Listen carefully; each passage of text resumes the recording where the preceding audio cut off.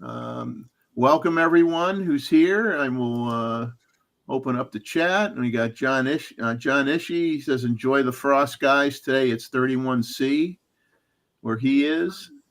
Who else do we got in here? We got, of course, all of us. You got Roy and Gustavo and David and Randall. And Randall has his doggie with him. Mine's underneath the desk, taking a nap. So we'll see how long that lasts. Usually by the time I start the show, the ball appears and I'm throwing the ball while I'm trying to do the show. So we all know how that works. I think a lot of people, I don't want to assume, but I would think a lot of people are probably watching the football game. Happened last week, didn't it? Yeah, well, this weekend too. Today and tomorrow, obviously, but today as well. So they got I'm trying to think. I think it's the 49ers and Green Bay Packers playing right about now. I think they started, so people may be watching that. So other than us, we have John and Rakesh, and everybody else is who we're looking at right here on the screen right now. Wow. So we're gonna wait a little bit before we get into any serious dialogue. Hopefully we get a few more people that come in. Otherwise, I guess we'll be telling war stories to each other or photography stories to each other all night. For now, Roy, for those of you that are here, Roy put together probably struggled to come up with a list of a handful of his favorite lenses when he has so many to choose from. So I'm sure that was did you make a list and like cross it out and change it about 10 times, or did you nail it the first time? I just looked at the lenses and made my choices. Made your choices.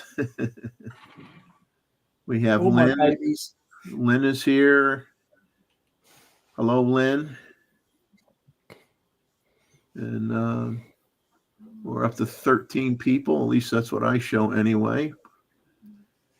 But of course, 5 of them are us. True. 10 degrees Celsius. Wow. Terry's in the house. Hopefully Chuck will pop in for a little while.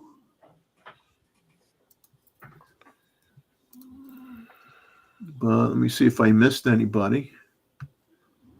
Oh, Art Bear's in here now. So hello, Ted. It's good that Ted stops in. We appreciate you coming into the show. And I'll tell you, if Chuck was in here, I would think that he could do a pretty good rant about a few things going on in the world of photography. But I'll tell you, the rumor sites,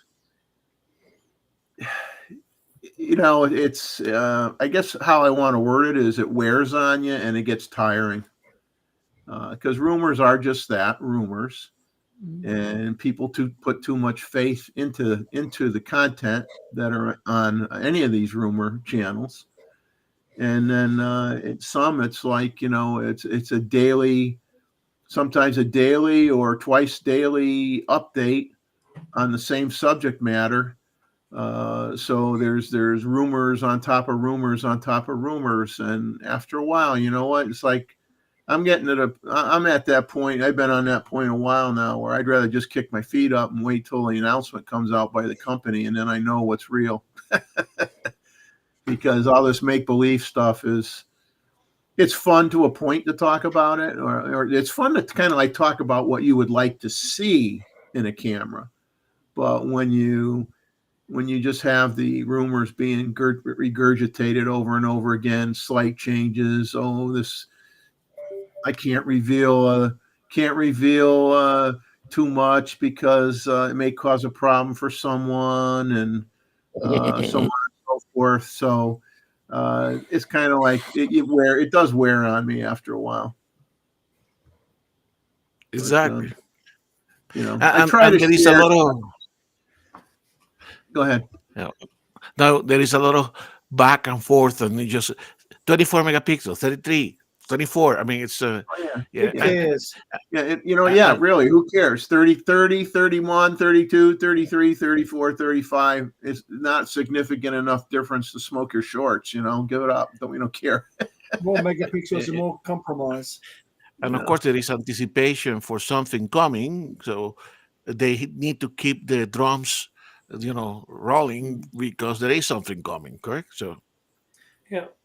Maybe we should talk about something important like shutter count on a video camera. How do you count? What's your shutter count on a video camera?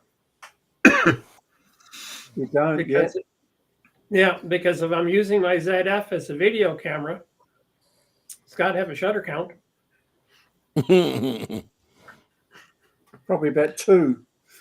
The way I do it is I look at the file, when I save it to show a video or a picture that, do it, and then it gives me a count. Is that what you're talking about? Yeah. Yeah. Everyone should go on that shutter count website. See, the big thing with everything up to and including the DSLRs was your shutter count. And now that we have mirrorless cameras, still works for what it's worth. Yeah, but it must be into the millions and the high millions too. Because, yeah. See, David, I'm sure this camera, the sensor has a kind of, mean time between failure type of like a light bulb, correct? Yeah, but we don't know. Yeah, so many hours of use or something. Exactly. So many hours of use. This camera is over 1 million shutter counts. Wow. That's what you call a reliable camera. Exactly. It's still going. And a heavy trigger finger. Yes. Well, I used to use it a lot more than I do today. But have we heard of anybody having to replace a sensor because the electronics fail? I mean, even dead pixels, that was common, correct? You could still have a hot pixel here and there. I mean, and I think there's actually a pixel mapping feature in the Nikon to try to take care of the erroneous hot pixel here or there. But I've never heard one person ever tell me that their sensor just crapped out completely. It's usually the shutter that dies. People getting dust in there, the dust wears out the shutter, and fingers on the shutter destroy it. Oh, wow. Mm-hmm. Gummy bears cause problems too. If you drop a gummy bear on it, when you open up the back, or whatever. Yeah, on a film camera, you drop the gummy bear on the shutter. That's the end of it. So I did a firmware update on my Z7 II. All the other cameras worked. This one didn't. So I had to go back to the old firmware update. Oh. So it's the 160 to 161. So the 161 didn't take. It was in program mode. I took out the SD card. After you turn it off, you turn it on to take a look. And everything looked good. And then when I put it in my program, Ecamm Live, nothing came out. It was all garbage. So I redid the cables, redid the Elgato Cam Link. They were working good. So then I said, well, let me put back the old firmware, and then everything was working good. So the Z7 II did not work. On the Z5 and Z6 II, they worked. And all it is, it's just an edit menu in the probably something minor. Yeah. I'll put up this comment from Fel. Would pleasingly I think he might say be pleasantly surprised if Nikon debuted in the cinema arena or at least released something to compete with Panasonic. I don't know that Nikon really doesn't compete with Panasonic now. I mean, with what you can do with a Z8 or a Z9, I think the Panasonics might have more LUTs and things like that, Panasonic's are better for video, perhaps. S5 II is brilliant.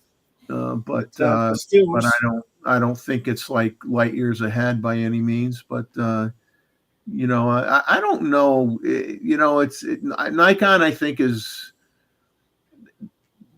when you least expect something from them is when they come out with something, and then it like we've had a few surprises, where things popped up that weren't on the roadmap. When they had the lens roadmap, and something would pop out and surprise everybody, and so they're a little on the sneaky side now. So you never really know what they might do. I mean, I don't know that. I hate to say that I guess they pretty much rounded out their lenses, but they need some more specialty glass. They need some more, like maybe a fisheye, or if they want to do tilt shift lenses for the Z mount, do a few more fast wide angle lenses, or a wide angle a zoom, maybe that starts at 12 millimeters or something like that, or maybe some power zooms. Yeah, and so I mean, there's still room for them to do things, but maybe when they get to the point where they feel like, well, we got to start thinking of what else we want to do, then that's maybe when they'll start coming out with cine lenses and things like that, or maybe surprise us with something to that effect. But it's hard to say, what the time frame is, with them. And used to tell us once upon a time, all NPS members used to get emails and that to tell us what's coming. Mm-hmm. Now everything is there's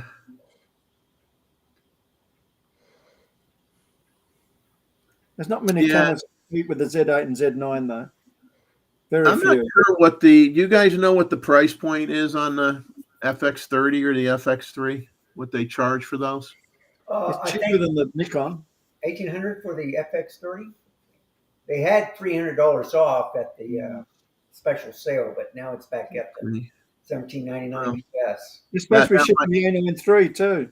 Yeah, that might answer the question here to the why they're not using the Z8 and the Z9 compared to if the XF30 and FX3 are half the price or whatever. That might be a good reason why.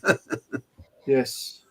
I mean, let's face it. Whether it's a Z8 or a Z9, I mean that is not a camera, to me anyway, by any stretch of imagination, that is any way, shape, or form affordable.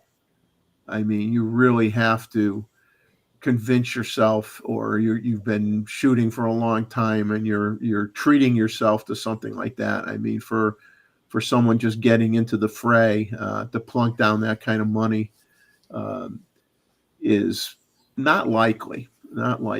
And not necessarily smart either. I mean, you kind of need to grow into cameras like the, whether it be an A1 or whatever, you need to kind of grow your skill set into those type of cameras.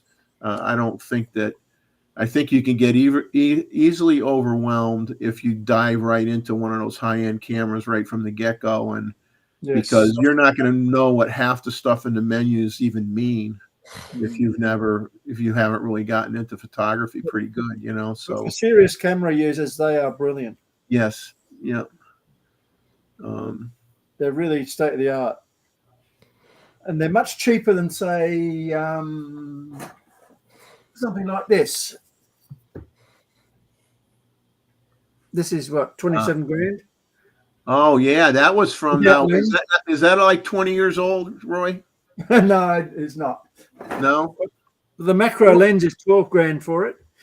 Wow. Well, what was the one when the Hasselblads? I remember when I was really young, 5 years ago, when I was really young, I'd see, Popular Photography or whatever, they'd be advertising a Hasselblad digital camera, and basically it was $1,000 per megapixel. So if it was a 25 or 26 megapixel camera, it was a $26,000 camera body, not including lenses. Yeah, but it's still got a much bigger sensor than, say, the new DJI Hasselblad or the Fuji GFX 100.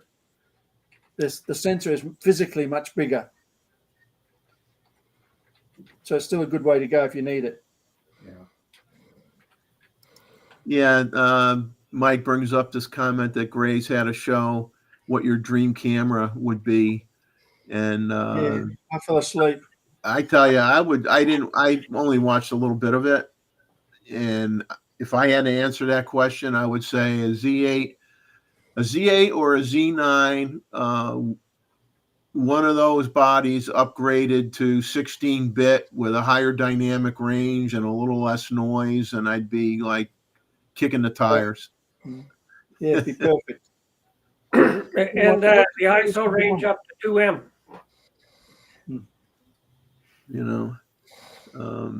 But it's always, everybody has a even though some of the higher end cameras, are really kind of like generalist cameras. You could use them for weddings, you could use them for sports, you could use them for portrait photography, studio, whatever you want.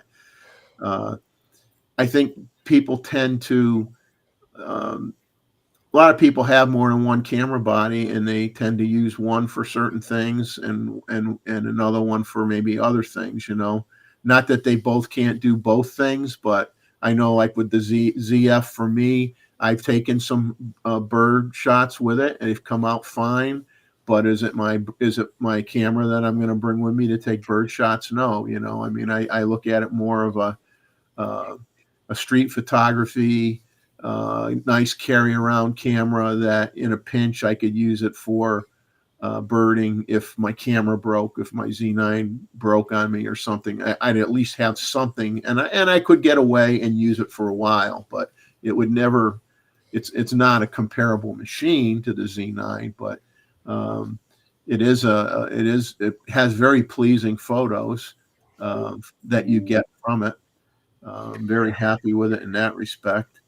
But I know that I find it that a lot of talk on certain arenas about the Canon R1, and I guess I'll bring that up, and I'll go down my cheat sheet here that I have on my screen. Give me a second to get there. Sony rumors, to me, it's like, if you want to go nuts on the what ifs with the R1, you could go on different rumor sites or just different sites where people talk cameras, and you'll have one commentary that says, well, and which was originally their original ad campaign made it out like, this is the camera to end all cameras that when it comes out, It will be a good camera. So some think that's gonna squash the A1 and the Z9 without a problem. And you'd like to think, with all the time that people have been waiting for that camera to come out, that it would do some things that the A1 and the Z9 won't do or don't currently do. That's what you would like to think. But then, an article on Sony Rumors from the 14th of this month, they said R1 Rumors, they downgraded it from being stunning to average. So as usual, to me, I'm not going to worry anymore about trying to figure out who's correct, because just fertilizer. Nobody knows who's correct anyway. So it's just and the story changes every day. Here's the real specs. Somebody says, here's the real specs, and you go, and then there's really no specs. It's like a lot of clickbait stuff out there talking about the R1. But even on Canon Rumors, if you go to Canon Rumors, wait a minute, I got to have a drink here. I need a drink. Yeah, the R1's supposed to have a global sensor, and I can't see that happening unless they start buying Sony ones. So on Canon Rumors, they say they've been told the EOS R1 will have less resolution than many think. We've seen hints over the last few months that the EOS R1 will not shoot 8K video, which would put the resolution below the 45 megapixel of the EOS R5. And then they say, with that, we are being told that the EOS R5 Mark II is likely a second half of 2024 camera body. We're going to assume that until something major comes along. So that's from the Canon Rumors website. So there's just so many different, totally opposite opinions on what that camera may be, could be, should be, might be. I don't know. Like I said, it gets kind of. You've got to respect Canon for making their own sensors, though. That's very brave of them. So at one point, that must hurt them when they create expectations that is not their plan to fulfill, correct? Because they put all these hyperbole up on the camera to end all cameras. Oh yeah, that's okay. I was going to ask you if you remembered the verbiage, and I think that's what it was. Like it was something to that effect. Like, exactly. I mean, camera to end all cameras. Well, I mean, time will tell. And of course, the reality is, no matter who says that, within 2 years of that statement, somebody else comes out with something better anyway. So it doesn't last very long. The few things from Nikon Rumors. I went on Nikon Rumors before the show, and I was reading what was written in there. And to be honest with you, it wasn't anything I'm even going to bring up on the show tonight, because it was just, I just shook my head. I'm like, it's not even worth commenting on. So there's nothing new until the Z6 III lands. Yeah. And now apparently, I guess the Z8 has a $200 rebate on it for those that are, Nikon's doing another sale again. So they got $200 off on the Z8. And here's the kicker. They got $500 off on the 800 millimeter PF. $500. That's good. That's pretty darn good. That's pretty darn good. Now, Nikon will, obviously, for those who haven't read it, they will be taking part in that camera and photo imaging show in Japan that starts in February, and sometime in February. And of course, all this talk about, a bunch of people going to the island of Lanzarote, this week or last week or next week. They keep changing the time frame. Who knows when they're really there? Hello, Maribel and Chuck. Yeah, I was going to say that. So it's like you don't. So did these people, or are these people going to see Z6 IIIs in their hands while they're there, and not, of course, not be signing NDAs and not being able to talk about it anyway?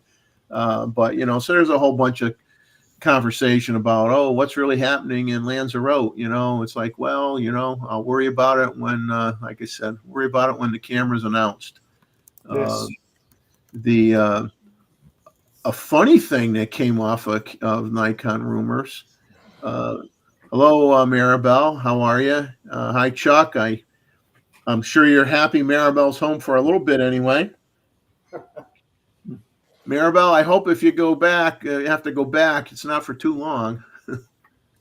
But the funniest thing that I saw was this Nikon camera that uses AI to detect when cows are about to give birth.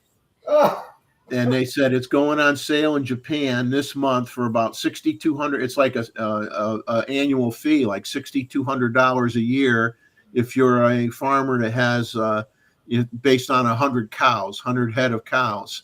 So this camera can actually monitor the cows, and if the cow's pregnant, it can alert the farmer when the cow is ready to have the baby, because otherwise the farmers waste a lot of time constantly checking up, multiple times a day, probably on every cow that's ready to give birth. So now they can invest in a system where the AI will tell them when that cow is ready to have a baby. And so it'll be interesting if there's an update on that story, if once they put it out on the market, if it becomes a hot seller or not. But that I thought that was pretty funny. Funny, but those industrial applications are good, correct? Because yeah. it saves them time. I mean, if I'd they rather get just have a webcam on it.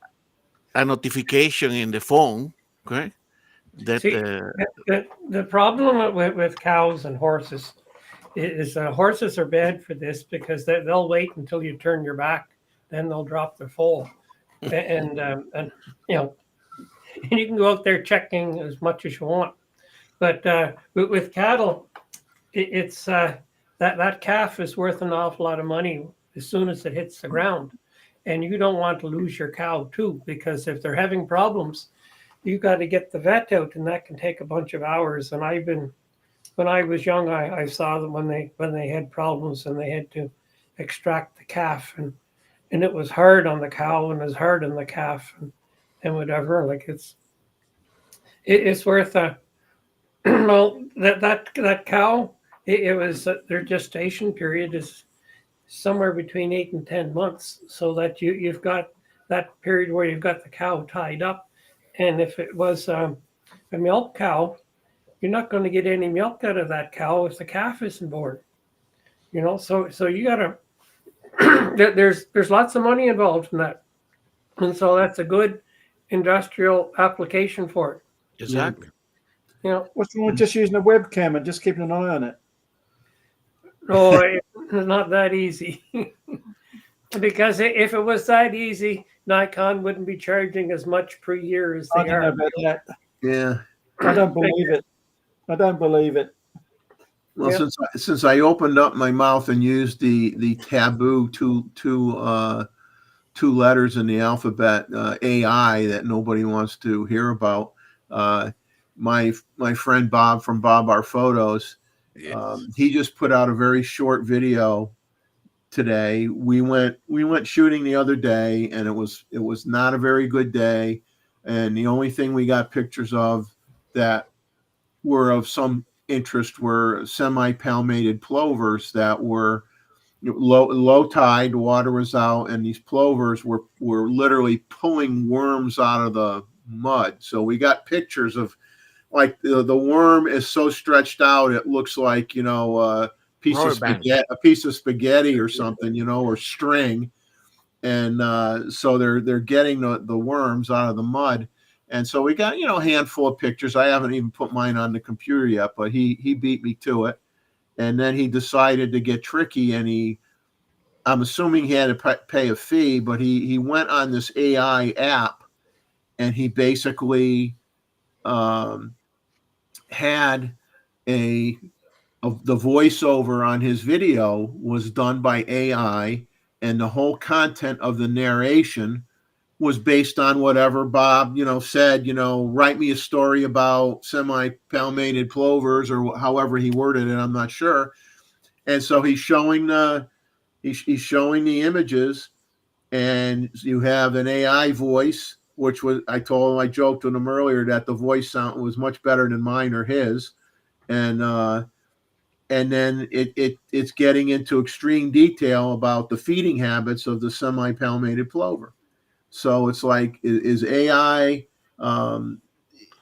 this particular app that he used, and he's looked into it before, and he says there are, and I'm going to use the term loosely when I say content creator, okay, because there are people that are making serious money as a content creator where none of the content did they create.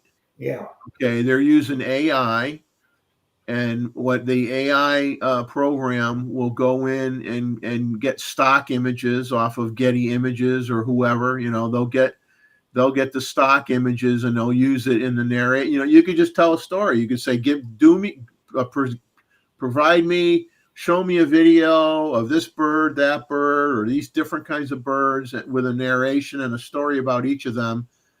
And the system can put together a whole video. You do absolutely nothing. Puts the whole video together, puts great pictures of all the birds in the video, and So, none of that is your content. And then you get at the end, when you pay for it, you get all the licensing, all the legalese stuff. So you don't get fined for using somebody's image because it was a stock image, and you paid for that, to have the thing done up. But, a lot of stock images sell for 20 cents, 25 cents, 50 cents. So it's not a lot of money. And certain folks are making a killing on YouTube putting together content of which they don't even have to pick up a camera. And It's only going to get worse as well. To me, that's a sad thing. That's a sad thing. I didn't realize I did that. Let's correct this. And this is how I feel about it in real life. All right. The storms are coming. The storms are Jeff's coming. new toy. But Yes, but for Bob, it was a nice experiment, okay, to do that. So yeah, so Bob's saying I asked it to give me the life of a plover, and I'm not saying it didn't do a great job. It's just that people are out there making money, and they didn't really do any work. Taking the humanity out of it. Yeah. It's kind of sad, and it's definitely a threat to people that try to make a legitimate living with with their own content. I'm sure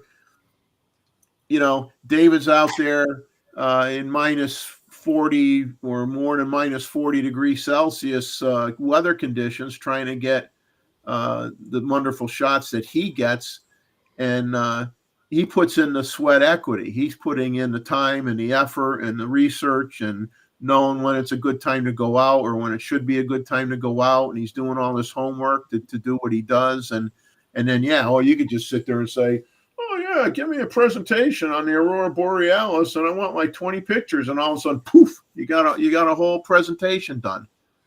Well, what's going to happen next is Jeff is not going to have a panel. He's just going to do it all with AI. Yeah. If for those of you that have not seen Bob's video, and it's scary. It's entertaining. It's scary and a little bit funny because you could actually you'll see it at the beginning of his video, because he said include pictures of a skeleton with a camera. So he has a picture of a skeleton with a camera, with a Nikon camera in his hand, like taking a picture, like that's the one taking the picture of the birds. And it's all just throwing out ideas, and the thing puts this whole thing together for you. It's really, really crazy. But I mean, it's as I said, it was a good experiment from Bob. But the narrative itself, is almost like a high school type of composition that the narrative that it repeats itself with a slightly different wording. They're getting better though. It's getting better, but my inclination would be, I mean, I like to use technology, and I'm sure it will get better. But my inclination is, if you put your name behind, correct? I know Bob did it with a different intent, correct? Yeah. And they start talking about this behavior. If I didn't see it, do I want to report it, or at least I will go for some reference to see whether that behavior is correct? I think it's separating reference to art. It's definitely, and you can see that there's the concerns out there, because you've got not just Nikon, but you got Sony, you've got other camera companies that are trying to make sure that you can recognize that the images are real and not computer generated. And so people see it as a threat to the photography business. But the sad thing is a customer, if a consumer can basically say, a consumer just says to the system and says, I want a fantastic picture of a bald eagle with a fish in each talon flying over the water with a nice sky with white fluffy clouds, and they get it, and they get an image that they can print out. Are some of those people going to care whether it was done by a computer or not? You know, the scary thing is probably a lot of the people won't care how the picture was done. They'll just look at the end result and say they're happy with it, and if they can get it cheaper, that's what they're going to do. And that's the scary part. That's the scary part. Imagine if you were to be a professor in a university or even a high school professor, and you have to grade papers with all this technology. I'm sure that by now they must have a good incline that recognize, hey, sounds like AI. But I mean, the kids are going to use it. Right? Well, the thing is, okay, if you were a smart student, if you were a smart student and you wanted to cheat a little, you would ask to have the term paper or whatever done by Chat GPT, and it would spit out the report, and you'd get it, and then you would review it, and you would use it as a basis, and you would just rewrite it in your own words, Exactly. and you would still save you a ton of time, and you could reword it in a way in which the teacher would not think that it was done via a program. Exactly. But it sounded more like you. You know. But I tell you one thing. What this is going to lead to is that a lot of people at one point, like any trend, correct? The pendulum swing one way and the other way. They're going to crave for authenticity, correct? If I now start sounding here like David Attenborough, nobody's going to believe it. I have to sound like Gustavo with accents and wrong spelling. I mean, it has to be authentic, correct? Well, I mean, if you do a video, Gustavo, and you put it out, and you have no accent, I'll know you used AI. Exactly. Universities check this now with the papers, though. They've got software to check for AI written papers. Yeah, they've had that for years. Well, for plagiarism, correct? I mean, if you submitted a scientific paper, as you submit it to the journal or to the conference, we don't verify it. Yeah. Immediately tells you, okay, or sometimes it's good because it alerts you, hey, you didn't reference this or something, correct? So now it's very common that as you submit papers to journals or certainly to even conference, correct? It checks, it automatically checks. Right? We have to separate AI stuff from real creative stuff. But the pendulum will swing the other way, correct? It's a natural way of evolution, correct? It goes overboard at the moment, though. Exactly, and gets corrected. I mean, even among professionals, correct? I mean, what Jeff was saying in my old industry, which I no longer participate, I was sick of computer, AI and all that kind of stuff. I said, look, guys. Because the managers do eat it a lot, correct? They eat it a lot. And then it's to the technical people to tell them, we have been doing that already. So forget about it because sometimes they get overboard, right? It's so for sure. It's I see the pendulum swings. Right?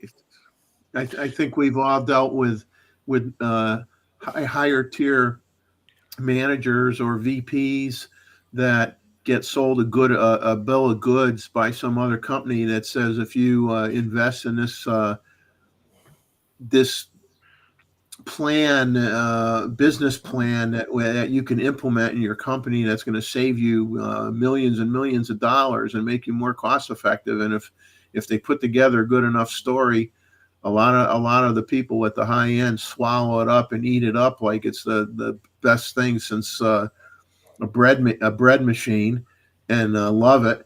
And then of course once you go to implement it, and then you find out that it isn't that cheap to implement, and it's costing you a lot of labor hours to implement those plans, and what you get back may not be, the return may not be what you were promised.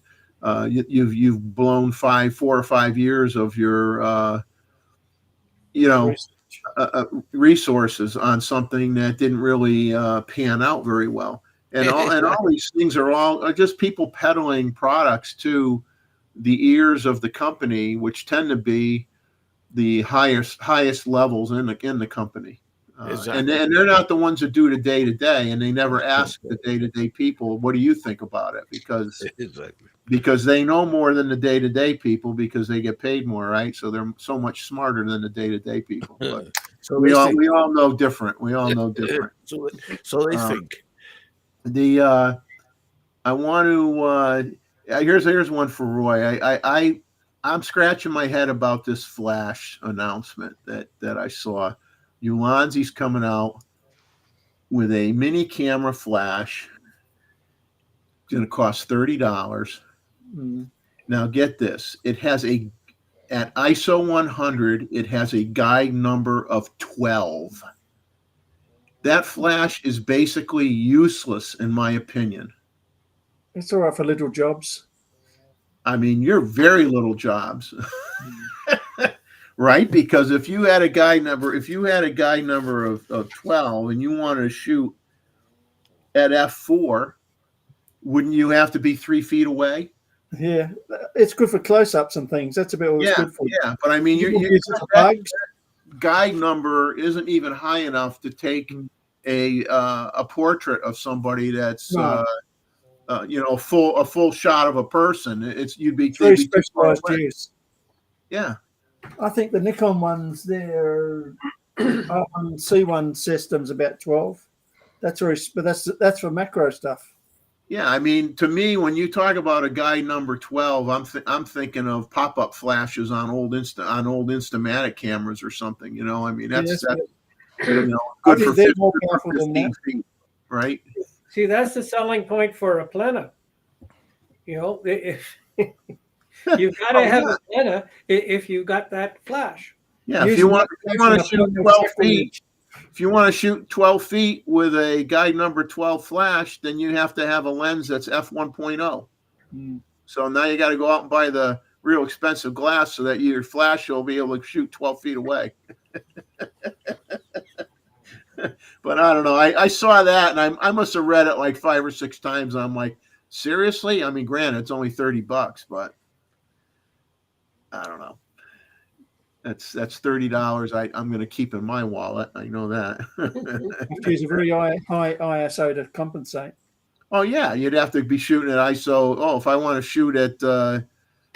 be able to shoot 15, 20 feet away, you're going to be shooting ISO 400 or higher, to be able to do that, to compensate. But no, you can get there, but it's not having more light. It makes it easier.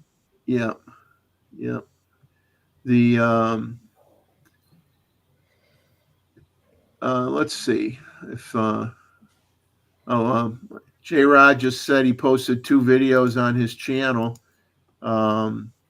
J Rod, do me a favor, type in the chat your channel name, so that people can see it.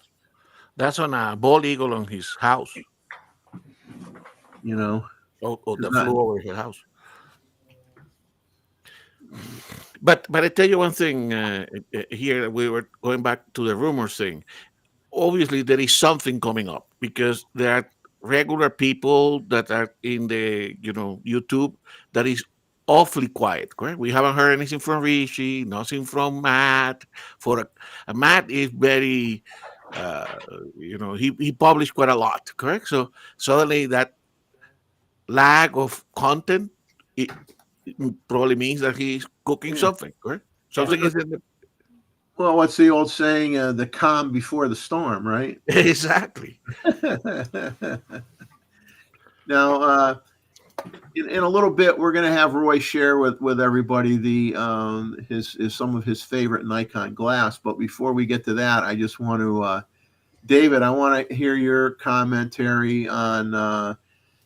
Are you satisfied enough with the performance that you've had in the cold weather with your Z8 or Z9 and the Z6, where you will use them more often than your DSLRs, you think, at this point? Or I'm sure you're going to use them both, but you surprised by how well they've been holding up, how well they've been working for you?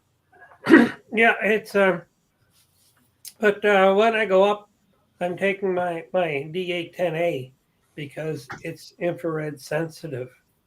And the only thing that's holding me back from using more Zeds is there's none that are infrared sensitive. So each of my cameras has a purpose. And until something comes out that's better that I can afford, it's like right now I'm kind of limited in what I can take because Anita, she has the Z6 II and the Z8, and I'm not going to take my 9 with me, and I'm not taking my F. So that leaves one left, and then I have DSLRs.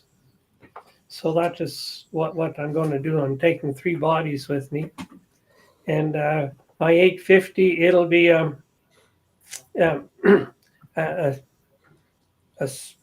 be a backup. It's Luke is for my D850. I've got the normal filter on there. I don't have an infrared filter on it. So, but it's like if you're familiar with what the D810A does, and it is really nice for the Aurora because it picks it up better than anything else. And like they say, there's no such thing as a perfect camera. Is that the Z8 is really good, but I don't want to have 2 of them, and I don't want to modify mine to be infrared sensitive. So then I'll use something else, and my D850 is an excellent backup camera. And if I didn't have my 8, I'd be using my 850 as a prime camera. But Good camera. oh yeah, Still- there, yeah, and Video. yeah, there's a problem that some of us have. We have too many cameras, and which one we're going to use for what? We got too much choice. I don't have too many cameras yet. Yeah. Ray's got at least another 50 to go, I think. I don't know. Yeah, it's it. I don't say I have too many either. It's just that I've got a lot of choice, Yeah. And Yes. I still use my 750 because I made it full spectrum. But I'm definitely not going to do that with a. But in your trip to Yellowknife, David, did you went by car or did you went by plane? I'm leaving Saturday by plane. Exactly. And, Yeah, next Saturday. He didn't go yet. He's going. So then next. you have to make a decision, correct? You have to make a decision what to take with you because there is a limitation. I made my decision a week ago. Exactly. And tomorrow, Anita and I are heading out to Banff. And last week, there's somebody saying they're going to be in Banff this weekend, and I can't remember who it was. And it didn't tweak on me that it was this weekend I was going to be there. But anyway, but for your Yellowknife trip, what did you decide to take with you? I'm taking my my Z8, and I got my 24-120 because I need something for the daytime. Okay. And I've got a Z that's a 24, and I have a third party 15, which is a Z. I'm going to take a Sigma 28 f1.4, and I have a second f28. It's a 1.8. Like I'll have a 15, I've got a 20, and which is f mount 1.8, and I got to see what I have room for, what else I'm going to stick in there, but it'll be something that's wide, because I'm thinking I'm going to take my 8 to 15, because if you take that and you aim it straight up, I've got pictures that I've taken down here straight up, and they have the Aurora all the way around. No, but I'm pretty sure that those planes, they're from Calgary to Yellowknife, they're small, correct? You may have some space or weight restriction to what can you take on board with you. It's a 737. Okay. Yeah, Okay. that's not Does small it have for all here. its windows? Pardon? Does it have all its windows, or are they blown out yet?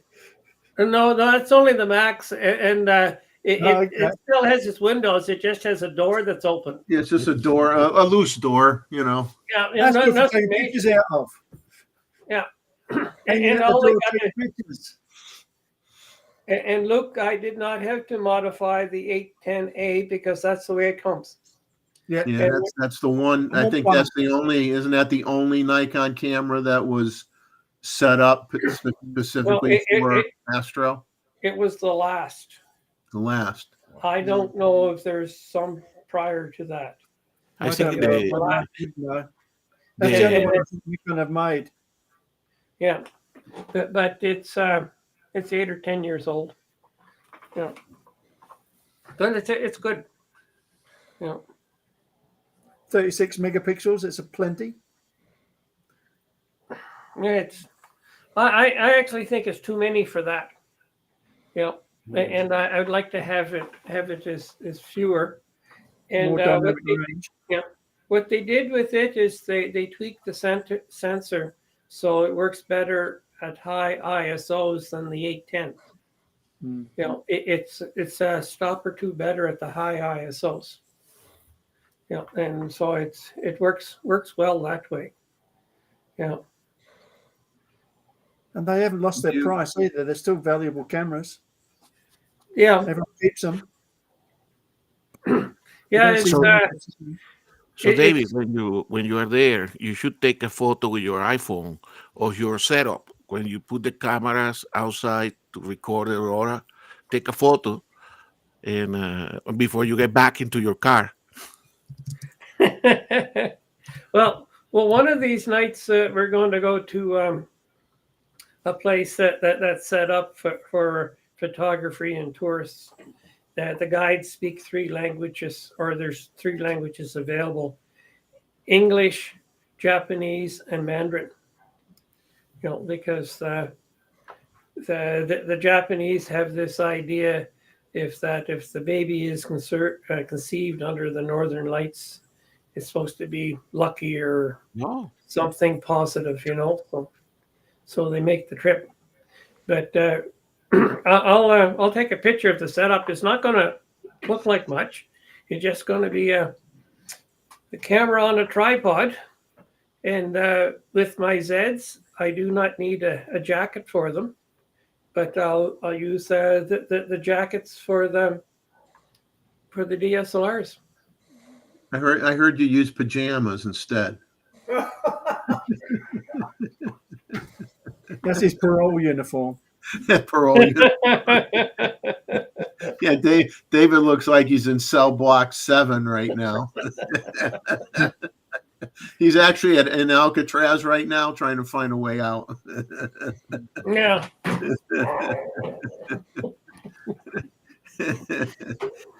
Yeah, I don't know if any of you guys, Matt Granger had a very, well, let me back up a minute. There's a gentleman that I see every time I'm taking pictures because he's in multiple locations every day of the week because he's a bird counter, and he goes into to the park, and I believe he goes to a few other places as well, and he counts birds in all the different locations within the park, and he reports it back, and it goes in the Merlin app, okay, for where people can look up a location, and it'll show, you know, how many cedar waxwings were spotted, you know, in the park, you know, that day, or and what location and everything. So he has been a bird counter forever.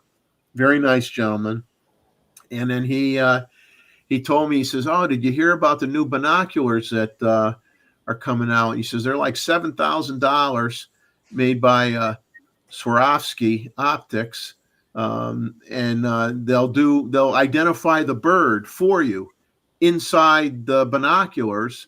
You don't have to plug it into a computer. You don't have to look it up on a phone app or have it tied in with your phone at all. So it's funny because within days of him making that comment to me, Matt Granger came out with a video talking about the Swarovski binoculars, and it was actually it turns out it's not $7,000. It's basically five, $49.98 or whatever, $5,000, let's say, and it's I mean, if you're a birder, a bird watcher, and you're just not into photography, I mean, it does capture an image, and it does go through a database, and it has AI in it or whatever, and it can identify, I don't know if it's 7,000 or 8,000 different species of birds, and you'll see it right in the binoculars. It'll just come up and say, "Oh, that's a cedar waxwing. Oh, that's a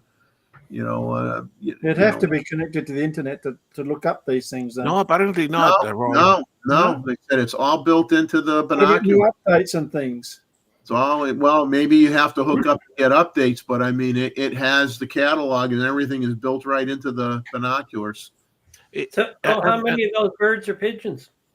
I think 6,999 of them are pigeons, and then one of them is a swan. A couple of, I think it's an interesting technology, correct? And remember, for birders, what count for them is to have a record, correct? Because you can take a picture too of what they have seen. So I think for that specific, but guarantee you the serious birders probably will not like it, because part of the fun of them is trying to identify the bird, right? Well, what'll happen is somebody won't know that the binoculars that you have are telling you what it is, and then someone will say, "How do you know the names of all these birds?" And Exactly. says, "Oh, I'm just a genius. I know everything about birds, but binoculars is doing all the work for them." So Swarovski is like any company. They cannot rely on their laurels, correct? They have to innovate. And if you buy a pair of Swarovski lens, I have one. I have a Swarovski lens and a scope also for Swarovski, because you buy one, and really that's for your life, correct? That is. I mean, it's considered, if not the best, right on par with any of the top brands. I mean, and now with this feature that they just put in these, it's going to be a step ahead of everybody else. And it's like, so someone said to me, "Well, who's going to spend that kind of money on binoculars?" I'm like, well, you could say the same thing about photographers. Who's going to spend $5,000 for a camera body? Exactly. So I mean, if you're lens. But Swarovski or Leica or Zeiss, correct, which are the main. I mean, you buy one, and that's for your life. It's because the pure optics, like now these new models come with all this electronic, but those pure optics are, I mean, very difficult to surpass them, correct? So now they are excellent, and you notice, correct? If you take one of those Swarovski lenses, and then you watch them, with dim light, you can see quite a lot. So they are excellent lenses. I like this comment. Can it identify my backyard chickens? Yeah, he's got 4 different breeds of chickens. Yeah. Or his hens are 4 different breeds, and they all get along. So. And we say hi to Albert and Long Rider. Yeah. And J-Rod's been in here for a little while anyway. And let's see did we miss anybody else that came in, that snuck in here? David. Ava's in here. I didn't notice Ava before. I'm backing up and looking. I see Ava's in here. In here, she says she's stuck at work covering a shift, trying to listen on the fly. I think she meant to say on the fly. She says on the sly. Well, maybe she's hiding in a corner, maybe, when no one can see her while she's listening. Hopefully you don't get caught. We don't want to be grounds for your dismissal or anything, so be careful. I lost Roy. Roy's back. Let me bring Roy back in. You all right, Roy? I'm back. Internet.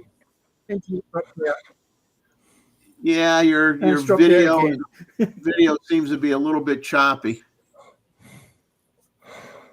But that feature on those Swarovski lenses that actually impressed me the most was not so much the idea of the photo, is the fact that if you got something in your binoculars and you give it to somebody else, it can guide that person because it has some gyros. It can guide the Yeah. person to go back to the same spot that you were looking before. That Yeah. is impressive.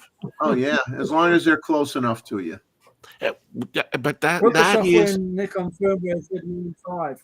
But wouldn't it be cool if you had Put it in that Nikon technology? Z95 If you had in the that camera. technology in a camera, Yeah, for that sure. would be something. If you could take that technology and let's just say it was like an add-on thing, okay? Exactly. And you had an extra connector, a covered port or something in your camera, like you have for your internet connection or your headphone connection or whatever. You had another connector in there, and if you plugged in this widget, it gave you the ability to identify what you're, a mammal or a bird or something. That would be pretty neat. Oh, So Jeff, I've got that now. Yeah, it's I've got an app that's on my phone, yeah, of course. and I can take a picture with my Z8, and I can use SnapBridge to download it into Let's the app. do the ring. Let it ring. Yeah, and it'll work for this. It may take a couple of minutes, and then I can upload it into this app, and it'll tell me what it is. The only thing For is, sure. it's not as fast. But Well, It's seamless though. What's But it- funny though is I have a lot of those. I have those apps that supposedly I could take a picture. I could take a picture. Like I could take, say I have a bird on my computer screen. I take a picture of the bird on my computer screen, and it looks good on the phone. And then I say, okay, here's where I shot it. Tell me what it is. And I probably have 30% of the time where it is totally wrong. I mean, That's it's right. a small bird and it'll say it's a turkey. I'm like, the bird's this big. It's not a turkey, So, I mean, I have some of those apps that don't work very well, the bird ID apps. But for certain short bears, that are difficult sometimes, it helps. But you have to have a good image. But David, the other portion, the fact that it basically guides you to a particular spot, that's actually can be useful. But let's say Oh, yeah. you know there is a den of a fox, and you are photographing something else, and then you want to go back there with a 800 millimeters. If it can guide you that direction, and remember, all the gyroscopes are already in the camera. Correct? It's purely software. Correct? Yeah, what's the Z8 GPS like the Z9? Yes, but it's not the GPS, Roy. It's actually in the viewfinder. It tells you if you want to go to that prior It gives you spot, the coordinates. It gives you the actual coordinates. but of also where it that- guides you back to the prior spot. It tells you go to the left, go up and down until you get back to the same spot. So that's purely. I mean, it's another application, correct, within the software. So you can be shooting, let's say, in Yellowstone, a particular den, and then you have something comes and you go out of that. It can guide you fast back to the same spot. The camera tells you go to the left, go up or down. So I think it's not completely gimmicky, but certainly for the if you are sharing binoculars, it's interesting, correct? But there must be some application for that for the cameras. Yeah. That would be a neat thing to see as an add-on. I think it start off with an add-on module or something that you put into your camera. For Just those if who it want linked it. properly to the phone, it'd be enough. Well, Although the Okay. proof is sorry, David. you go I ahead, think Neville. the proof is in the pudding with all this technology, correct? The same goes with gear. At one point we're going to talk about protecting your camera, correct? I have like 7 different type of cover for my camera, and I make one of these presentation at one point, but there is only 2 that I really use because the other ones you buy them, you think they are good, but they are not practical. The same will happen with software. You think they are good, and then you try it and say, nah, gimmicky, correct? So So I think it's important to try out the new technology and then you decide whether it fits you. Correct? Sorry, David. Go ahead. David, since you're the cold weather photographer, you want to answer this question on the screen? Well, I was going to tell Rakesh is to get a snowmobile suit because they're designed for the cold weather, and also because those things only go just shy of 100 miles an hour. That's the wind chill is fantastic with them, and they're not cheap. I don't use them, but anyway, they work, and that's the easiest way to go. But you need both the jacket and the pants because they go together, and you need the boots and you need mitts like what I had on earlier on. And I'll go get one and I'll show you what it looks like. But it takes me longer to get a mitt than it does Roy to get a camera. Well, yeah. Roy's got everything right next to him there. I plan ahead. As soon as we finish this topic on the clothing here, we will go to Roy and let him do his presentation. So I got to get way back because this is my mitt. I'm going to put my hand in it. You notice it comes up to my elbow and it goes over your jacket. Everything has to overlap. You can't have any air spaces. And you need a hood, and your hood is better to have fur on your hood because it dampens the wind, and you have it so that when it's really cold, you just have a little hole coming out to see in. And Rakesh, you find a snowmobile suit isn't any cheaper, but you're not going to get anything as warm as that.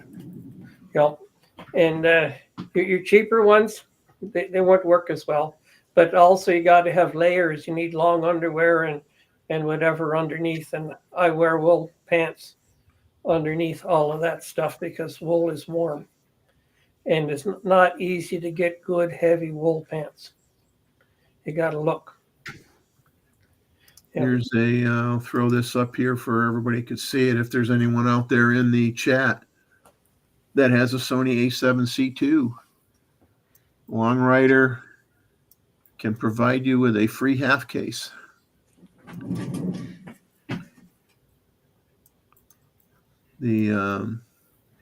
going to let, at this point, I'm going to let Mr. Bixby, I'm going to roll him over into the big screen here.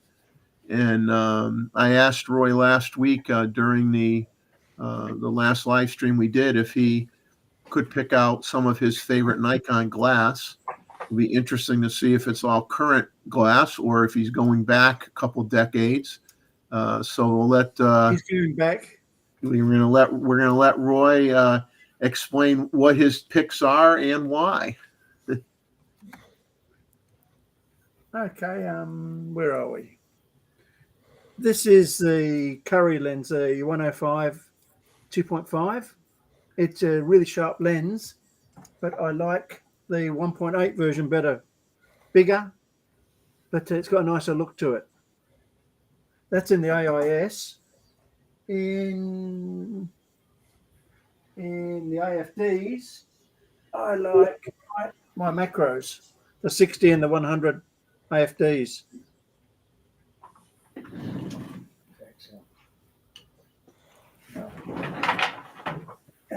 Also in the manuals, I've got a lot of Zeiss stuff. Of the Zeiss, I like the 100 macro. That's F mount, right, Roy? Yeah, and the 135. Also a macro? No, that's not a macro, but it's a very nice lens. Okay.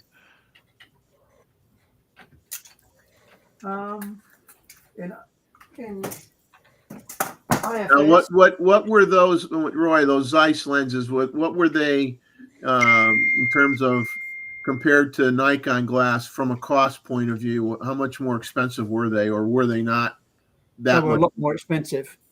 They were a lot more expensive. They were. Yeah. In the AFS, I didn't really like too many AFS. I like the 300 My money was mainly in the 70 to 200s and 24 to 70 range in all these lenses. That's where I made most of my money, including the ones I'm using at the moment. In the Z lenses, I like the 50 and the Plena, but I earn money from the 70 to 200 and 24 to 70, if that's any help. And here's my favorite lens. Holds coffee. Yeah. We'll take your word that you're just putting coffee in that, Roy. Has flavoring. With some Bottle of flavoring. flavoring with it. I've probably a bit too quick, but it is an interesting lens. This was on a World War One biplane. It's a camera, those aerial photography cameras. Wow. And it crashed. And it's got a nice big dent in it. Wow. Yeah. That's a 8-inch. German or British? It's British. It's Okay. Pentax. It's Pentac. It's it goes on a aerial camera. Okay. It's interesting. It's got I think about 19 or 20 leaves in it, and it's f2.8. Wow. That would be a challenge for Albert to adapt. Yeah, Albert would love to see that. An interesting lens, though. The one you showed earlier there, that's a white-bodied Nikon lens?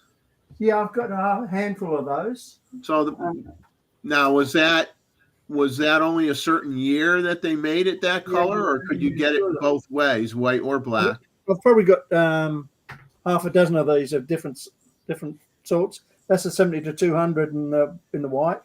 That's the 300. Wow. Yeah, really good But one.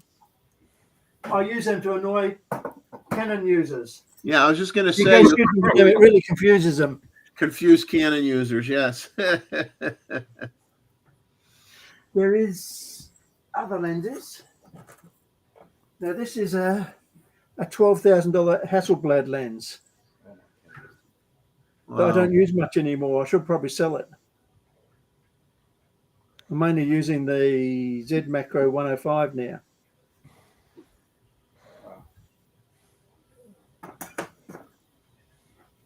But they're very expensive. Yeah, you got everything lined up very nicely on your shelves now. Once you've got too much gear, you have to keep organized. I have to have an Excel word spreadsheet so I know what I've got in case I don't buy a second one of something again.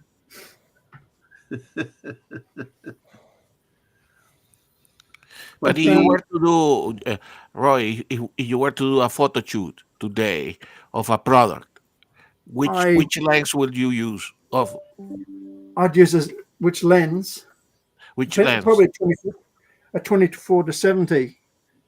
Okay. I'm just changing cameras. Okay. That's the AIS. And that's the AFDs. My goodness. So you're probably using the 2.8 versions, right? No, I usually use the F4s. Okay. Because it's just smaller, lighter.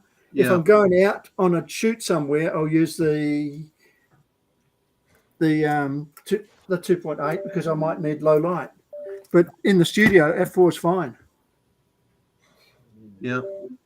I'll use a 24 to 70, and for headshots, probably the 70 to 200. But lately, I've been using the Plena more and more, and the 50 for portraits, which are excellent lenses. Highly recommended. The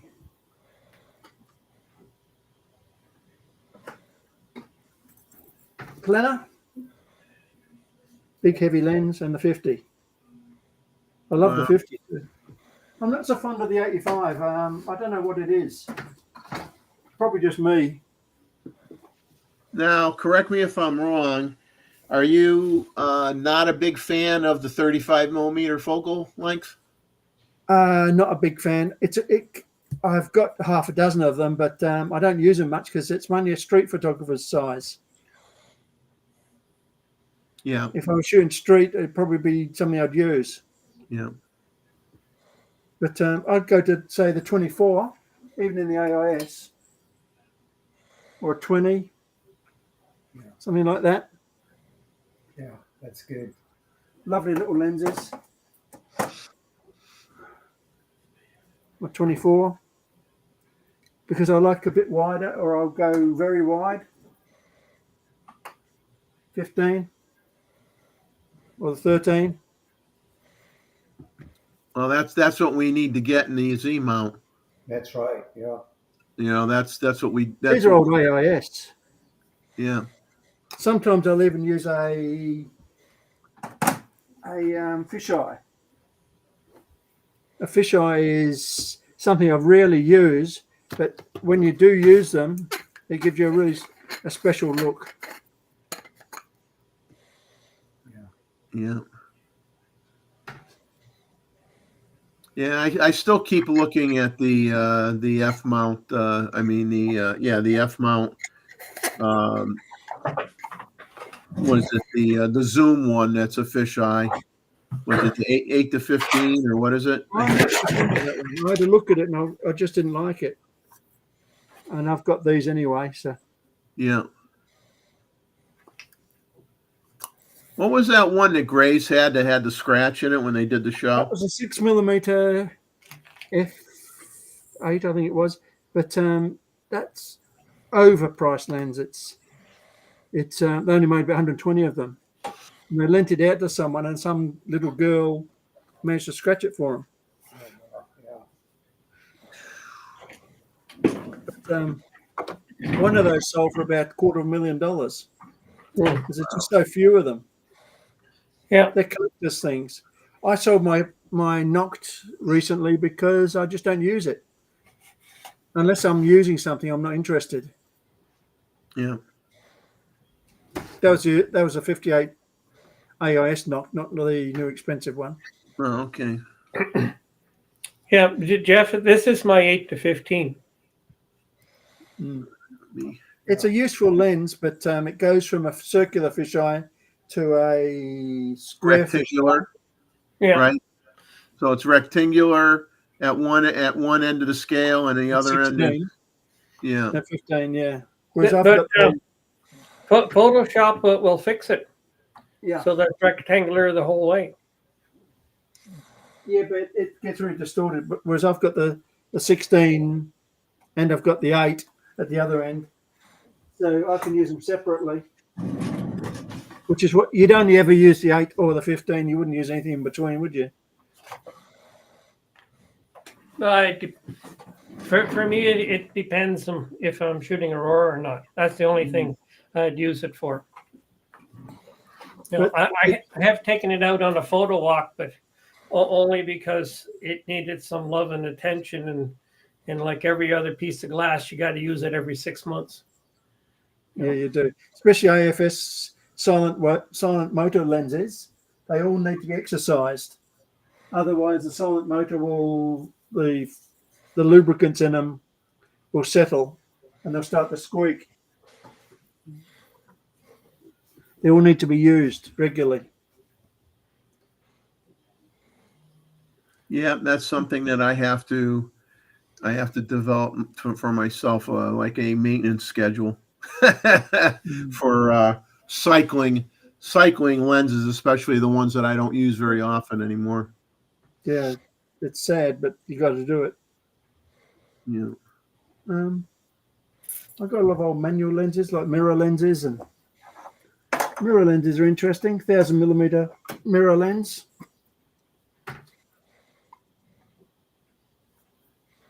Now, did you ever have to take any images of anything where you used like a microscope adapter or anything like that? Yes. The system is you have a camera, a small spacer, a bellows. Then you have at the other end of it, you have what's called an RMS adapter, and then you fit. Hang on, where are they? Where are they? I must have them in the other room. But then you fit your microscope objectives into that, and you use your camera as a microscope. Now, there's two types of objective lenses for microscopes. There's the ones that need 200 millimeters from the focal plane, ones that need 160. Most of mine are the ones that need 160. I'm not an expert in that area, but I do it.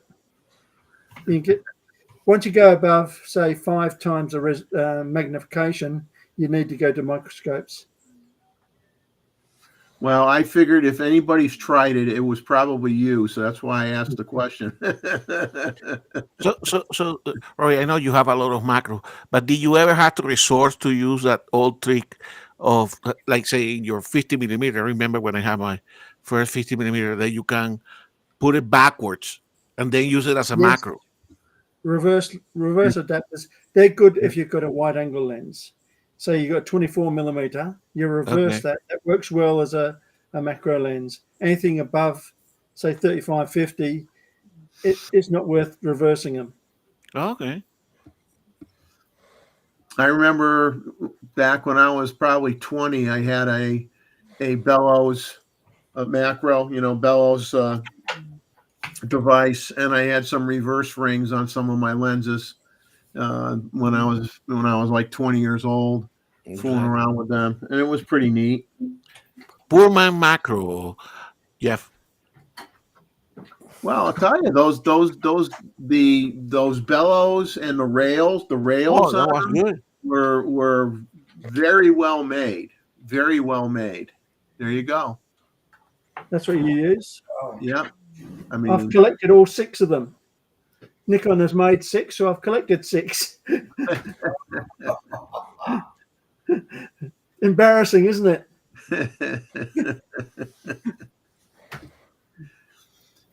Like I said, you basically could start a museum if you wanted to. Could. Then everything would get messed up and I'd get confused.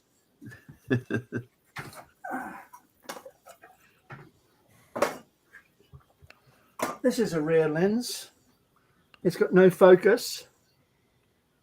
Where am I? No focus. It's what's called a bellows lens. Oh, that's weird. It fits on a bellows only. It's got no aperture ring. No aperture ring. Okay. It just goes on the bellows. That's all it's for.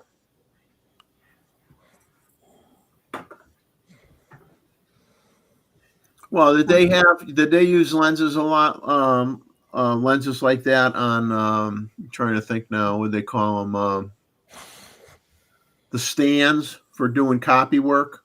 Oh, yes. Coins, taking pictures of coins and stuff like that. Yes. A macro lens or a very high magnification macro lens is used for that. There's another sort of lens that in the same sort of category called a reproduction lens. Doesn't have quite the same magnification, but it's really sharp corner to corner, if you follow me. Yeah. So if you were, say, photographing a page of document, it would have to be absolutely perfect. They're reproduction lenses, which is another thing. Nikon used to have some, back in the very early days, some very, very powerful macro lenses, though. Often with a 5:1 and things like that. Very expensive. Do you think that they, at some point, do you think they would come out with a 200 millimeter macro again for the Z mount? I think they would. That's not a studio lens. That's not a general purpose macro lens. That's what the people that shoot bugs and things need. Yeah. Or field work. Yeah. Yeah. Yeah, it really bugs me they don't have one.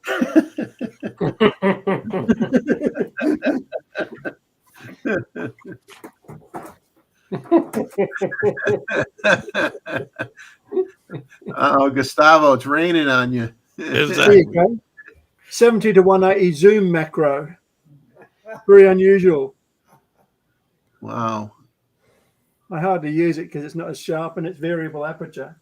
You remember, Roy, in some of these old Nikon lenses, the 70 to 200, correct? They Yeah. have a macro setting, correct? You were They do, going but it's not real macro. no, but I remember, you take it to a point and then you have to click it into the macro mode. Yes, but it's really a sort of a fake macro. It's really a close-up lens. It's never going to be macro. Close focus misnamed as a macro. Yeah. Exactly. To be macro, it has to do 1-to-1. Yeah. What did you think of the 135, the old 135 f2 defocus control lens? Did you like that? I love that. Where are they? Where are they? There are More none. than one. You know, he has a backup to everything. I think he has Rev A, Rev B, Rev C. You mean these? Yeah. Defocus. I never use the defocus, but the actual lens for portraits is absolutely brilliant. They are so sharp and so clean. The colors, they're a brilliant lens. What's the aperture on that? This one's f2. F2. Okay. Wow.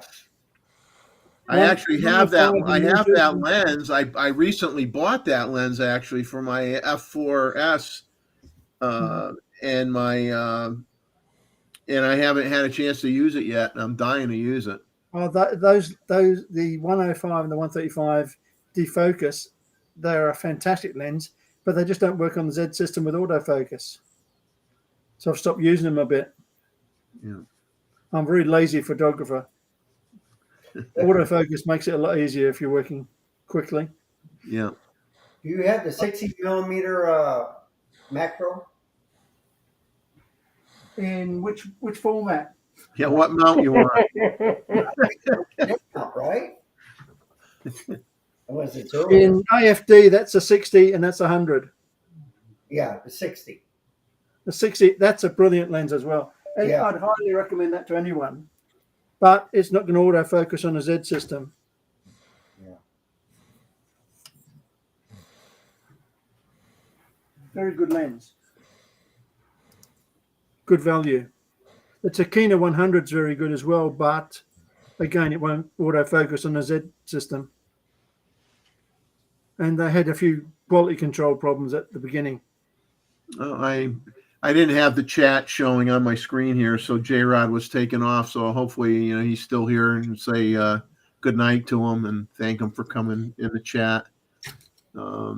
Yeah, I kind of magnified the screen here, and so when I do that, I don't see any of the chat. So I haven't seen anything in a little while since we started this discussion. But yeah, it's great what you have, and Well, last week you said something about those timers that fit on the top of your camera. Okay. Yeah, there you go. Yes, those were self timers that threaded into the shutter release, correct? That's right. Yep. And then you dialed in your time, and then it would actuate the plunger and take the shot. 100% mechanical. Yeah, all mechanical. So what kind of battery did you need? You don't.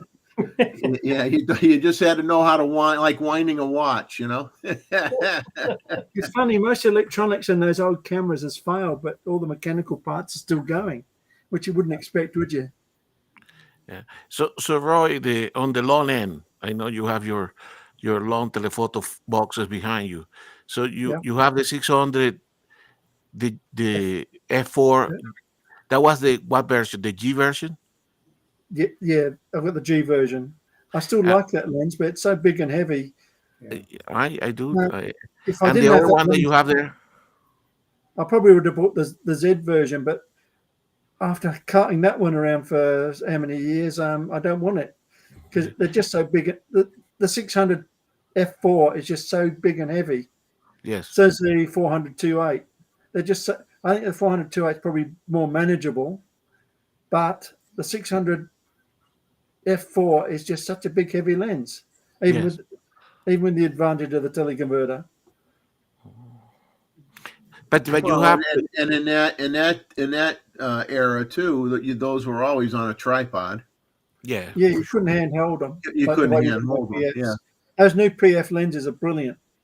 Oh, Yeah. I tried the 600 and I was absolutely stunned.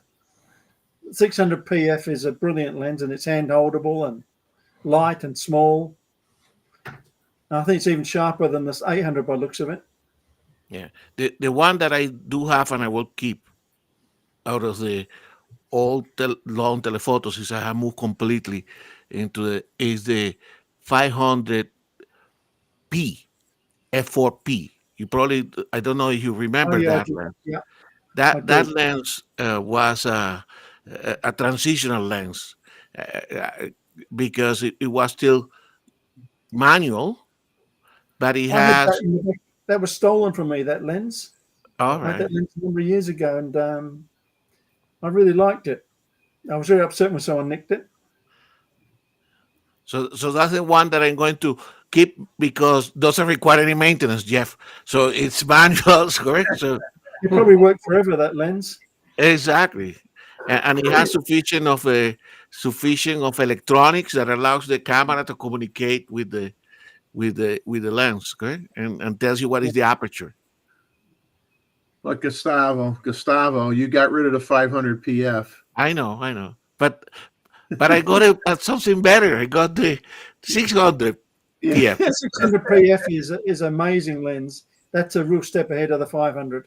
Well, the 500 PF, the images are fantastic. The only thing is that you have extra 100 millimeters, and I tell you, I mean, that lens is all the time on my Z8. So going to a trip, the first one that I'm going to get is a 600 PF for my type of photography, correct? Because if I need to get out of the car and do some walking, that's the lens to go for walk. If I didn't have the 180 to 600, I'd buy that 600 PF. I But do for have the me, 180 to 600, but I know what I should, correct? So I will go first for the 600. If I'm in Yellowstone or something like that, then the zoom will be the lens. But He's if I always know shooting those David Moot stuffed elk bodies there in his yard, you know. exactly, so those two that you still have is the 600G and do you still have one of the 400, the 2.8? yes. Okay, yes, two shells. 600. Yes. Oh my God. yeah. Good for Yeah, exercises. Yeah, there you go. That's a workout. that's a cardio workout for you. Oh, There you go. It's a Man. really, it's not the lens you sort of want to fling around. Yeah. Man, It's that's a real beast of a lens. The new 400, the new 600 are brilliant. The new 400. that looks like the size of those things that people on the Ricola commercials blow through. Yeah. Yeah. Just as a comparison, Ricola. 400, 600. Yeah. Yeah. It's getting heavy. The 400, you can do video with it and it's hand holdable, and new 600 PFs is much the same. And that's the problem with those lenses, correct, Roy? If you Yeah. don't keep them, eventually the stabilization and the motor for the autofocus and the stabilization will need to be replaced, correct? Yeah, I had to replace the 200 to 400, which is this other lens, which is a lens I also love. Yeah, I like that one. 200 to 400. Yeah, I love A lot that of one. people don't like it, but because I didn't use it for a long time, I had to replace the AFS motor in it. I got very slack. Cost $1,000 Australian to change the motor. Exactly. Whew. I'd like to see these moving coil ones more often. They look Yeah, interesting. it almost sounds like they're not gonna make them anymore, huh? I think there's too much backlash from people that were scared of them, worried about pacemakers and stupid things like that. Yeah. Yeah, that's unfortunate.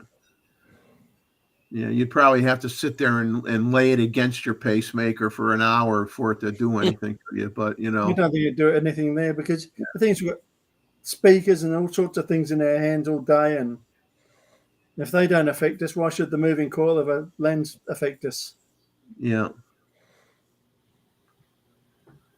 Well, I want to. Wasn't enough research to say they're bad or good. I can't see them being a problem though.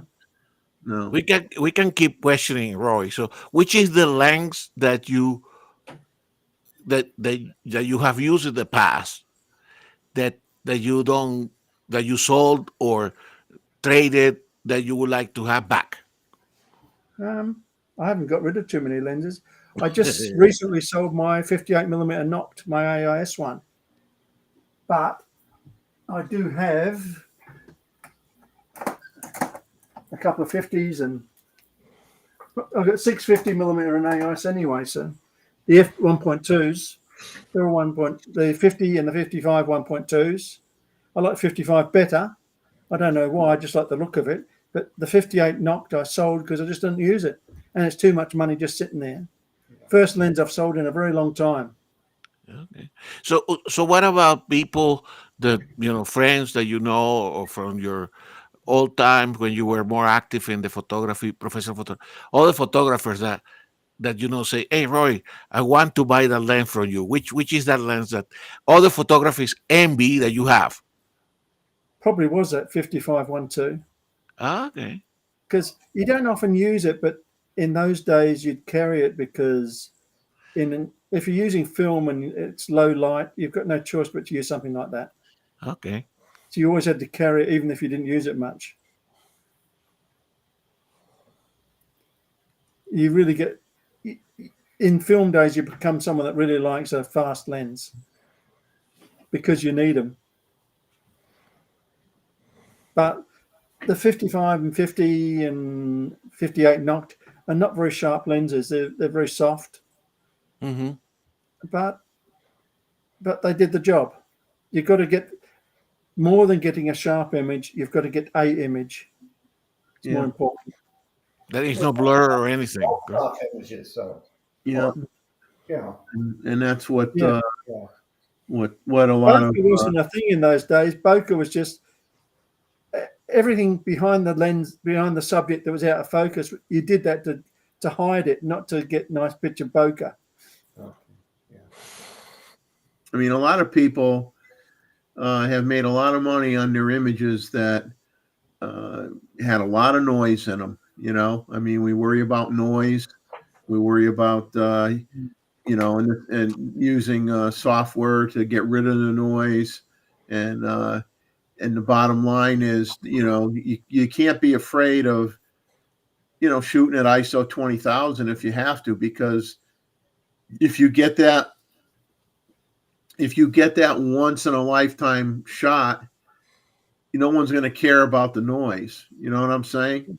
That's right. You've got to get the shot. Then you worry about if you can get as sharp and as clean as you can.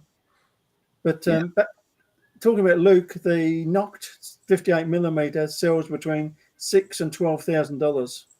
Yeah. It's a very overpriced lens, and it's not worth it.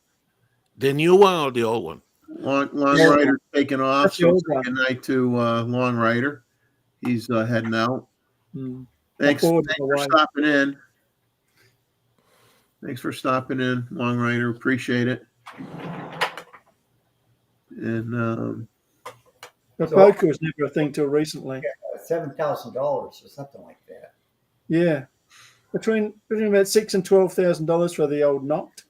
It's become one of these collector things and there's not very many around. Yeah. I just couldn't I just didn't like it sitting there doing nothing. Unless I use a lens, I don't keep them usually. I even use the old 50 to 300s and things like that once in a while, just because I like to. So I remember one time in Grace of Westminster, all these posters they have around about the magazine, but they also alluded that at one point they have posters of movies, okay? And, Yes. and apparently the people that do they collaborate with a lot of people that do, stop animation, and they like to buy, a certain length of certain particular Nikon lenses of a certain Yes. consistent, so that they can have several cameras for the stop motion with the same type of lens, or so All because it's these easy for them to handle, correct? all these old AIS lenses have come back into fashion again with Okay. movie shooters.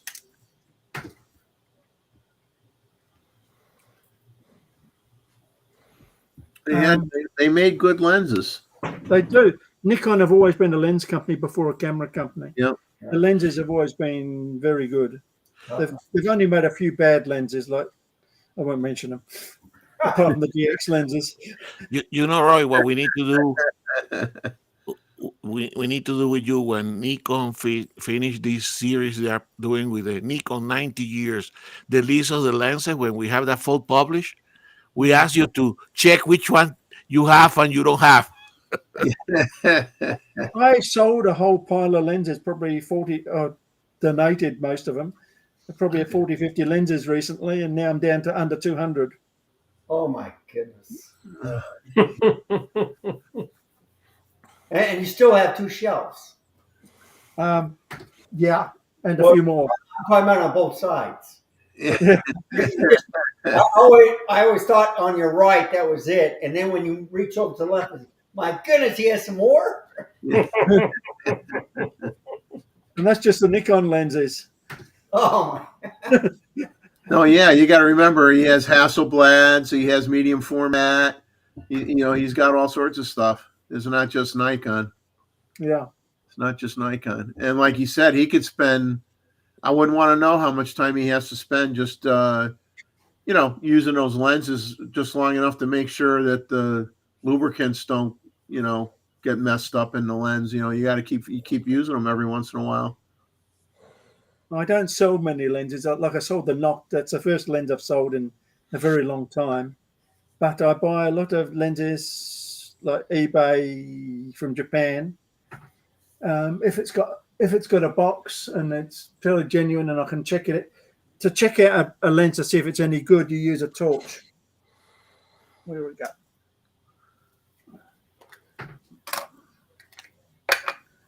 Get a torch, shine it through it, make sure it's got no faults.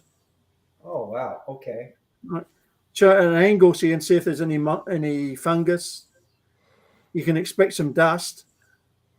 Yeah. But have a good look through the lens. Make sure the aperture flicks properly. All these little things to make sure they're good lens. Yeah. And minor dust usually doesn't show up at all or affect. No, it won't focus. But you got to look for if you see any wispy anything like that's wispy things fungus on the lens will etch right through any coatings and damage the glass. So if it eats into the mold, will eat into the glass. Yeah, you see fungus, you just stay away from it. I have got a lens with mold on it. I was going to chuck it. Where'd I put it? This is the only lens I own with mold on it. Don't know if you can see it. Just see it? No, can't. Really. Look at a dirty fingerprint. Oh, okay. Yeah. I'm going to donate that to someone very soon. And they can pull it apart and play with it. Believe it or not, I had let me find it here. Okay. Let me drag myself over here quick for a second. This is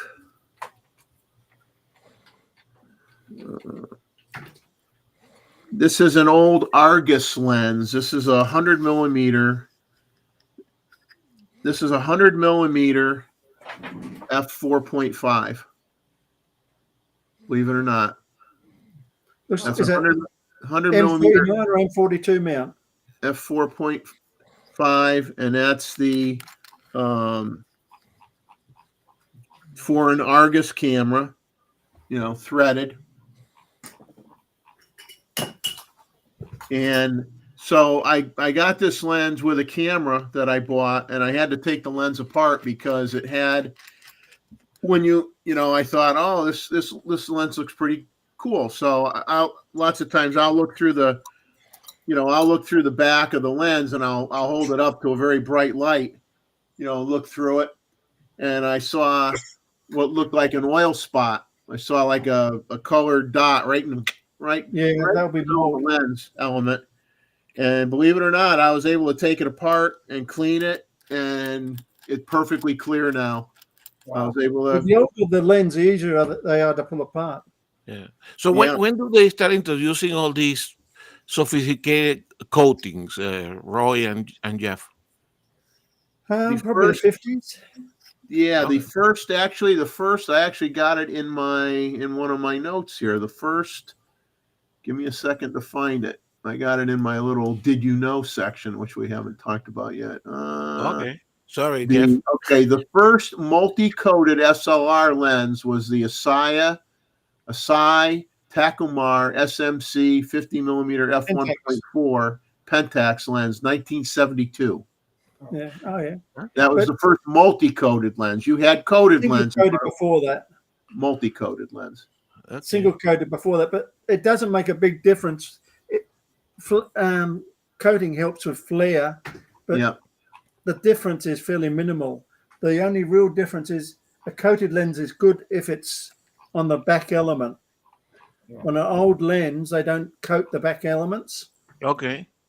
So you get a little bit more flare than you should. That's the only drawback with coated. And again, you guys we're talking lenses here. I mean, as a geologist, I was asking you because the other day I tried to research it, but I didn't get to the bottom of it.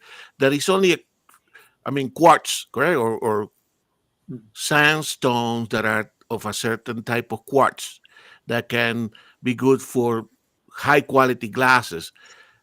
Although quartz is very abundant and for making glass, but to make very good quality glasses is very restricted. There is only few mines, and I understand one of the mines is in Japan, that they source the Nikon glass for a particular mine that they know can produce, that has the purity, correct, on the grains that they require. Have you made any research on that? Do you both of you? Yeah, I don't think it makes a big difference. They still use lead in some of the glasses because it changes the refractive index. In the old days, they used thorium, which is radioactive. No, but they have to start with the the same for silicon chips. They have to start with source a certain grade, of grain of quartz that they had to be of. A sandstone has certain level of impurity, correct? And the actual grains themselves, the crystals, have to be of certain purity. But I know there is a famous mine in Japan that's used for. They don't use it for construction sand; they use it only for glass, correct? Yeah, well, the sand silicon quality for lenses has to be very high. On Grays, they once auctioned. They had a competition to win a lump of lens glass, like a paperweight. And I was so sad I missed that. Oh, I would love to have that as a paperweight, a lump of lens glass. I've seen in the Nikon Museum in Japan, they've got a huge lump, probably the size of a big barrel, a beer barrel. And it's absolutely fascinating how sharp, how clean it is. Okay. Well, I want to thank you for your knowledge and sharing of all these lenses. I mean, I'm not going to say we didn't go through probably 1/100th of what you have on your shelves, but there's quite a few there. Jeez. All the medium formats up the top. Then I've got lenses, catalog, lenses, cameras, more lenses. Now, do you have what? Let's go let's switch it here, since this is kind of we're having a good time here. What is your prior to mirrorless cameras? So let's take mirrorless cameras out of the equation. What were your favorite Nikon bodies? I think the D5 and D850. Probably the D850. I like the back. That's this one here. I like the button layout.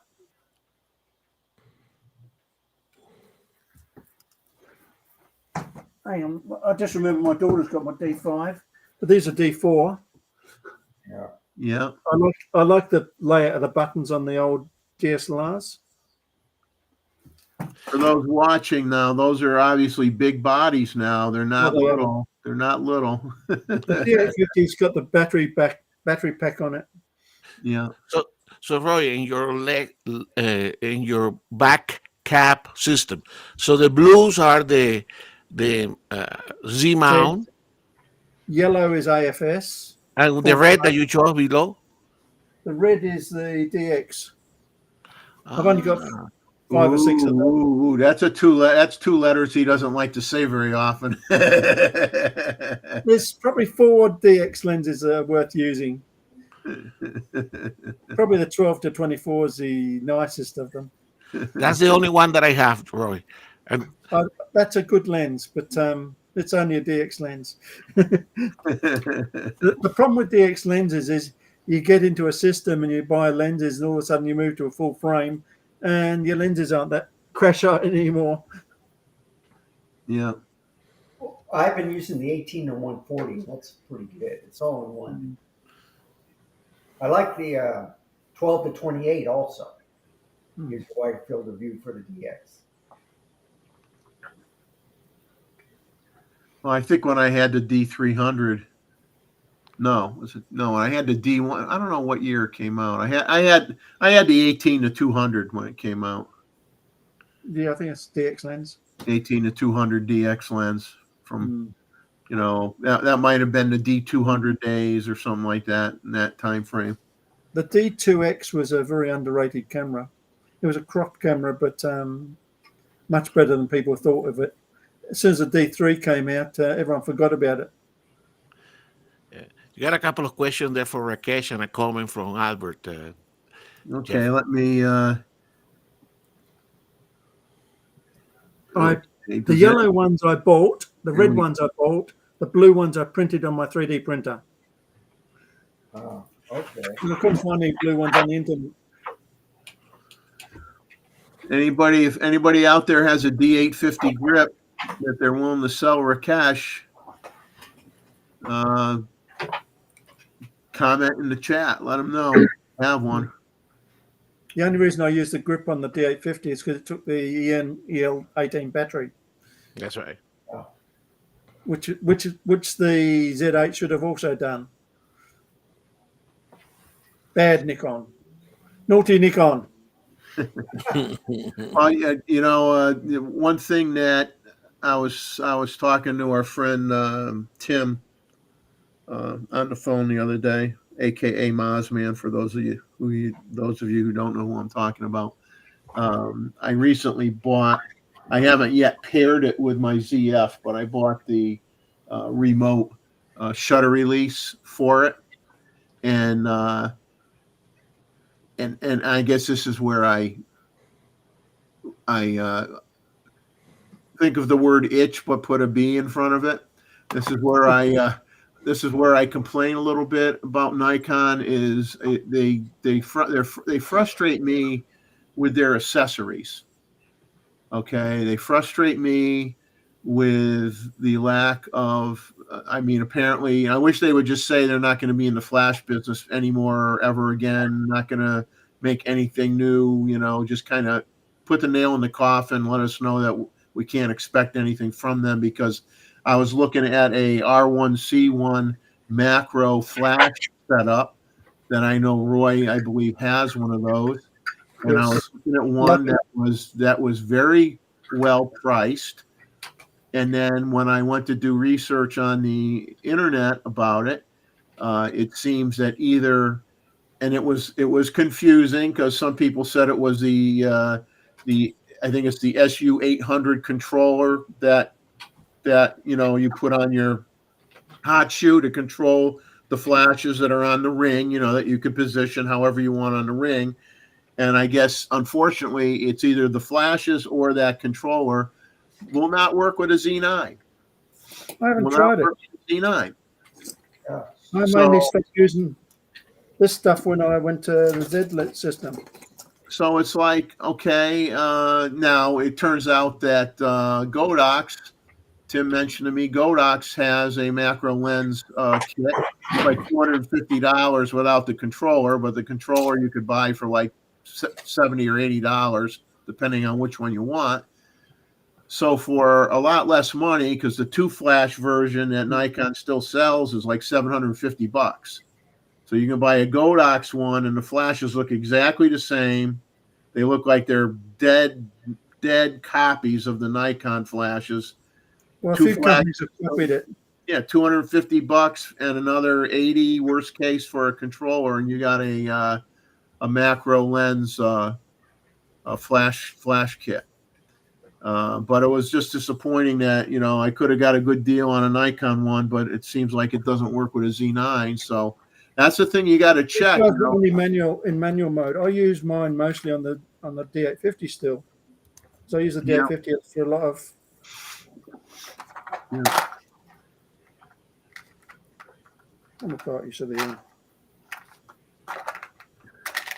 The problem with the R1C one is the batteries.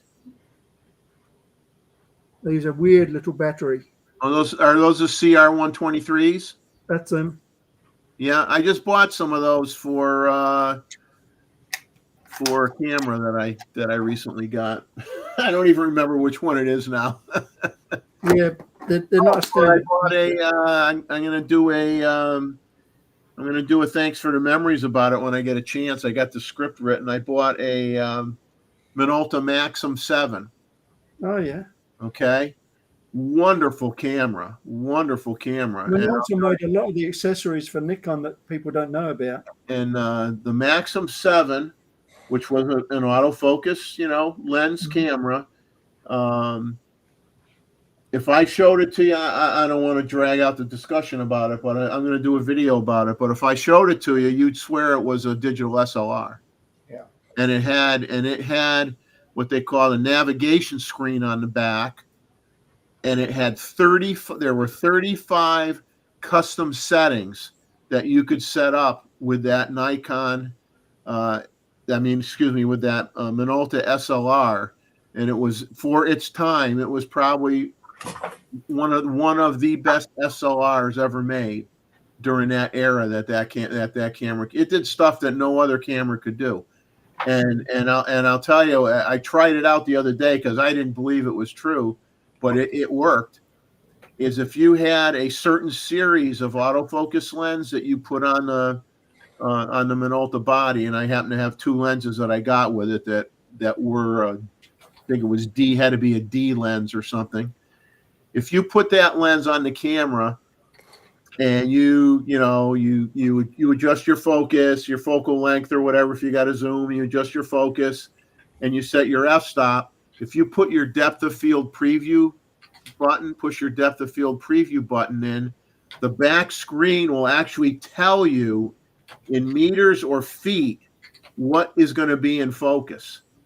It might say from 5 feet to 100 feet or 20 feet to 80 feet. It'll tell you what range will be in focus based on your settings with your lens. You see, those are good things. Those are good things to have in the modern camera, correct? Right. You don't even have that in a modern camera. This is a camera that came out in 2000. You do have it on the old AIS lenses. You have the scale, of course. Manual. You read it; it's manual.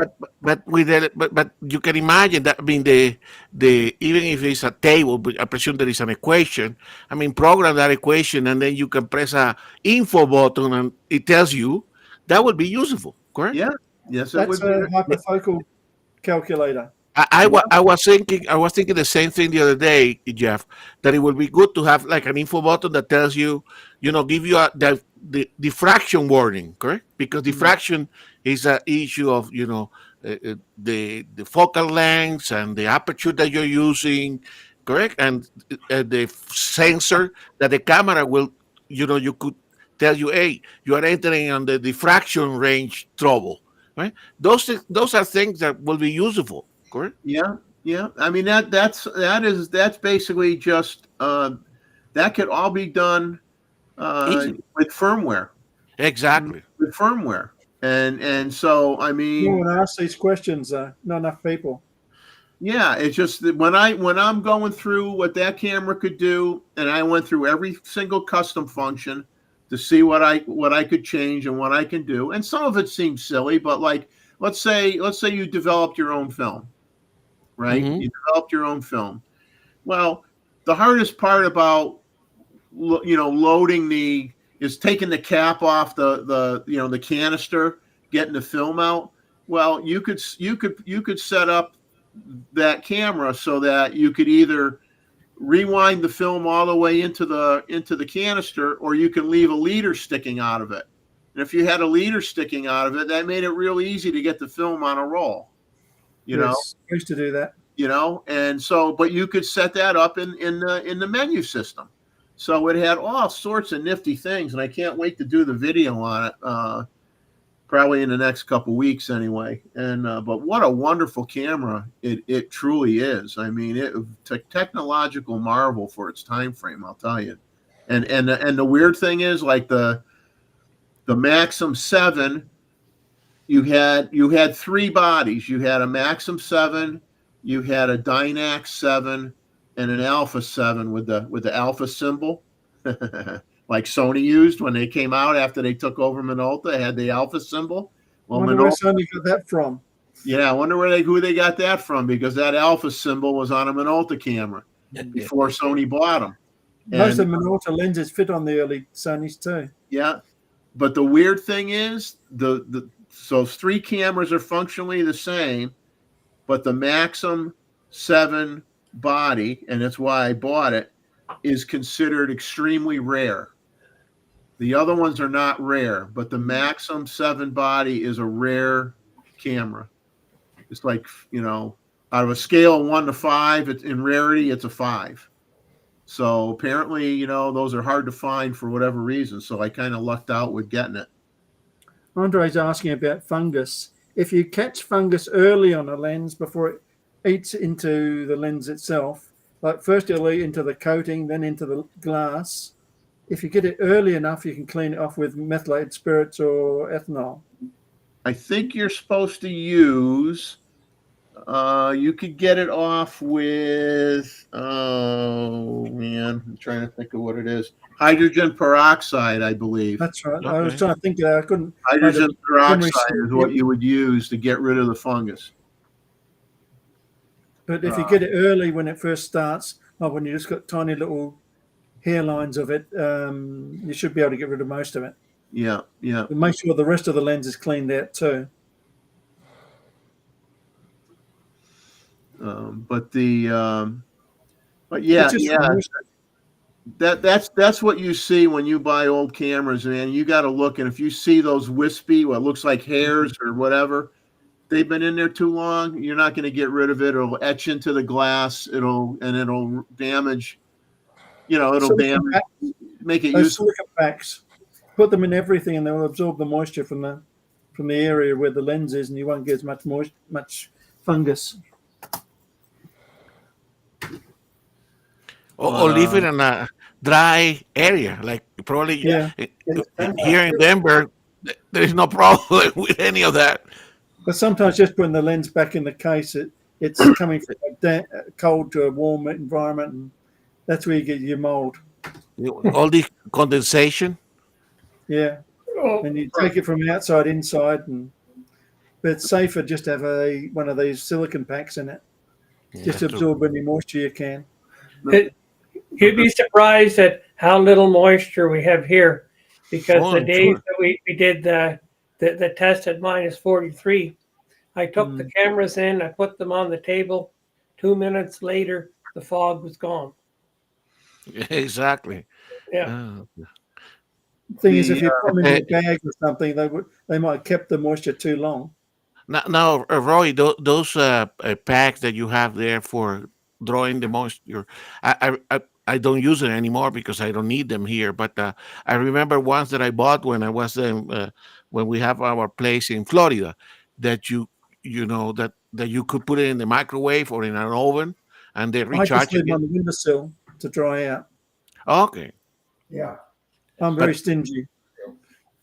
the very ones clever. that I have in Florida, they have like a canister, a metal Mm. canister that you screw up Oh, when these you are just plastic. and then you put it on the oven, and then the crystal will You can put them regain in the their. oven and dry them out, but I'm too lazy for that. I just shove them on the windowsill and let them dry out.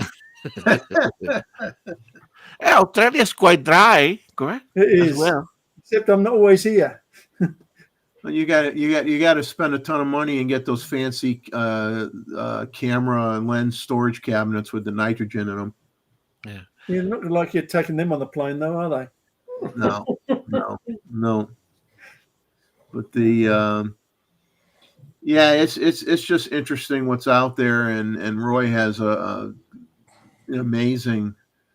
And I don't even want to call. I mean, it is now. You could call it a collection, but reality is everything that Roy has in there he used. Okay, so he wasn't like It's just I've been going. using it for so long that it's built up over. Yeah, I mean, a lot of it's years. not like he did it to become a collector.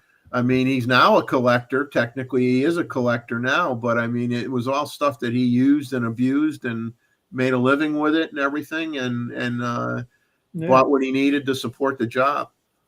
I didn't buy something new until I had to, and then the other one just got put to the side. And I probably kept things too long till they're not worth as much to sell. So I might just shove them on the shelf and kept them. But you know, once again, my thanks for you taking the time to put to put something together here and share all this with everybody. It's like a walk down memory lane here. One thing is UV light can kill fungus as well. Yeah. Yeah. Just for those of you that can't pull the lens apart, you can shove it in the window and let the sun get to it, or you can shove a strong UV light through it. That will kill the fungus. Mm-hmm. Does it matter which way you put the lens on the shelf? I see some people have the hoods up, put it that way. I put mine with the hoods down. Should do the hoods down. Yeah, hoods down. The reason for that is a lens is basically a helicoil for focusing and aperture blades with glass in between. If you face it standing up, all the helicoil lubricants, when it gets warm, will run onto the aperture blades. So you face it down so that they don't. Okay. Lens cap up. Lens cap up. Yeah. Okay. You see, that's good to know, Roy. Thank you. Takes many years to work at these things. You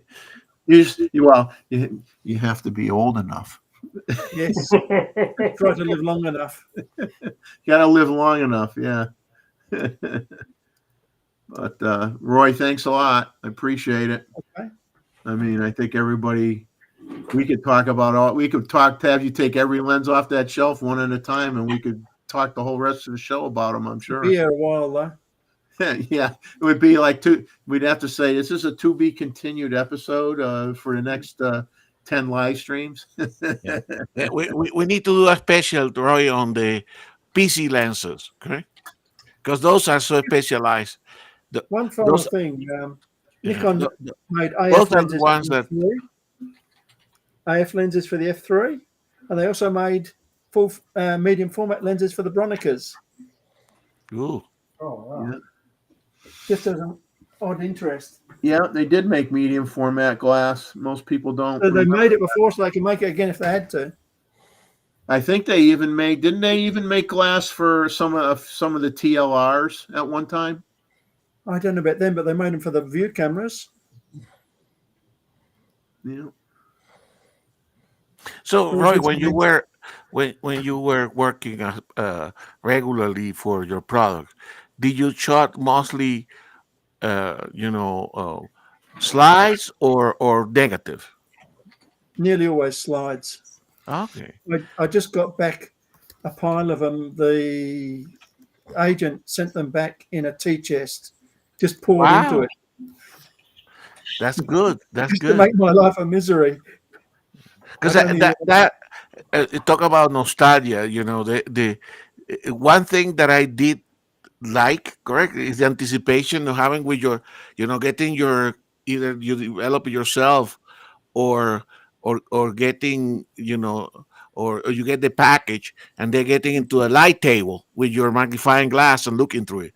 I yes. still have a couple of, you know quality control lights and small light tables that you could go and inspect your I your still use them for. I put them behind the product stuff now as lights.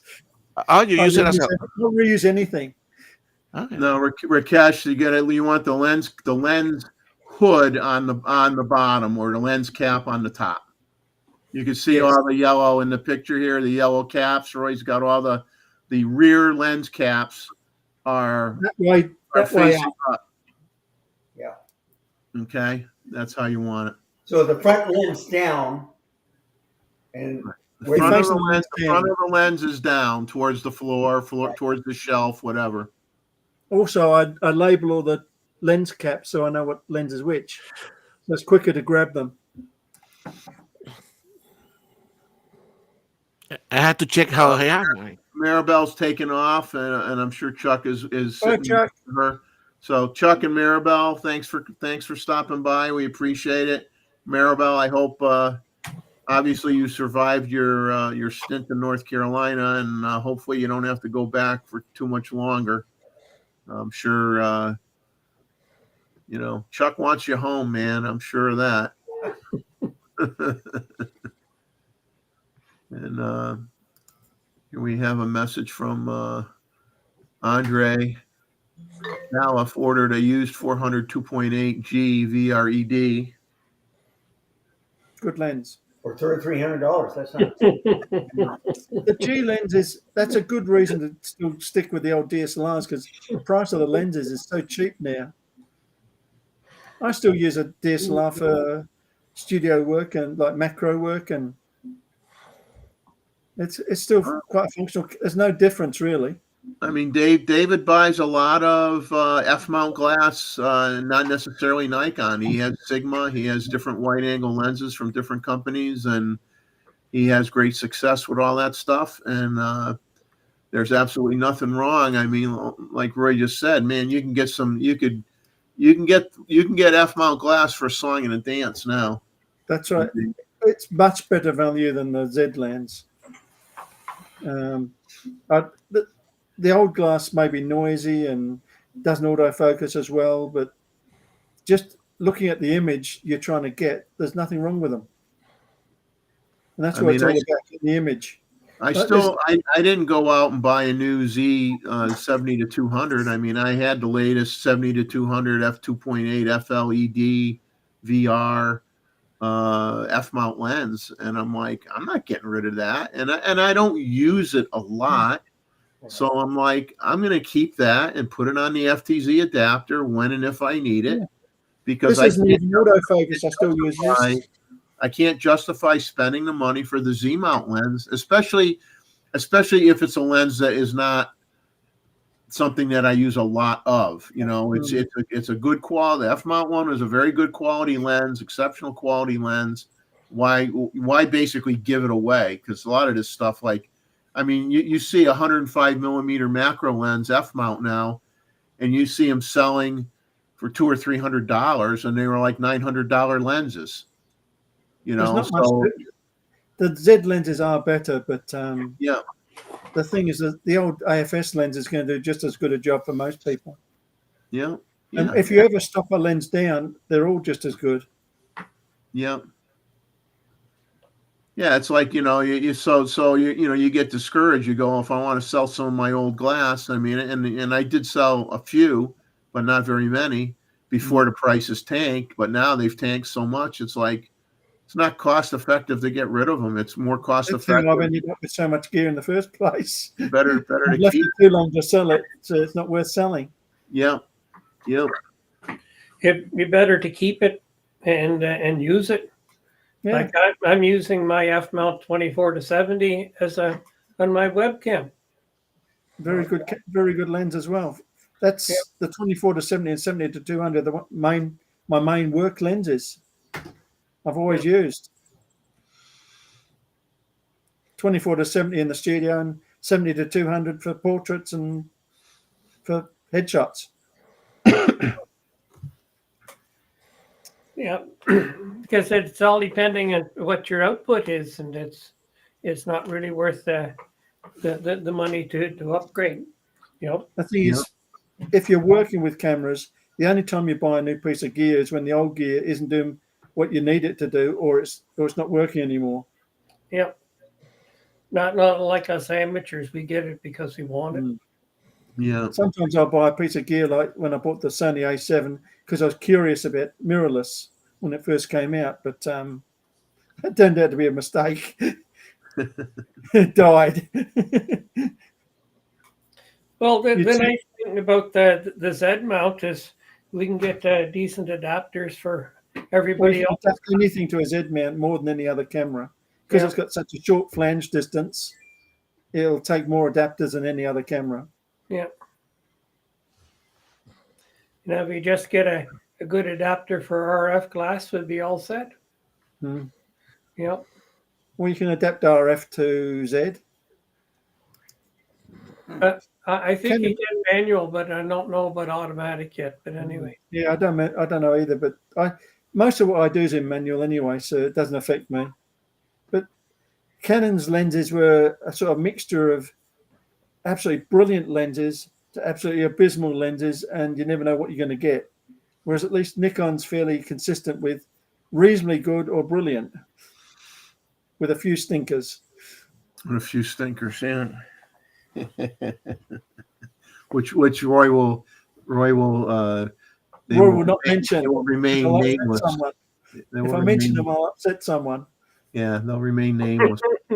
Yeah, too many people listen to you, Roy, especially when you're talking about that bridge program. That kind of half works for me. It does the job, but it needs rewritten because it's slow. It ties up the camera and ties up the phone, and it's just not a good system. It needs to be rewritten. Most of what I shoot is tethered, which is much faster. Yeah. Straight into Capture One, then into Photoshop. Capture One's probably the best tethering program. Well, I tried working for a while, but wasn't happy with it. I think for the month-end review with my photographies, when I submit it, it's going to be using SnapBridge because I won't be processing anything in the field. You know. Well, now that you mentioned that, I'm going to put this up because it's funny. I mean, I put it in the thumbnail for the show, and I'm going to put this on the screen now. Everybody should know by now it's the first Saturday of every month. You basically know a month ahead of time. You know more than a month ahead of time of when we're going to do the photo review. Don't wait till the last week, guys. You can send them anytime. Take some pictures when I pleaded this, don't wait till the last minute. Don't wait till the last minute. The very next day, I got images from my friend Bob from Bob R Photos. Boom, the next day, and that was over a week ago. And he's the only one I got pictures from so far. I haven't taken them yet. So don't be shy, folks. If you have some images, send them to me. Anytime during the entire month, send them to me anytime. Don't feel up like to the Saturday. And what you could always do too is if you send me some, and then in the meantime you get a couple shots that you like better, then send me those too. Yeah. And I will weed out. I'll weed out a few of the others. We're going to keep it to the four pictures if we can help it. But if you go, hey Jeff, I took some that I like better. Throw out these other two files. Don't worry about them. I'll just do that. So I mean, that way you're covered. You see, we're always optimistic. We think that the photo that we will take tomorrow is better. So Well, you got to think positive. I mean, otherwise, exactly. you give up if you don't. You got to have a positive attitude with the photography. Otherwise, you won't be a photographer very long, because there's more bad days than there are good. So you have to you just have to realize that and relish the moments that you get, because it may be a while before you get another one, and that's just the way it is. But all things good are good for those who wait, right? Exactly. But it's correct. We are 2 weeks away, so it's right. It's the right time to start curing your photos that you want to show in the photo show. Yeah. And put the information on what lens you use and what camera you use. Yeah. Exactly. What lens, your ISO, your f-stop, your shutter speed, any exposure compensation. If you can. I mean, I know sometimes it's hard. And some of us are lazy. And some of us who shall remain unnamed are lazy. Andre asked about the AFD screwdriver FDZ type adapter. I can't see Nikon ever making it. No, I expect that it will be made by a third-party manufacturer. Like Perhaps. adapter, right? I love my AFD lenses, but I've gone back to the AIS ones because of the lack of adapter. The AIS ones are even nicer to use than the AFDs. I've gone back to them because there is no adapter. Yeah, But I still use the AFDs on the DSLRs. I thought I had read an article of some company that was looking to make one, but I can't remember who it was now, within the last month. There's Microdap and TechArt make adapters, but they're not really adapters. They're just basically moving the lens forward and back to focus it. They're not really focusing the lens itself. But I mean, it'll come out, but Nikon's not going to do it because I mean, okay, I mean, let's face it, I mean, when you really look at the big picture, Nikon had the same mount longer than anybody else did. Okay, their cameras supported the same mount longer than anybody else. A lot of other camera manufacturers have had 2 or 3 different mount changes at least in their history, if not more. So Nikon was the ones that supported those lenses the longest. So the fact that now there's a cutoff, I mean, we should be grateful that we were able to use them for as long as we did. So I don't, and I just don't see him doing it because let's face it, they're a business, right? So they want to sell new glass. They want, and if you have a Z8 or a Z9, because of the design with the flange distance and everything else, the size of the opening, the advantages that you get in the designs of the glass, the optics that you can make to take advantage of that. They really want you to buy the glass that's optimized for the characteristics of the mount, and they on the shelf that they're selling. You mean? Yeah. They really, be honest with you, they're at that point now where they're like, okay, enough, man, enough's enough. We're not gonna. We don't want you to use the old stuff anymore. The screw drive autofocus lenses on the new bodies now, because we're at that point where we refined them, we changed the mount. We want to give you the best glass for that mount that we can make, because you know what happens too. I mean, everybody says they want it, okay, and let's say they did it. The problem is like information on the internet never goes away. Okay, I had this experience where I had to go out and buy some new appliances for the house. My refrigerator's on life support right now. I had to have Freon put in it. I got a leak. I got like 2 weeks. 2 weeks, my food will start going bad. So I'm waiting for that new refrigerator to show up. But open the garage door. But you know, but the thing is, it's like with if they made an adapter, let me back up. Why I talked about refrigerators is when you're doing research on refrigerators and you're saying, well, what brand should I buy? What's the best brand? And you have a brand in your head, and then you talk to the guy that came out to work on your refrigerator, and you say, well, what about this brand? No, they got problems with ice makers. What about this brand? Oh, they got problems with compressors. What about this brand? They got problems with electronic boards in their refrigerators. And I'm like, I'm running out of brands here, buddy. Is there anything that works? You know, and you know, the thing is with Nikon, if they made a adapter, the old lenses are not going to give you the quality image that you're going to get with a Z mount lens. Not wide open anyway. You know, so people would start saying, oh, they'd start, you know, trying to blame the body. You know, they'd say, oh, the Z8 or the Z9 stinks. I got this lens I'm using, you know, and the pictures look horrible and this, that, and the other. And the problem is every time there's anything negative, whether it be refrigerators or camera stuff, it's on the internet forever. It's in there forever. So, you know, brand X might have had a compressor problem with their refrigerators 15 years ago. They probably fixed it within 6 months because they can't afford to have bad quality merchandise, correct? But you go on the internet, it still says that brand has bad compressors. They haven't had bad compressors in 15 years. 16 years ago they did, but the last 15 years they have not had a problem with compressors.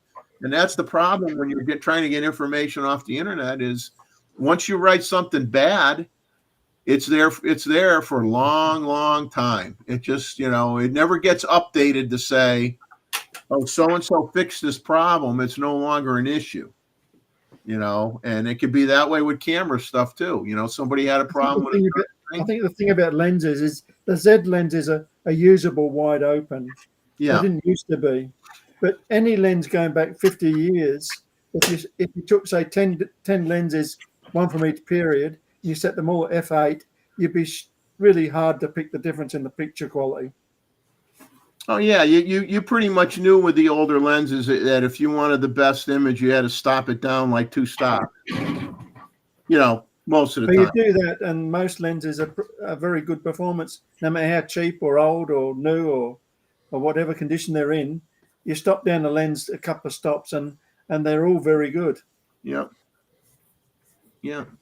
I mean, now, you know, we're spoiled now with so many of the Z mount lenses being sharp, wide open, corner to corner, you know, which is really unusual. I mean, when I first saw that, it's amazing. I'm like, what's going on here? I'm like, I was confused. I says, why does it look so darn good? You know, because never had that before, you know, it's always, I got to stop it down at a minimum 1 stop, sometimes 2 stops to have it look like that, you know, and now it's like for 99% of the Z mount, it's wide open. They're doggone perfect. Corner it's nice to be able to use wide open, but it is a really surprise. Yeah. Well, for all of my glass for shooting Aurora, I shoot wide open. You know, I can't afford to stop. I can understand that too, but for most uses, not many people shoot wide open. Well, if you want a blurry background, you might use a portrait with wide open, but you normally shoot a portrait at 5.6 or something, and to keep the whole head in focus. You don't want to focus or. Yeah, you don't want it where the person's nose is sharp and the eyes are blurry, or the eyes are sharp and the nose is blurry. So, you know, it's easier to shoot at 5.6 or f8. Yeah. So that's what real photographers do. Yeah. Safely. You want the eye sharp and all the skin imperfections blurry. you know. Now, what focal length, what f-stop works for that?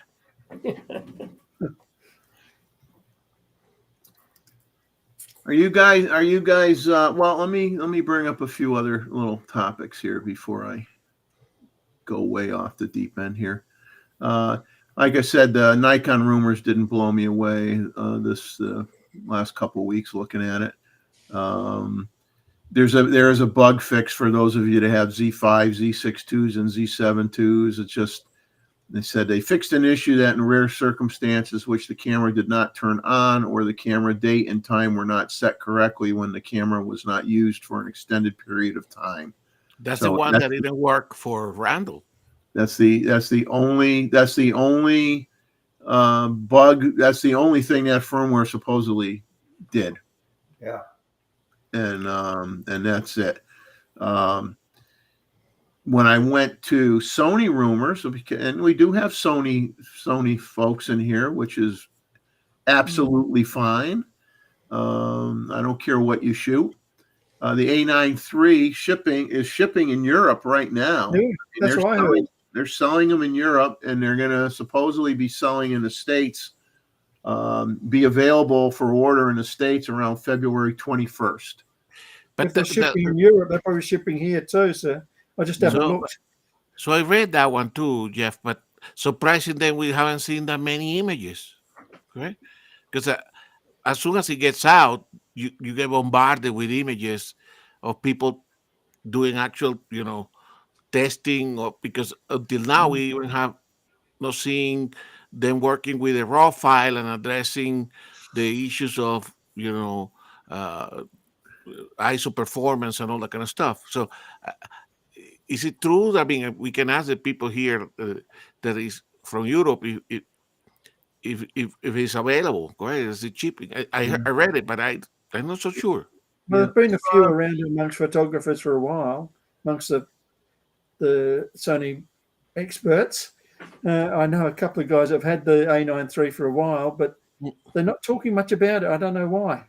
It's funny. I've been trying to read some. I mean, I don't own a Sony, so obviously I'm not going to read every commentary about the camera. But I try to be, because sometimes I may make a comment that may offend somebody because they think I'm being, a fanboy for Nikon, which, believe it or not, I'm not. Even though I shoot it, I've got I got more cameras that are not Nikon than I have Nikon. Okay, so you want to be informed. We'll squash that rumor, but it works for me. Okay, that's what I choose to shoot with most of the time.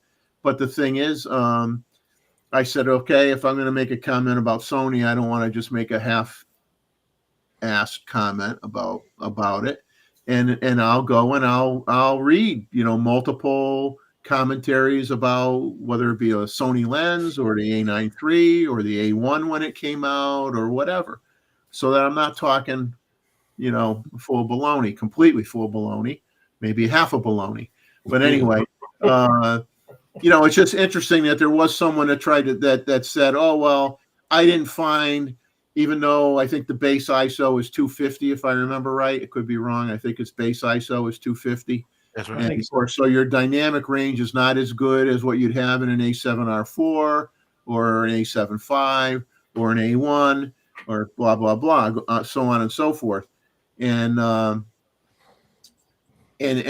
so most people that have reviewed it have said, yes, okay, there is a hit to dynamic range and there is a hit with the noise. And then I read another article the other day that somebody wrote, and he said, nothing that you can't clean up. It's not that big a deal. You shouldn't have to, though. But you shouldn't have to clean it up. You shouldn't have to clean it up.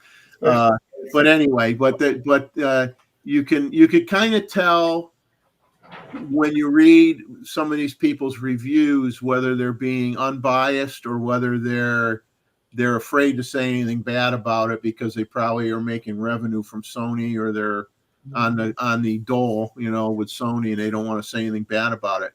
And I'm not saying, I am not going to say it's a bad camera. I'm just going to say it's like any other camera. If it fits the needs for what you shoot and how you shoot and what you shoot, go out, by all means, go out and buy it, because it will have a benefit for people that, Probably for event photographers and wedding photographers. yeah, That's and Yes, you know, I don't agree with people that say, oh, it's a big benefit for wildlife photographers. I don't personally agree It's with not. that. I think it's a benefit for sports photographers. And the funny thing is, oh, I gotta dig this up. I wrote this down. I had to do this. I think I wrote it somewhere in my notes here. Let's see if I can find it. Oh God. But Jeff, as you're looking for that, but remember when the Z9 came out and the Z8, immediately we have all these tests of people getting into a yeah. particular car and to see how many exposure. I haven't seen. You would No, think that no. if the camera is out, you will see the same kind of scrutiny. No, Right. have not. You're right. We haven't seen it from the let's just say your average content creator. It's Exactly. definitely too quiet. It's only been from maybe people that had the camera early on or whatever type of thing, where they've written stuff, and maybe a few more articles have come out now that it got released, but you're not seeing it from the general YouTube community in general, you know, like Exactly. Because, for instance, that issue, correct? That issue about the flash sync speed, correct? That's something that it's interesting for most photographers, correct? Interesting for me. Exactly. So you would think somebody got a camera, right? And we are certainly here. We are the lowest denominator of amateurs. I would check that out if I can indeed do flash sync at.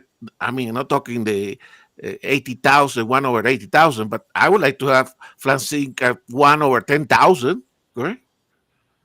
So that I can Hasselblad does 1/4,000. exactly, so that I can freeze a hummingbird, for instance, correct, without having to have fake backgrounds and stuff like that. And still, I haven't seen anything of that, correct. So that tells me That's different again, because when you're photographing with flash, the shutter speed's not important. You're freezing by the flash, not by the shutter speed. of course, but if you have ambient light, Roy, That's where you need the difference that's is. where you need it. Overcoming Yeah. that. that's when it becomes handy, correct? You're shooting still in have to- bright light. You're shooting on the beach in the middle of the day. Exactly. So for Right. me, correct. Let me. I take my application for me. Correct. So I have my feeders. Correct. Obviously, I have them where I can shoot 1/8,000 of a second with natural light. Correct. But I have other feeders which which are not in that location, but they get visited. Correct.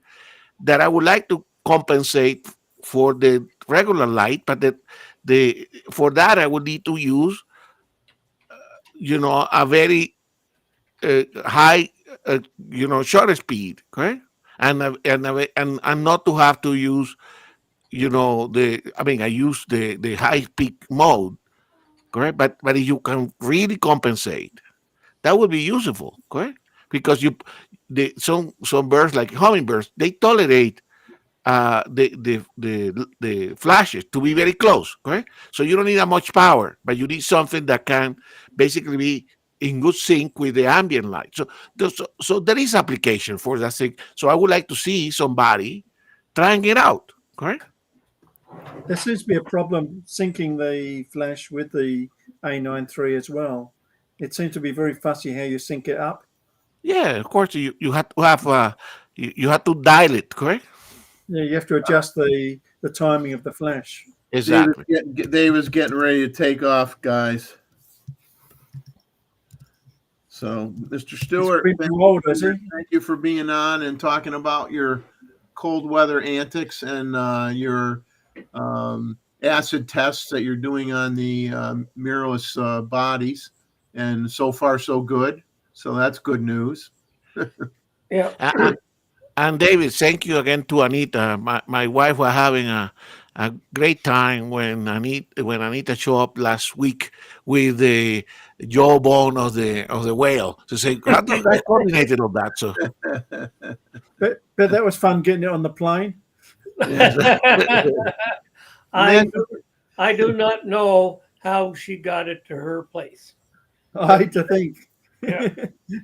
Well, Imagine the dental bill if you got teeth like that. Thank you for that compliment. I think she just grabbed it, flung it over her shoulder, and just walked away with it. That's it. so imagine going in the highway with that thing in your roof of your car. I wonder where I got that in the prairies. Yeah. Exactly. I Thank you, want- Anita. Great souvenir. I want to check her fishing license. Whales aren't fish. Well, you still need a license. Yeah. Hunting license. Oh, But thanks a lot for coming on, and we appreciate it as always. And have a very safe trip when you go out next Saturday. Yeah. Be safe and get some wonderful images, and And don't try and bring Hopefully- back the rest of the whale. yeah, hopefully you'll have some pictures from that trip to throw in for the photo review. well, if I am on next Saturday night and the weather is good, we'll be on location. So we can give you a play-by-play of what things are actually like. That would be neat. That would Could be you good. explain this weather is good business? Weather is good. It's fewer clouds, so you can see the aurora. Thing yeah. is when the sky is clear, it is colder. When the sky is cloudy, it is warmer. And what we're hoping for is clear skies, just like anybody who wants to look at the night sky. And you just dress for the weather, or if you have a programmable camera with a built-in intervalometer, you set your camera up in a place where you can monitor it from your nice warm wherever it is, and watch your camera shoot away. And Isn't then new technology wonderful? yeah, and then if the aurora moves too much, then you go just to re-aim your camera. You know, it's not rocket science.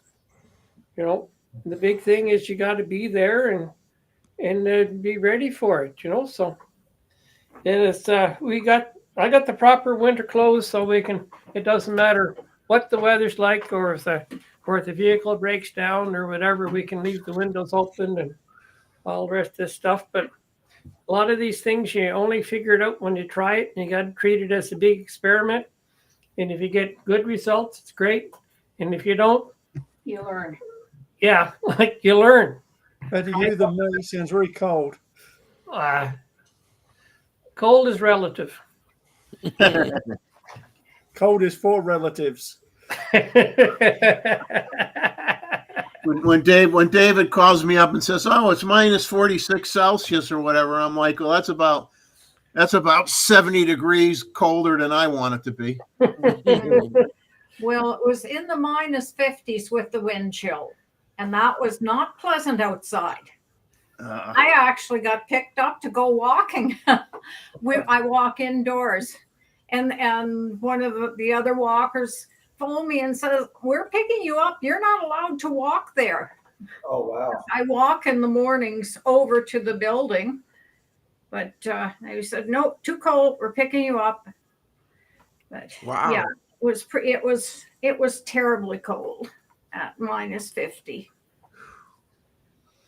No, this is all I got to say. Better you than me. Yeah. I moved to Canada. I have to buy a jumper. Yeah. Rakesh was wondering what clothes to wear, and I said, "Well, buy a skidoo suit, because they're made. You don't operate a skidoo when it's warm, and then if you're like Anita, you drive at 90 miles an hour." No, Yeah. 80. 80. 80. Yeah. Cutting Well, down. sorry, I was up by 10 miles an hour. And then the wind chill is just atrocious. And you need something that's warm for when you're doing that. You know, and that's the easiest way to do it. But otherwise, if you're doing something like I am, is I mix and match and this and that and everything else, because I need special gear with big pockets to hold my stuff. You know, We wish you a happy high pressure dome over Yellowknife. Yeah. Yes. Exactly. Yeah. But Say hello to Bigfoot temperatures for around us. minus 20 rather than minus That's right. 40. Yeah. No wind whatsoever. No wind. Yes. Agreed with that. Yeah. Anyway, we'll see you guys later. Yeah. Okay. And Be Yeah. safe, man. Be safe. we'll do our best. Okay, bye. Bring us back a polar bear. Take care. Fine. I want now. I just wanted to bring up too. We were talking to A93 a little bit, but Sony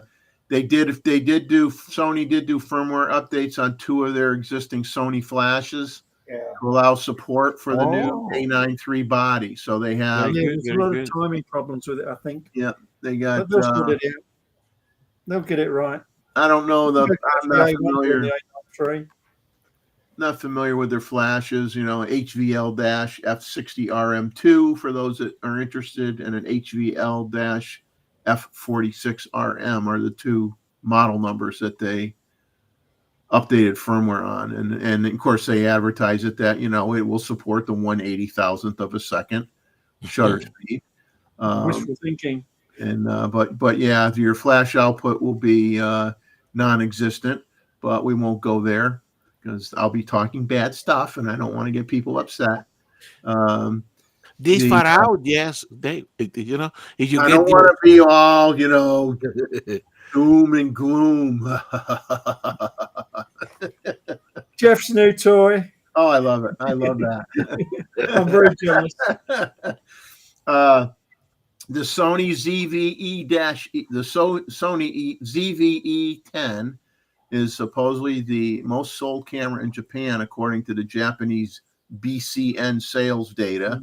Of course, says they only collect data from 50% of the stores. So, I mean, what about the other 50%?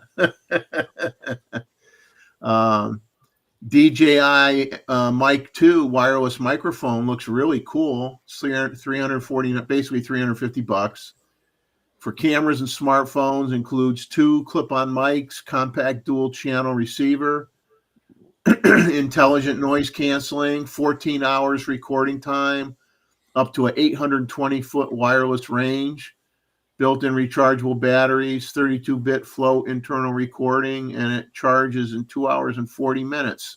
Is that one that fits on the funny hot shoe on the Sony? Or is it a separate? No, these are the ones that you just clip on your shirt. Lavalier type. Yep. So those sound pretty cool. Those sound pretty cool for people that do interviews or that type of thing. And Sony Rumors had some. Oh, I wish I mentioned this while David was on. Maybe he'll watch the rest of the show later on. They displayed some wonderful night photos from a Swedish photographer named Magnus Windbork, BJORK. Windbork. Sounds Swedish. Yeah. So check out his website, winbjork.com. Really, really nice. Just go to Sony Rumors, Sony Alpha Rumors, and look that up. And they got a handful of shots that he took. Very, very, very nice night photography shots with, and not just landscape shots with like a person in the image, as a main subject. It's not just stars and sky and the sky. So very, very nice work that this person did. At the Fuji end, they still got a sale on their up to $1,600 off on certain products. If you want a GFX 100S, you can say $1,600 on it. You can say. I'd like to compare the GFX 102 with the Hasselblad X2Ds.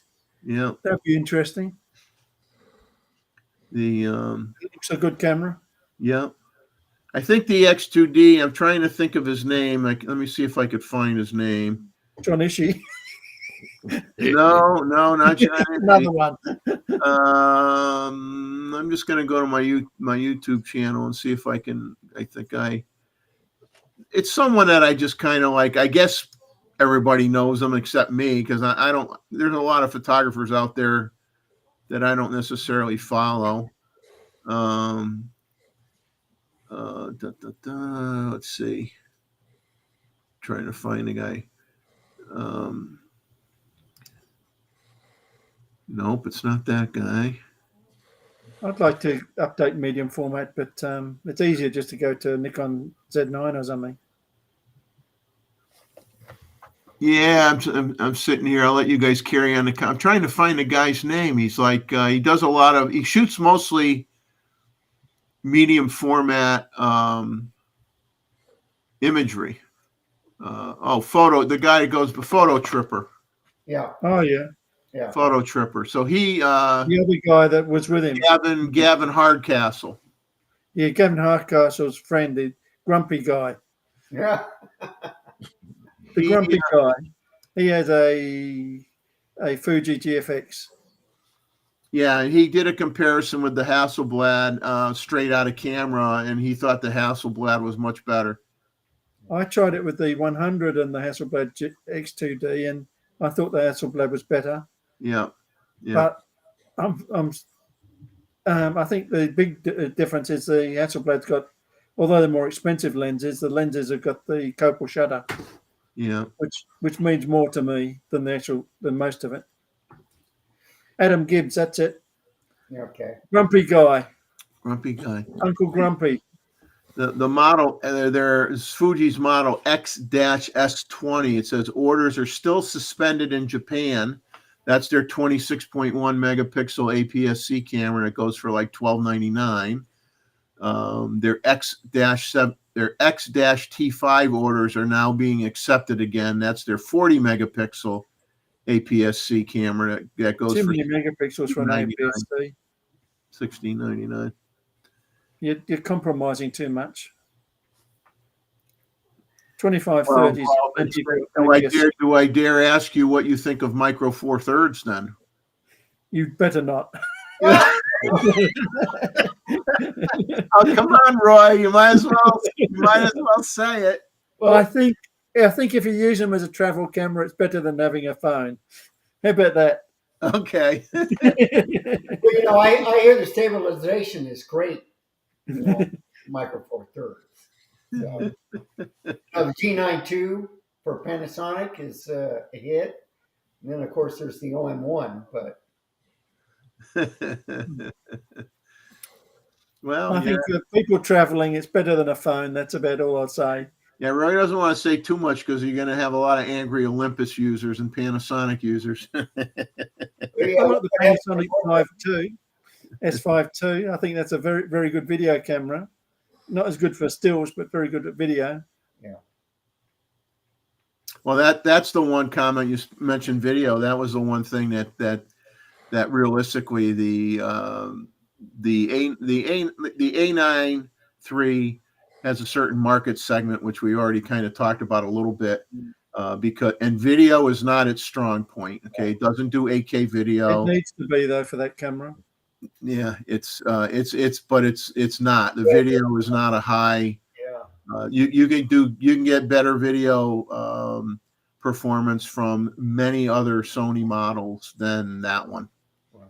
And a lot of the reviewers are actually reluctantly admitting that you do not buy the S9 III for its video performance. Right. It's always the A9s are for the shutter. I'd like to play with the A9 III, but I think if I was buying a Sony, it'd be the A1 instead. Oh yeah, I think the A1, providing that ergonomically it works for you, it's a great camera. It doesn't.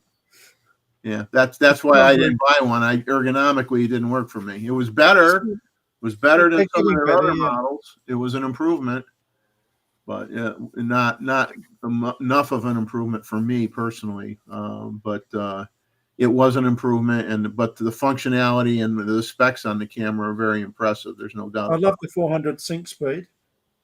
Yeah. But if you're using a camera all day, it has to be comfortable in your hands. Yeah. And you have to be able to get things done quickly. and Sony's are not that good at that. Although they're good cameras, they're not good at getting things done quickly, and they're not comfortable in your hands, especially if you've got big hands. So I've got the LED lights on my back of my Z9 and Z8. If you're working in a dark studio, those lights are a godsend.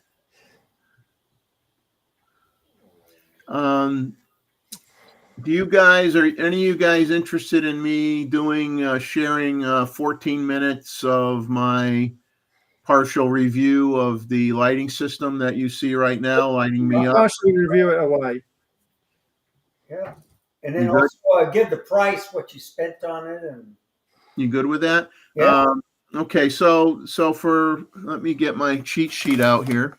A little bit of a cheat sheet. So what I'm going to show everybody in the chat is I got a video that I'm probably going to put out for next Thursday night. It's an unboxing video of the of a Godox. Let me get the right cheat sheet. I got too many cheat sheets here. Of the Westcott U60-B bicolor LED 2-light softbox kit. And I got it directly from Westcott from their website. Westcott are good. $319.90. Wow. I was able to find a 5% off coupon code on the internet, and it was free shipping. And so it's basically 260-watt lights, adjustable, and I'll get into that'll all be discussed in what I'm going to show you in the video. And for those that care, okay, what did I use to shoot the video? Okay, I used for the record with the video, I used my ZF, my Nikon ZF, with the 24-to-120 Z lens, f4 S series lens, and then I had to use the internal microphone. It took me a while to get things set up. You know, you're a one-person show and you're adjusting to make sure you get your whole body in the picture when you're doing the video, and you're fooling with the lighting. Now, obviously, I'm not using the lights I reviewed, so I'm basically using an LED, a large LED ring light that I have as my primary light source, and I'm 8 feet away from the camera and the built-in microphone on the camera.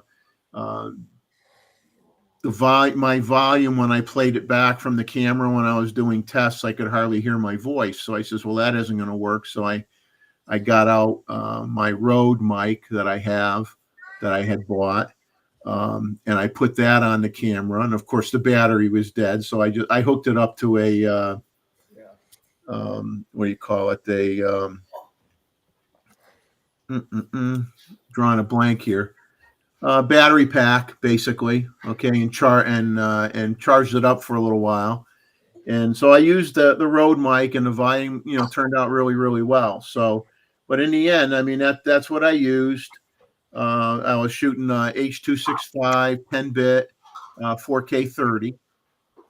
Doing 4K 30. I was shooting at a shutter speed of 1/60th of a second at f4. So that's all the technical data for what I was set up in taking the video. So I will now try to share. I won't show you the unboxing part, which was a little bit funny. Unboxing is boring. And took a lot of time because you're unboxing. You can't do it fast.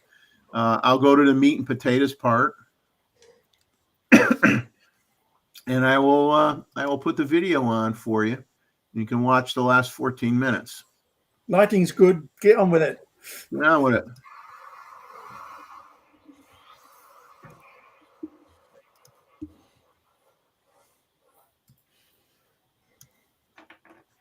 Okay.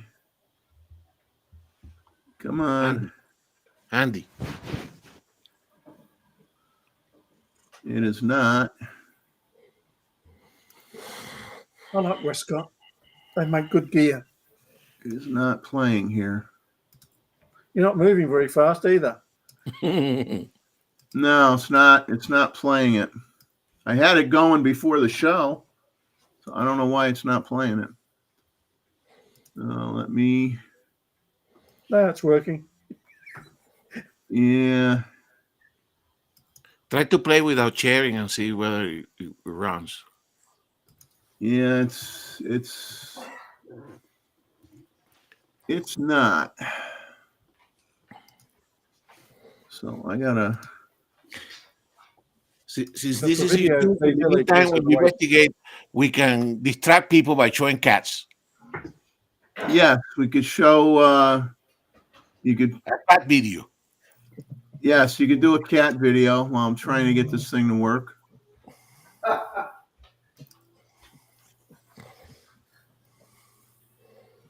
Get Randall's dog to chase the cat. That would be interesting. Yeah. That was wonderful. Unexpected. Yeah, I was doing a test on the lens, and I kept hearing this cat meow, and I says, "What is that?" And so I went and got a wire, the 28 millimeter, and I caught everything. The cat came up to the back door.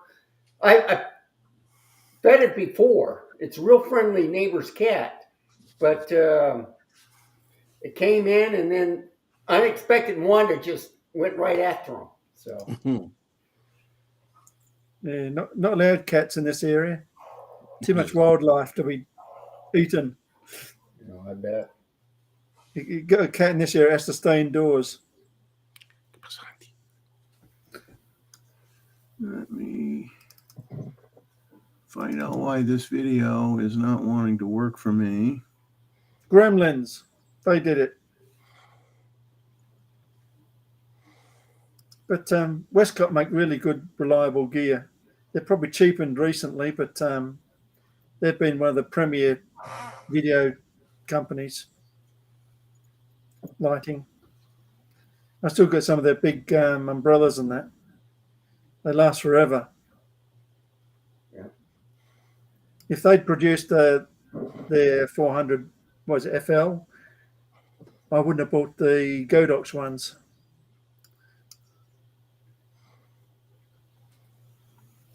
Well, it makes no sense to me why it's not performing here. You got the share on? No, I'm trying to just open up the native file and it's not playing. Oh wow. Okay. So something's not happy. Be careful you Performance issues. don't damage your work there, Jeff. So Talk about it instead. Tell us about it. this is really, this makes no sense. You sit there and you plan all this stuff out and you get it all working, and you're going, what the hell's going on? Well, did you have it in MP4 file or? Hello, everyone. Okay. I might have gotten it. Neville, and welcome. Yeah. Okay. I think I can get there now. We got to Jeff now. All right. It's me. Give me about another 20 seconds here, guys, and hopefully. Westcott makes lots of good lighting stuff. All righty. I think we got it.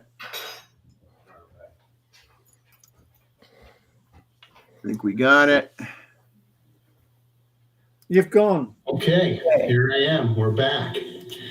As you can see, the snow removal team has been here, removed all the snow. I've put together the lights. I have one facing one direction.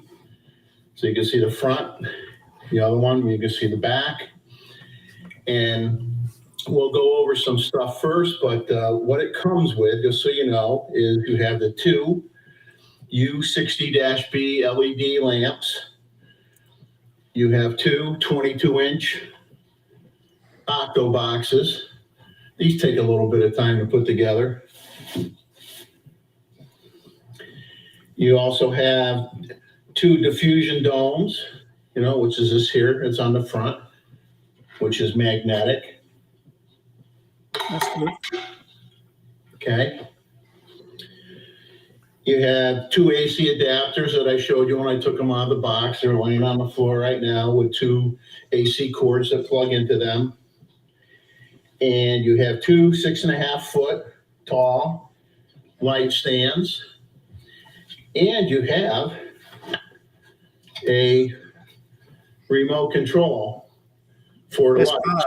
Now, it doesn't control them individually. They're either both turned on at the same time, turned off at the same time. You can control the light output from the remote, and you can control the temperature, from 3,200 to 5,600 Kelvin from the remote.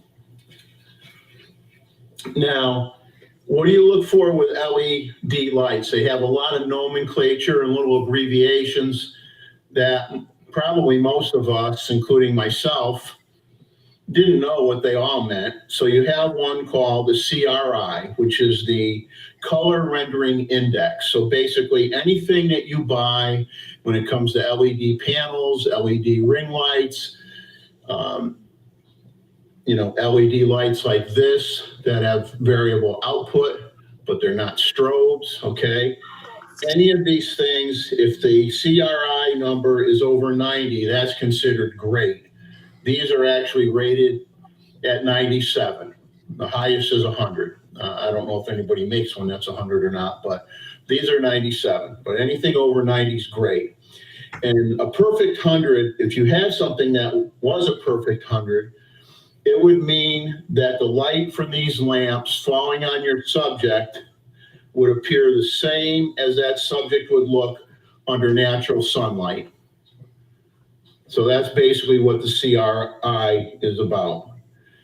Now, you also have a TLCI, which is the Television Lighting Consistency Index.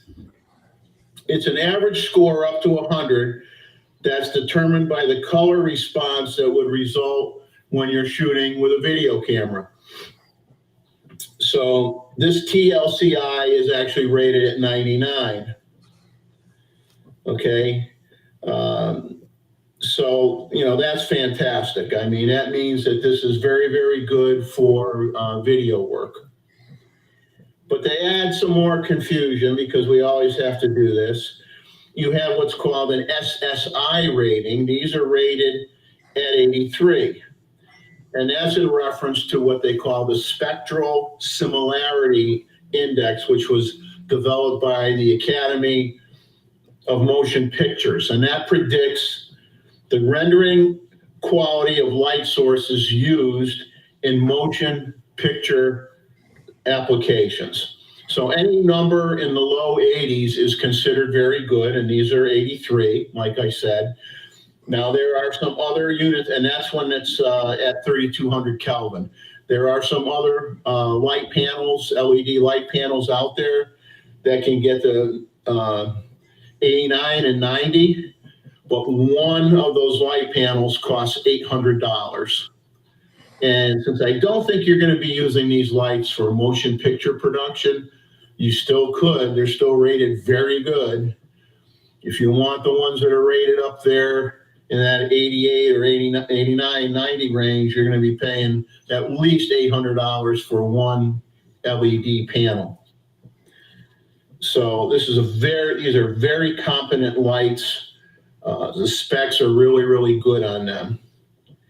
The lights have high color accuracy and flicker-free performance up to 4,000 frames per second, resulting in a softer light than you would typically get with an LED panel. Brightness is adjustable from 1% to 100%. Your color temperature is adjustable from 3,200 Kelvin to 5,600 Kelvin. You can make these adjustments from the back of the light. Now, I'll zoom in a little on the light in a minute when I get behind the camera, but for now, to turn on a light, you have the power on button here. You have to push and hold it for like 3 seconds, 2 to 3 seconds. So I have.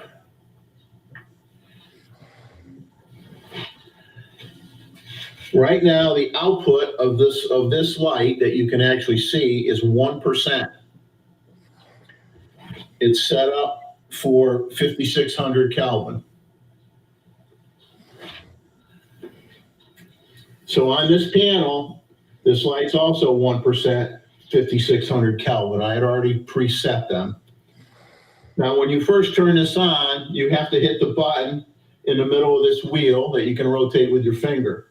And what that does is that switches from you changing the output. Excuse me, I'm gonna hit the button here, and I'm gonna rotate the dial up. You can see this lamp, this light getting brighter and brighter, brighter. This is 100%. I'm gonna leave it at 100%. I'm gonna hit that button again, and I'm gonna go from 5,600K to 3,200K. So you basically toggle between the two modes by pushing that center button, and it'll allow you to adjust the output. Click the button again, you now adjust the color temperature. So I'm going to bring this back to 5,600. I'm going to bring the power back to 1%. Okay. And these, of course, have the diffusion domes on them. Now, it does come with a wireless remote that I talked about. This wireless remote is good for up to 115 feet away, which for those of you who like to pick on me with, meters and feet, it's 35 meters for those of you that are into meters. So the light modifiers are magnetic. So I'm going to turn the light off here on this one quick, turn off the power, and remove the dome. They do have fans in them. The fans are very, very quiet. It's not going to interfere, I don't believe at all, with any kind of video content you're going to do. And the Octobox, okay, the back of it is magnetic as well. So I can just put it onto the front.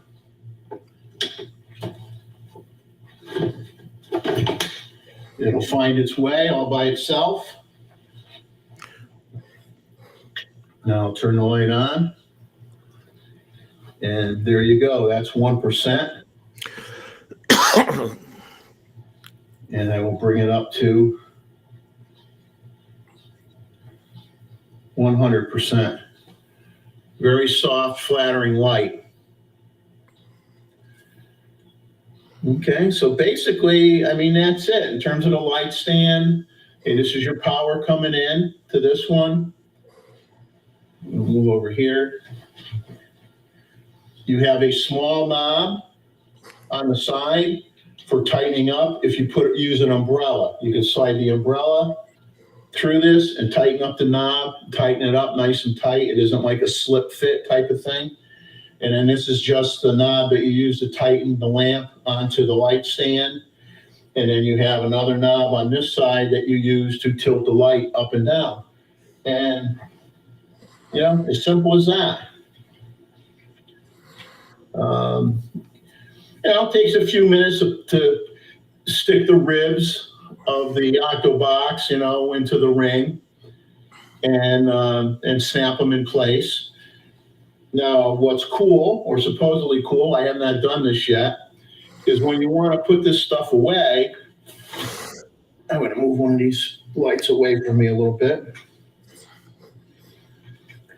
When you want to pack up at the end of a shoot, you have these little buttons on the back. So you're supposed to push two buttons at the same time.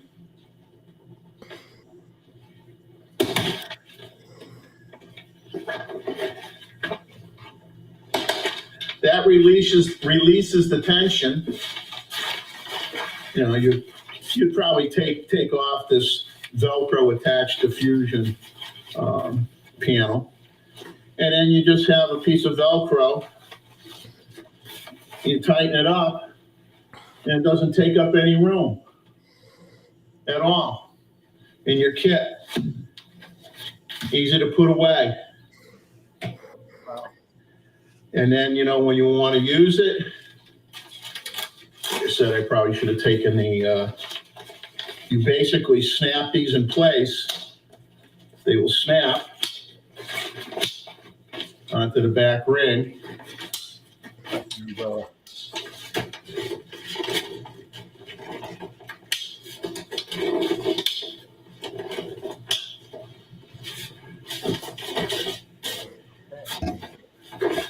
And now, voila. Yeah. You're all ready to put it back on your light. I would take this fabric off, though. It's just held on with Velcro and folds over.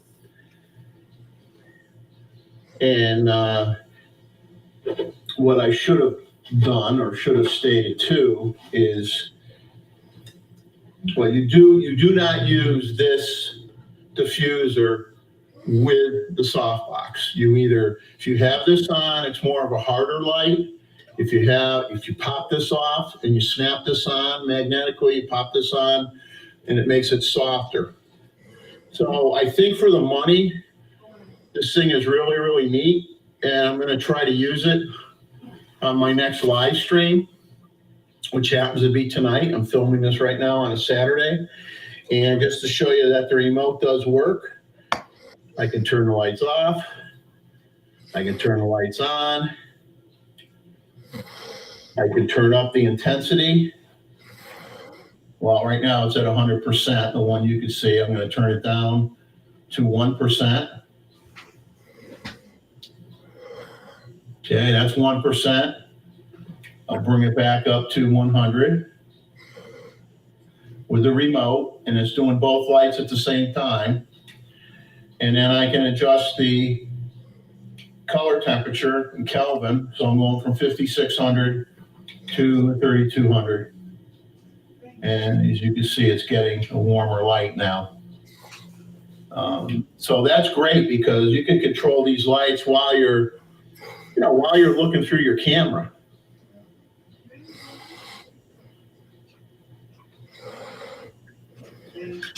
And that's it. I hope you enjoyed this video. I'm going to try these out. I think they're going to be, fantastic to use. And I look forward to using them in future videos. And hey, if you do similar stuff to me, or these are actually powerful enough for me to, set up a portrait setup in the house. You're going to have these pretty close to the person, but you'd be able to do some decent portrait work with these lights. And eventually I'll probably get strobes down the road, but for the occasional, pose my wife and myself or my kids if they're here, and grandkids for Christmas card photos or whatever, these lights are probably going to be perfectly fine and great for video purposes. So take care and go out and get some amazing shots and enjoy life, capture some of it. Take care.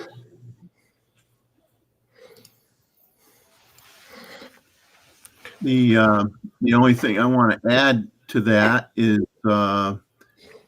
you didn't see it because I didn't take off that diffusion material from the front of the octo boxes. If you took that off, the lining inside is silver, just so you know. So the inside lining is silver. You don't have to use you do not have to use that diffusion material on the front. You could use it. You'll be more highly reflective, with just the aluminum look on the inside. Give you a different result. But I'm using those lights right now on the show, and to just show you the effect that I have a light, probably I would say 4 feet on this side of me. I guess 4 feet, approximately 4 feet on either side of me, angled towards me right now. I have a ceiling fan in this room that you can't see because of the way I have my monitor tilted. But I have a ceiling fan in the middle of the room. The ceiling fan light is turned off. I usually, prior to trying these lights out, I had a very small ring light above my head clipped to a shelf that used to light me up when I did these live streams. And to show you what the effect would be if I turn these things off, it'll be as literally as they say, it'll be like night and day. So I'm going to turn off these lights with the remote. Boom.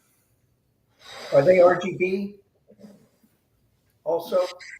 No, they're just bicolor. They're basically they call them bicolor because of the range of the color temperature, but they're not. They don't do red, blue, green, or any of that stuff. So Jeff, the only thing that surprised me is that they don't give you the ability to manipulate each flash independently with the remote. Not with the remote. I mean, I could go behind them and change each one separately if I want, but yeah, with the remote, they don't make it so you could change each control separately. And you bought these as a kit, or did you bought this? I bought it as a kit for basically $320. Yeah, I think for video they're brilliant.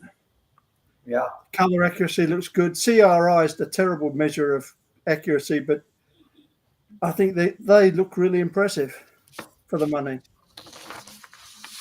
Yeah, I mean, my skin tones look good. Yeah. I look healthier than I've ever looked before. It's amazing what lighting can do for you. Kelvin, all the green now, or you just use the remote to just the light. Does it say what Kelvin or? Oh yeah, when you look at the back of the display, it'll give you the percentage output power percentage. It'll say 1 to 100%. Okay. And then in Kelvin, when you hit that center button and rotate the dial with your finger, it'll go from that 3200 to the 5600 Kelvin, and you'll see the numbers on the back. So I think it's a very, very nice setup, and like I said, you peel off that fabric material off the front. And then you can easily, you can collapse the octo box, and it takes up a lot less room. And then fold up the. You mentioned those octo boxes are fiddly. They either come in two ways. One, you fit them together wire by wire, or the other sort where they work like an umbrella. Yeah, these fit in wire by wire. Yeah, I don't like that. And then the wires go through like an elastic cord. Boo, here's boo. That's the only thing I don't like about them. Yeah. And then after you poke it in, you got to take the elastic band and you put it down over like a hook, and it holds everything tight. The newer sorts work like umbrellas, and you just pop them up like the way you do an umbrella. Well, I mean, once you have them in, they're in, because I could push. I don't know if you. Yeah, but you wouldn't want to take them down and put them up again, would you? Oh no. But I don't think you were here when I showed you how you collapse them. Yeah. No, you hit a few buttons. You hit a few buttons at the same time. There's 4 buttons on the back of the collar, the ring. You hit 2 buttons at the same time, and then you hit the other 2 buttons, and it collapses like an umbrella. And then it has a Velcro strap. And then you can tighten it up, and it's all collapsed nice and small for storage. And then when you want to open it up, all you got to do is you bend each one of those. You basically, force it open, and they all click into position, and it looks like an umbrella again. But it's very easy to do. So that's okay, because a lot of the older ones you had to totally pull apart. No, you don't have once you put them together, you don't have to take them apart. That's good. That used to drive me nuts. Yeah, you're just let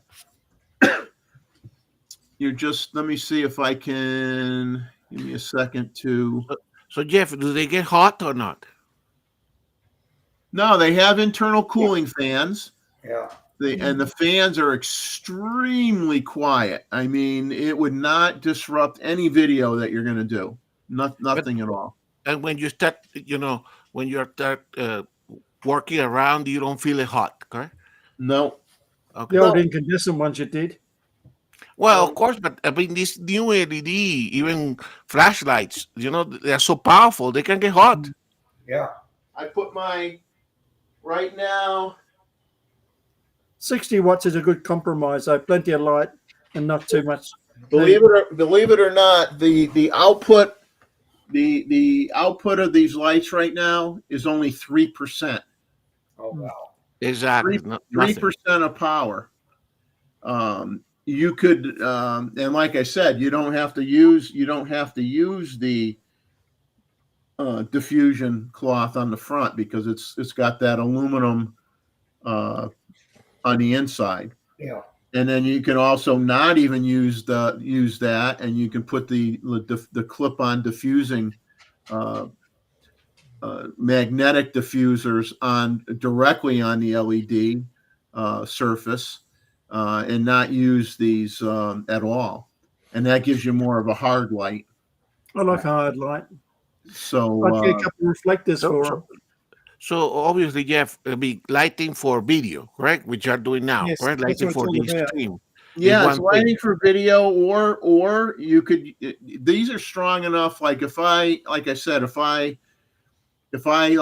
wife and I sat on the couch in the room, I could position these two lights. I could light us both up perfect for a portrait if I wanted to. I mean, down the road, I'm probably going to buy my next Westcott purchase is going to be their touch screen speed light. Okay.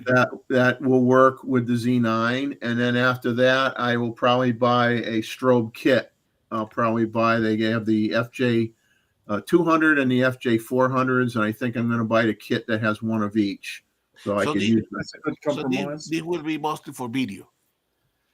No, No, those strobes would be for portraiture, No, indoor I'm or talking outdoor. about the one, this LED that you bought now. These I could use for portraits in the house, not a problem.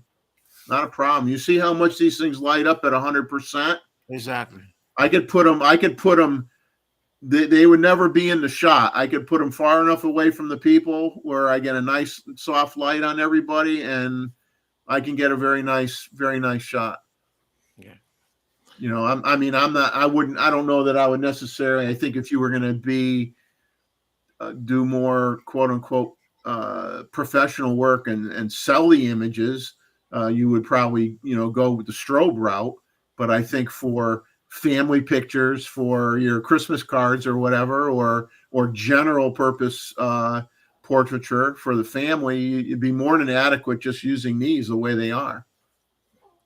And these would be more than fine too if you were taking pictures of your animals, your dog. And that's what I was asking, because if you want to create a little bit more, I mean, for videos, but if you want to create a little bit more of a shadow and texture.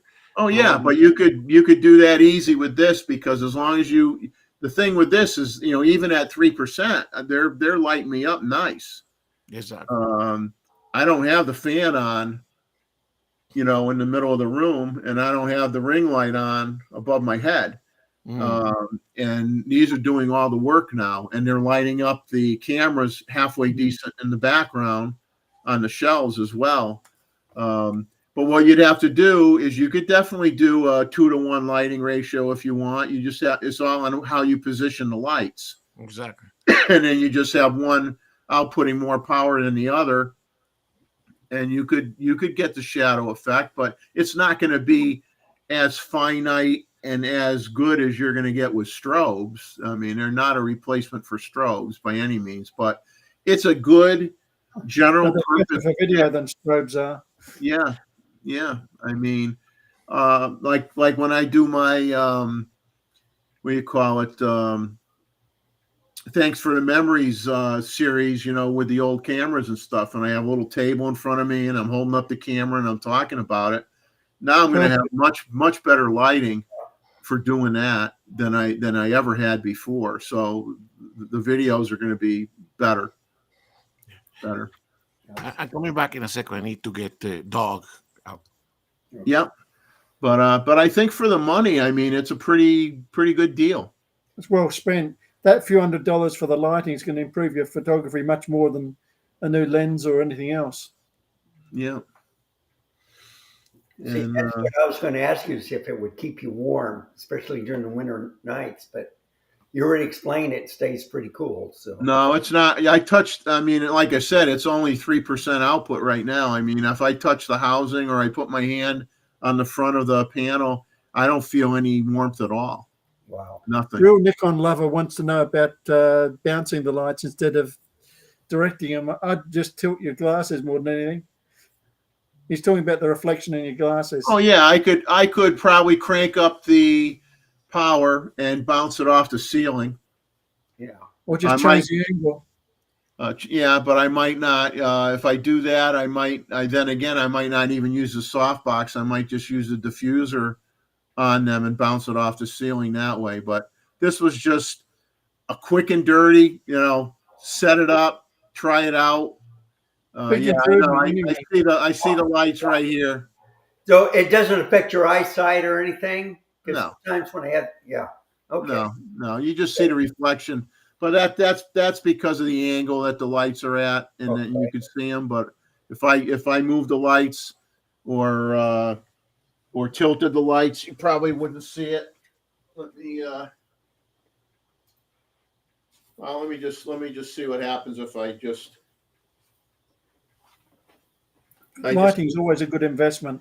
I just moved one light over. No, I can still see it. I'd have to tilt it up. Moving it side to side isn't going to do it, but that's some more playing around with it for next week. But like I said, for a quick setup, I'm very happy with it. Because you look great, and at 3%, I couldn't believe it. When you turned it down from earlier. Yeah. Sure. So you like this better than the ring light? Oh yeah. Hate ring lights. Yeah. I mean the ring light. I had to use. I used that because I used that more to light the background up. Yeah.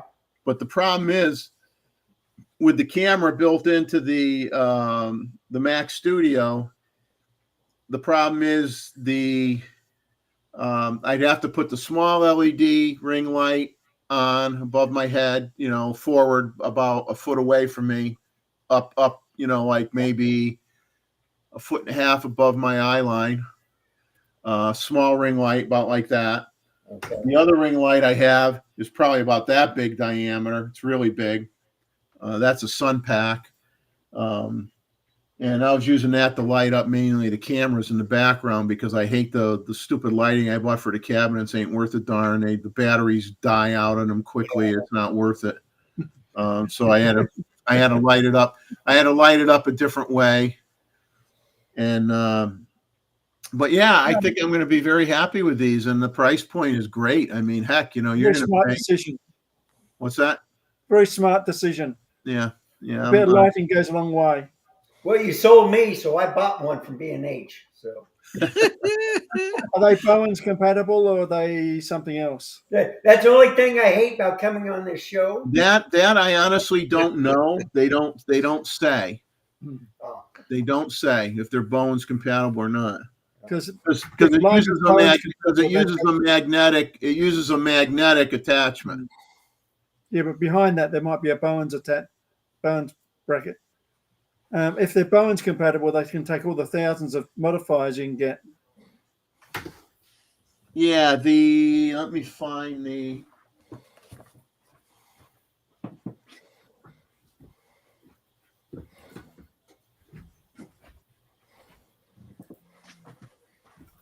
This is the back Okay. of the diffuser. Obviously, the dark areas are the magnet, the magnets. Yeah. And then let me bring a light over here quick. I'll drag over a light.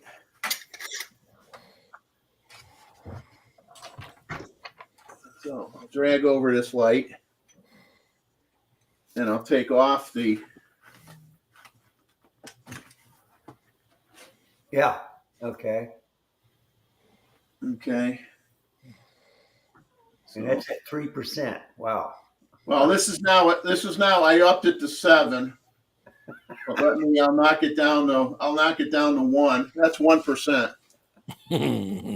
I'll turn it off so you can see the LEDs.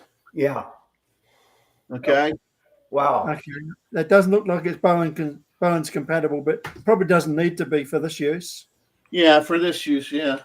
But it just, this thing you just hold it up and it just Clicks on. clicks right on. And boom. Looks like a perfect small video system. Yeah. Yeah. So I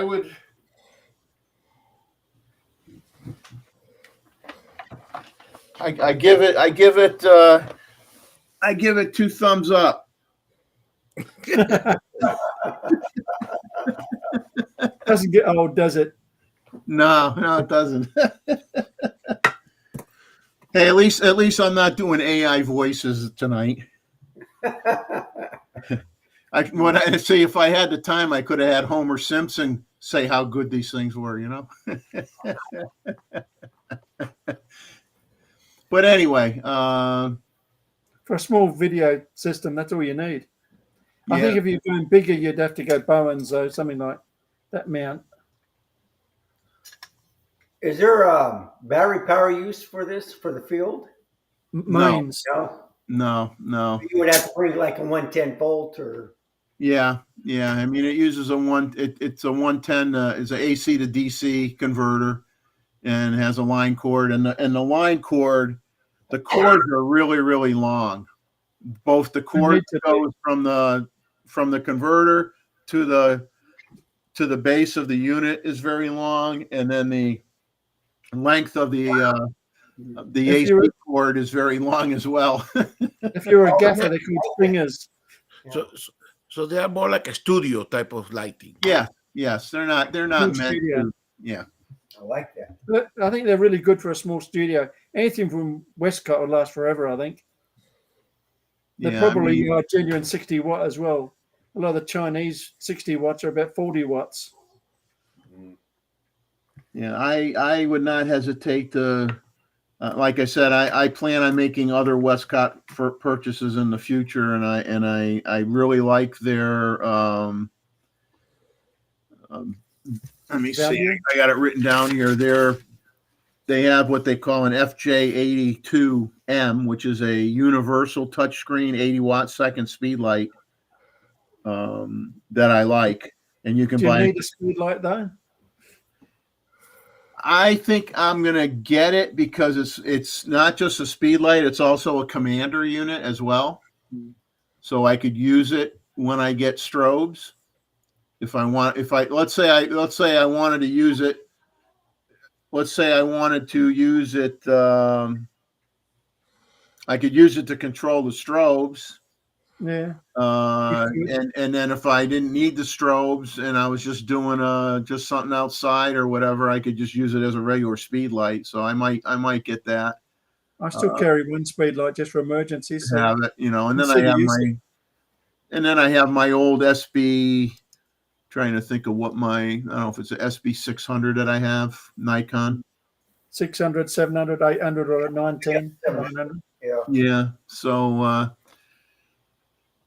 but anyway, I mean, I'm going to go that route because I think it's a quality brand. From everything I could read and see about it, they make quality stuff. It's reasonably priced. It's reasonably priced. It's not. It's nowhere near price. It's nowhere near the Professionalism price point. Let's put it that way. I like Professionalism, but they're too expensive. No, I tend to go through lighting. It has accidents. But yeah, I'll have to experiment with the angle or whatever, and maybe try it with just the diffusers on it versus the soft boxes, and fool around with it a little bit over the weekend at night, and see how I can, kind of, I got to learn it, I got to fool with it and experiment with it. But, right now I'm happy with it. And And then I got plenty of lights now. Anyway, I got the ring light. I got 2 ring lights. I got 2 of these. I got enough lights. Time to retire the ring lights. Yeah. The Sun Pack one. I'll show you that. I had to have some kind of light. This is the size of the. This is the size of the Sun Pack one. You got that at Best Buy? Yeah. Got that at Best Buy. I was looking at that too. Yep. Yeah. I had its bigger brother for a while, but it broke. Oh, okay. Yeah, Jeff, I don't like some of those because you see it sometimes in the video that if you wear glasses, you see that little circle, correct? You see the ring. Exactly. But for sure that those lights that you bought with the diffusers should work better for a nicer quality light. Ring lights always make Yeah, them if I take my glasses off. But then you'll see it in your eyeballs. You see it in my eyeballs? Maybe. Yeah, but looks good. Yeah. Woo! Woo! Yeah, that's freaky. Yeah, I should turn these up a little bit and do that. Yeah. Give you 2 thumbs up. Yeah, that'll be the next episode of America Horror Story. But then you have to bring the light from below. West got a good brand. They should be nice and reliable and service well. Yeah. Yeah, there's no battery power option for these, but I mean it's the price point, it's for in-home studio. If you're doing an interview with someone, you can light them up good and interview somebody. You have more than enough light for that. Like I said, good enough for taking non-critical, images you're not going to sell of your family and friends, for Christmas cards or whatever. Good enough for pet photos. Pet video in the house or whatever, and it doesn't break the bank. I mean, that's, and it's a good brand, good quality brand. But anyway, let's see. Terry's taking off.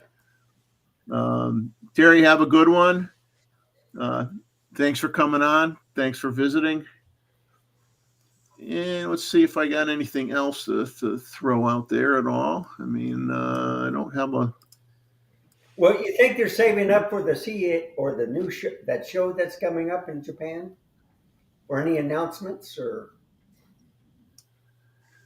No, well, they're saying that I think they're anticipating that Nikon, supposedly, according to Nikon rumors, if you want to believe them, that according to China supposedly has printed out the material for that show, and there is one Nikon camera that is in the material. So I guess one in the name? Yeah, it probably has a 3 in the name with a Z and a 6 and prior to it. So that I think they have no idea, but everybody thinks it's a Z6 III. Yeah. That's next. If I was a betting man, I would lay down my money on the Z6 III. Just looking at what it is. Dual processors. They're not going to have. Doesn't need them. It's not going to have dual processors. That would doesn't make sense. One, that's a bonehead move because it's going to hurt the higher end units that cost more money, and two, it would not allow you to sell it at $2,500. So that's horse pucky. If they came out with 2 processors in it, the only reason they put two of the prior processors in the Z6 was basically that processor wasn't really super fast, and it was limiting.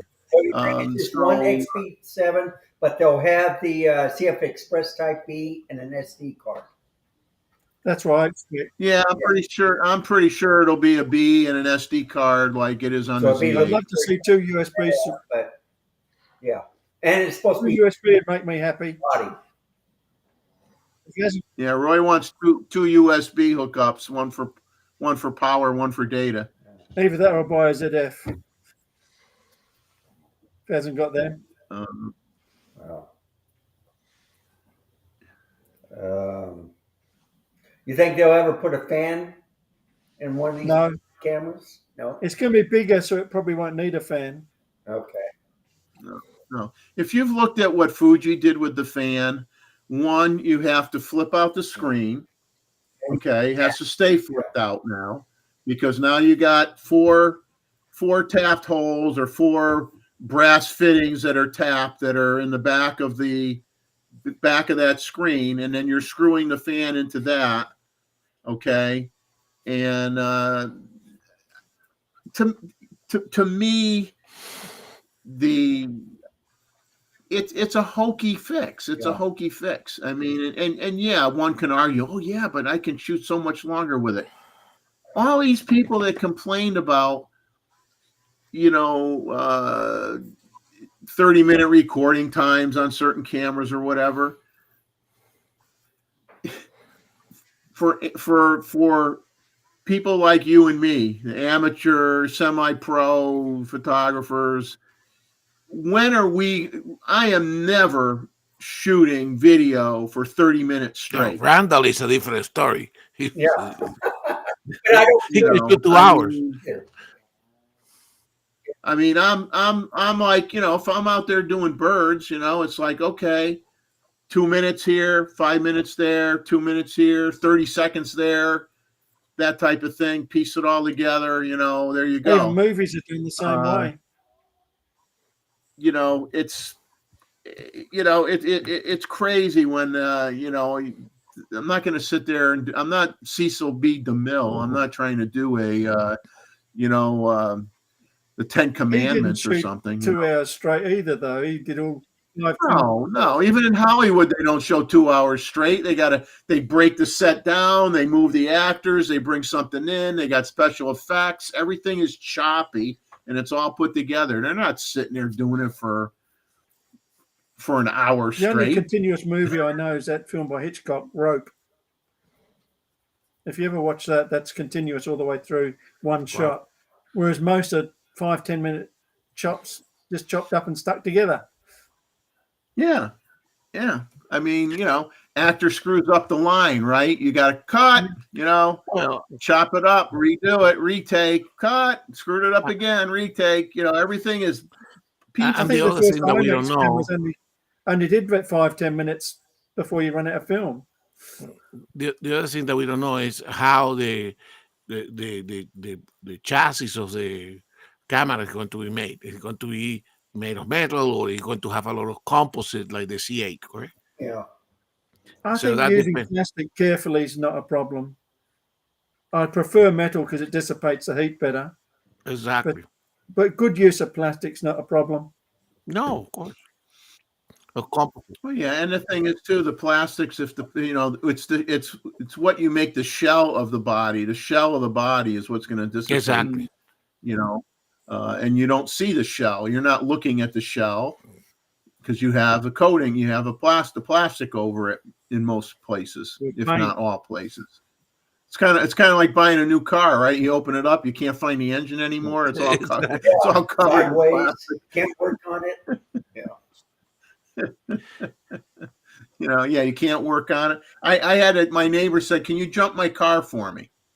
Now, I've never, other than when I first bought the car, I got a Honda SUV. Open the hood. And so I opened up the hood to put the jumper cables on, and it's like, all right, I can see the plus. I don't see the minus anywhere. And then there's a stud like that has a plastic thing like over the top of it, a stud that I could use for the ground, and I couldn't get in there to hook it up. So I had to look for like a bolt or something somewhere else on the chassis of the vehicle to put the ground connection on, because it wasn't like a regular battery where you got the two posts sticking up. It was like you had the plus was like a regular battery. The minus did not have a post like that. It was something You're funky. lucky. My wife's car, BMW, had the battery under the back seat. Ah, Took me ages to find it. Volkswagen. VW Beetle. Classic. Yeah. Wow. My dad had a Chrysler Sebring, had the battery in the worst place ever. You could not get to it because the battery was above the front fender, and you could not even see the battery when you looked in the engine compartment. Wow. So if you needed a jump, you were totally screwed. Good engineering, isn't it? I like simple old cars. But Replacing the battery is a problem. yeah. So Jeff, I So- have something here for discussion that Yeah. I can try to share. Let me see, because we had talked about that subject before. Let me see if it works, like if it's working all the time. Window, yeah. So it's a single slide, right? And so talk about exposing to the right, correct? Yes, that's what you're supposed to do. Yeah. Well, Yeah. the thing is that with the newest camera, I find less of a need to do, but I have been trying to check if we still need to do it, correct? And there were a couple of things that we discussed before. Remember when we talk about 12-bit versus 14-bit versus 16-bit, the number of values, correct? And this is Correct, actually numbers. Yeah. the basically the what is the sensor capable of using, correct? And this is actually that I have from an old book here by Stephen Johnson that justified exposure to the right, because although we have all these basically numbers of potential values that we can capture, correct, they are not equally distributed around the brightness, correct? There is more potential, there's more sensitivity in the brighter part of the spectrum of the than in the lower part, correct? So this example is for a 12-bit, correct, where you have 4,000 potential discrete luminance values that you can get, correct? You can see that in the very dark you're only capturing 8, but in the very light you're capturing potentially 2,000, correct? So all these numbers here add to the 4,096 that you have with a 12-bit camera. So Yeah. I'm sorry. go ahead. I was just gonna say when I'm doing it, I don't go like. Can you see my arrow? I don't know if you can see my arrow on your slide. No. Well, like say you go up vertical for where the bottom row says 2,000. I don't put my peak in that where that 2,000 is. If I go up like a column, Exactly. I don't put it there. I might put it in the 1,000 area. Exactly. I basically go 75, 80% to the right. I don't go all the way to the right. Exactly. I mean, and that's where we were talking the other day of the ability not to clip any value. Oh, you don't want to clip any highlight, Right. correct? And Right. certainly with the C9, the C8, it's more ISO tolerance in that respect that you can. Yes, your ISO intolerant.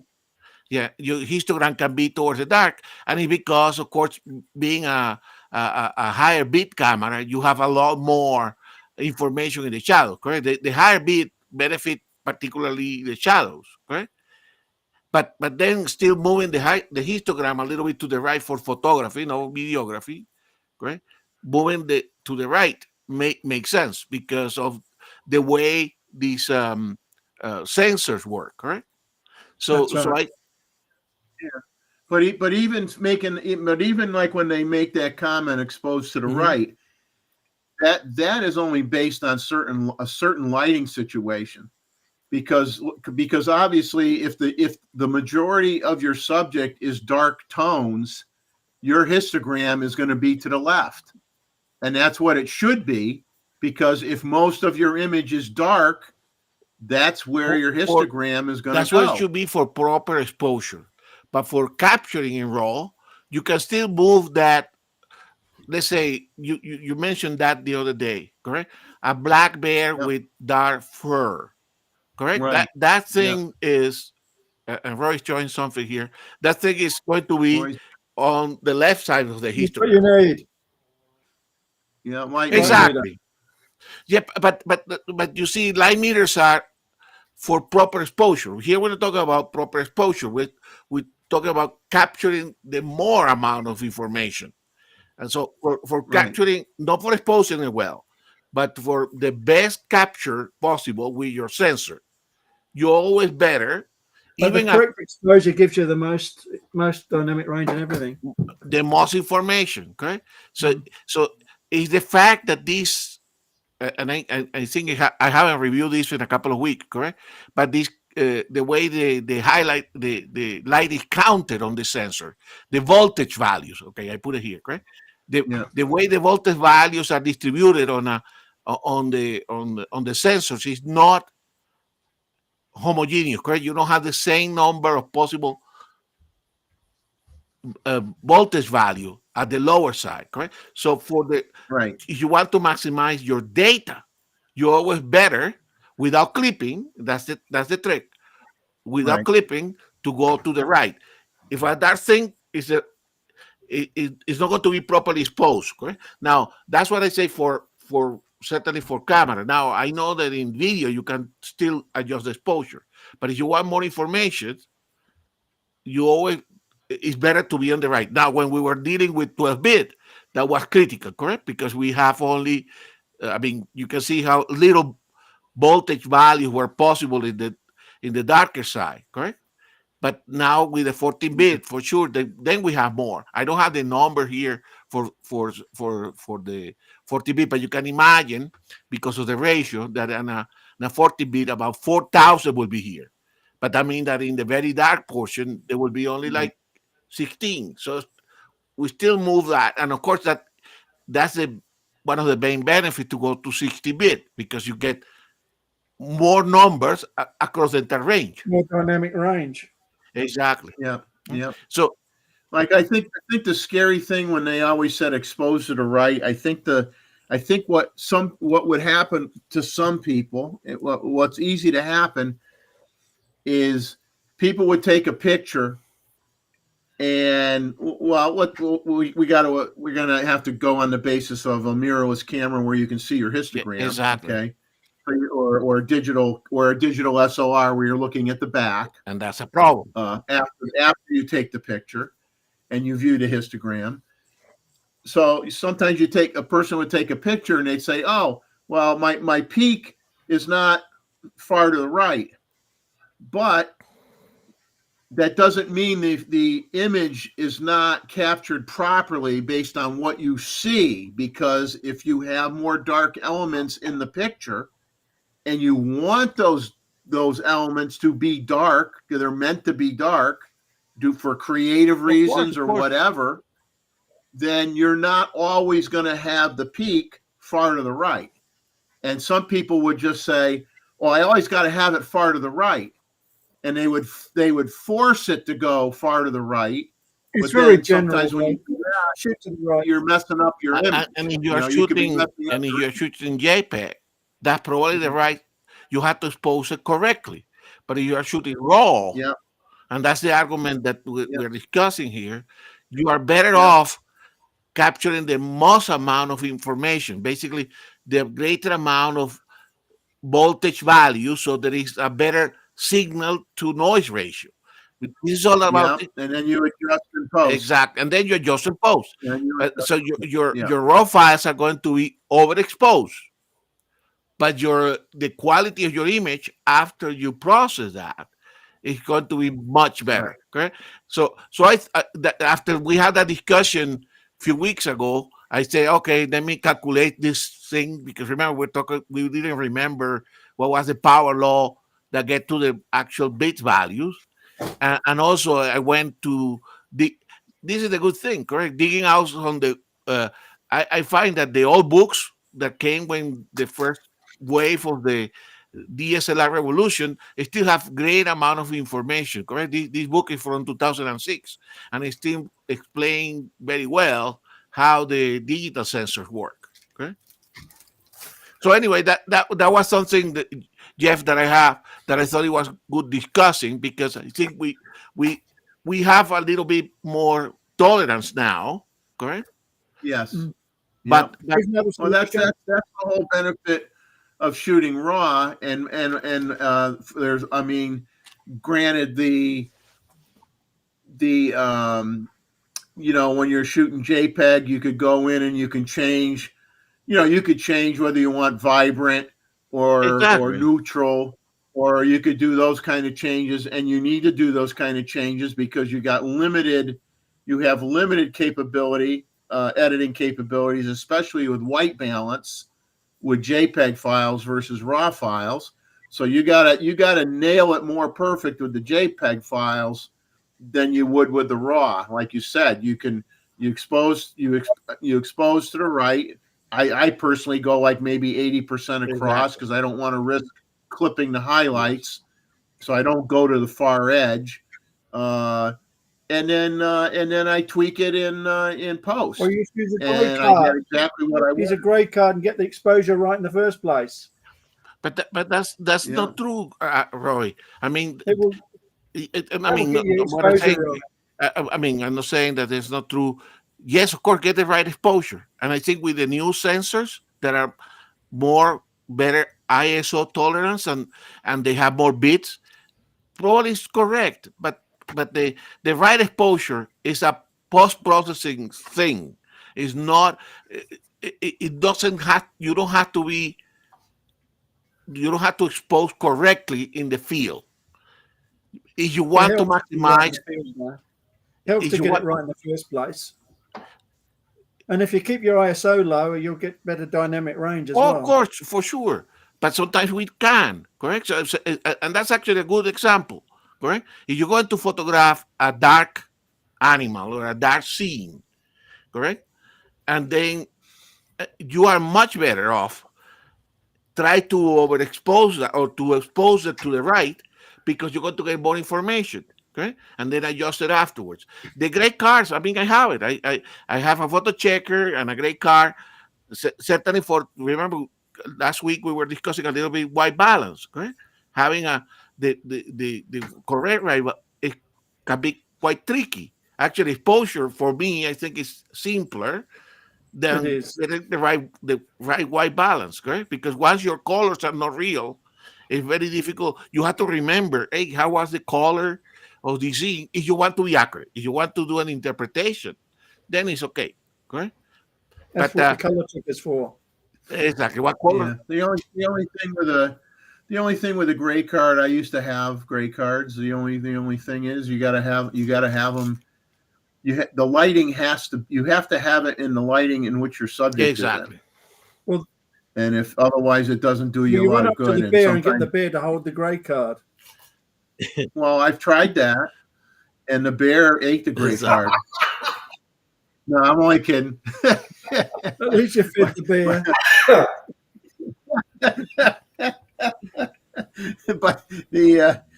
But you know, like Gustavo says, you get this stuff out of old documentation.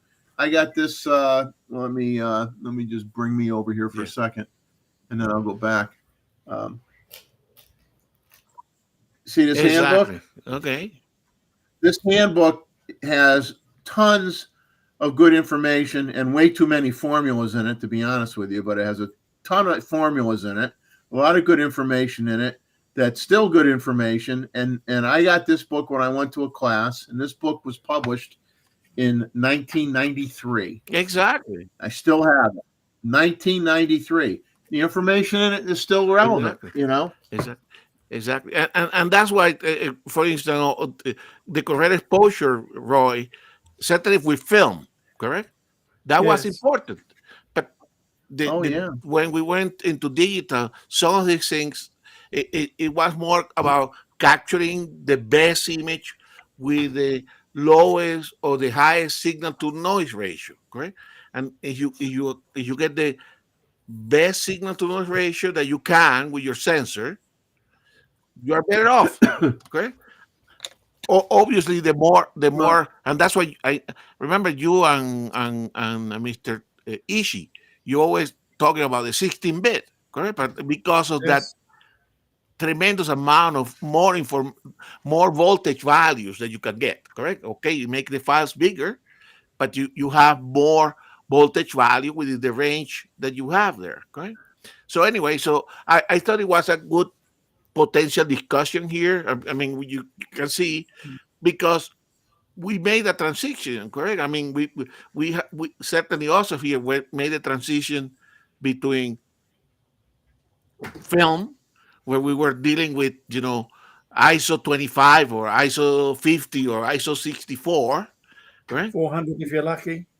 400, you're You lucky. don't mind the noise. Well, what was the Roy? Wasn't the exposure latitude on a lot of film like 7 stops or Yeah, less? probably less than that. But with film, for negatives, you used to overexpose, and for slides, you used to underexpose a little. Exactly. Yeah. With slide, you would always. I mean, I did a lot of. I did mostly slides myself. Well, that's all most commercial people used to take. Always underexposing. So when we first came from transition from film to digital photography, with this situation that we have here that we were talking about, correct? We were doing the wrong thing because we were underexposing and therefore creating more noise to signal ratio, right? Not the best quality. And then we moved this direction, but now that we have higher bit, then there is not such a need to go to the streams, okay? And that's why I think people people good these days. Cameras do a good job of exposure. The problem I have is if I've got a set of pictures that all have to look the same, I'd rather go to manual exposure once I've got it right, then they all look the same rather than have them all look different. Yeah. Well, unless you prepare to process every single file, correct? Which in some cases, for me, it doesn't matter because if I take a photo shoot for an animal, I may shoot 1,000 photos and I take only the best 20, correct? And therefore, it's not so much of a problem, correct? Well, the thing is too. What's nice with like if you're. I mean, I use Lightroom, but everybody uses their own thing.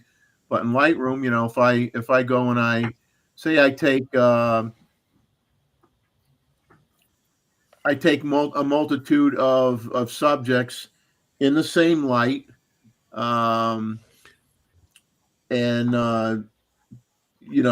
let's just say they're all white birds at this time. Let's say they're all white birds. So I'm doing my exposure the way I want. I get it into post. I do some tweaking, and then I just save those settings and I copy them on all the other images that I took in the same area with the same type of bird, and I don't usually have to do any more changes because I could just copy my adjustments and apply it to as many images as I want, and it saves me a lot of time. So I don't have to, tweak every single image. Doesn't have to be tweaked. I mean, same here. But now, probably when you are doing your 4K 120, you want to expose correctly for that one. Otherwise, you have to make it's different, correct? I presume that with video, so it becomes a little bit trickier, though I'm not an expert on that. Well, and when you do the video, you have depending on what kind of video software you have, but most of them have like color wheel adjustments, and you can adjust highlights, shadows, overall exposure, that type of thing. So because sometimes you get the reason that I try to shoot my videos early in the morning before, like let's say sunrise is at 7 o'clock. We'll just pick a time, 7 a.m. I'll try to do my video between 7 a.m. and 8 a.m. By the time 8 a.m. comes around, especially if you're talking white birds, the lighting is getting too harsh. Exactly. Now, the fix for that is, and this is another thing I'd like to see in like some cameras have it, most don't, is I'd like to see cameras, I'd like to see all the cameras have an electronic ND filter built in. Exactly. Electronic ND filter built in. Because, okay, so now the birds are starting to get white, are starting to get a little bit too blown out or whatever. I may not be able to compensate for that enough with my exposure compensation, or I don't get the look I want, and I need to use a ND filter. Well, the problem is, me personally, I'm not going to spend the stupidly high prices for the large ND filters that I would need for a 500, 600, 800 millimeter Exactly. lens. I'm just not going to do it. That's just me personally. I'm just not going to spend that kind of money and buy a whole series of ND filters For the 800. for very large thread diameter for filters. So I would rather just shoot the videos early in the morning when I don't have to worry about it, and then from there I deal with stills. Because the videos, it's like you get the zebra stripes or whatever, telling you that you're overexposed, and you really can't mess with your shutter speed, because with video your shutter speed is supposed to be twice your frame rate. So if you're shooting 4K 120, you got to be at 1/250th of a second. When I did my 4K 30 this afternoon for the video that I showed you guys, I was at 1/60th of a second. Okay, that's the norm, what you're supposed to do. So then you're always adjusting your f-stop. Eventually, you can't stop down the lens enough to get the result you want. So I personally buy the ND. I buy the ND filters, and I'm ordering. Maven came out with their second wave of filters, and I'm buying their. I already invested in their second wave, and I'm buying their combo ND/circular polarizer filters. And I bought them basically to use for my wider angle lenses. So I took my wide angle, my widest lens right now, Z mount, is my 14-30.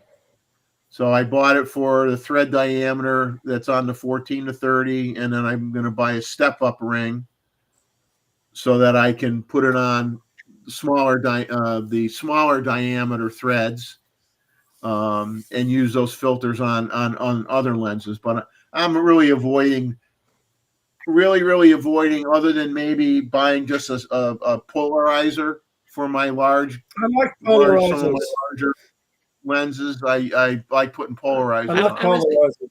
Yeah. Yeah. And I agree, Roy. And polarizers, they have a specific function, correct? Because Yes. they modify And they got two stops of light if you need to. exactly. Bonus. But the question that I have for you, because I don't, so how do they?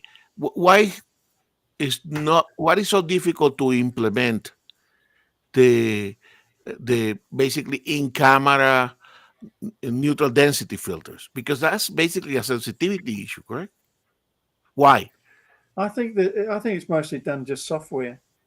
Exactly, I but like why? the more expensive Nikon lenses and that use slip-in filters. I know, but I understand that in camera software wise to do a polarizer is difficult, correct? Because the polarization. I couldn't do a polarizer. Exactly. Yeah, they can't do a polarizer, but they can do an ND. But why don't we have it? That's the question. I don't know. Some cameras do. Okay. Especially movie cameras. Some cameras do.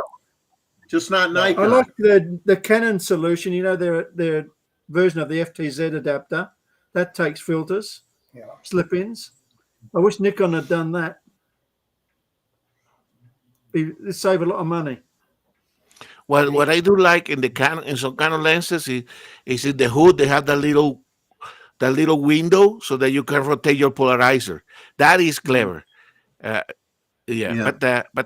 But certainly the neutral density, which is just to change the brightness of the scene before, as it comes into the sensor, the mechanical solution that we have, correct? Which I understand is basically the use of two polarizer elements coming together, twisting against each other, correct? But why that is not common in all the cameras, in electronically, I don't know. So Randall, you shoot a lot of video electronically. Well, yeah. So I was interested in that too, and what I think would be solving besides the software, implemented in the bias, whatever you would call it, is why don't they make a filter for the Z mount where you put it at the end to slip in, and that way you don't have to put it for each lens. You just put it in when you need it, and it's all the same size, and you can use it for any lens. They shouldn't make it into the adapter or okay. There is one available, but I remember trying it a couple of years ago when it first came out. These little filters just fit into the body of the camera, but they were very fiddly. Okay. So more like what Roy is showing, like a drop-in, but it fit into little the body drop-in element with a little wheel that you can rotate. Yeah, and if like Ray says, if you're putting it for the rear element, then the filter diameter is smaller, so the cost should be a lot cheaper. Usually is because you're not because like what in the heck is the thread size on the 800 PF? Like a 113 or something like that. Yeah. So those filters are going to cost you an arm and a leg. Exactly. And actually an arm and both legs probably. So it's like, so if you could buy a filter that you just need this for the back end, theoretically it should be. Yeah, I love slip-in filters. Probably 2/3 cheaper. And like Randall is saying, universal, correct? It should be universal because the back of the camera is the same diameter. Exactly. That sounds like a good solution, Randall. Good brainstorming here. Yeah. Robert Daniels is joining us. He came in about 5 minutes ago. So hello to Robert. Just goes in the back of the lens. Yeah. I mean, I got the the PF 800 should have had a slip-in filter. Yeah, the 800 does have the slip-in filter, but you know what's sad is they're screwing you on those. You look at the cost of those; they're ridiculously high. And they've changed the size, so you can't use the old ones. Right. Yes. They shouldn't be that expensive. The reason that's the problem. The reason they're expensive is because they're not used they do not have to produce they can't produce a high enough quantity. They don't sell enough of them to bring the cost down. So it doesn't, they don't have the scale of cranking out thousands of those things. It's a better system. So you pay more money for it.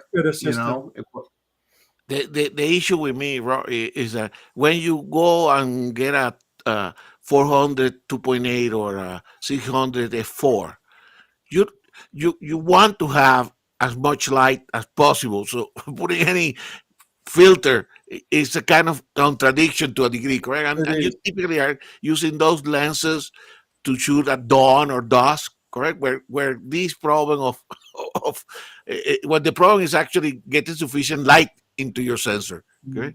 Not taking light out. Yeah, I mean, for what we're shooting and the hour of the day I'm shooting at, the sun is not I'm not usually shooting to the point where I need a polarizer on the lens. Usually I'm shooting with nothing on the exactly. lens. Because of the hour of the day that I'm shooting.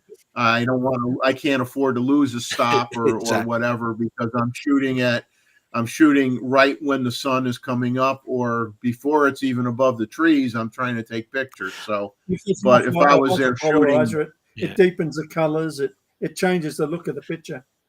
But not at that time of the not at that time of the day. No.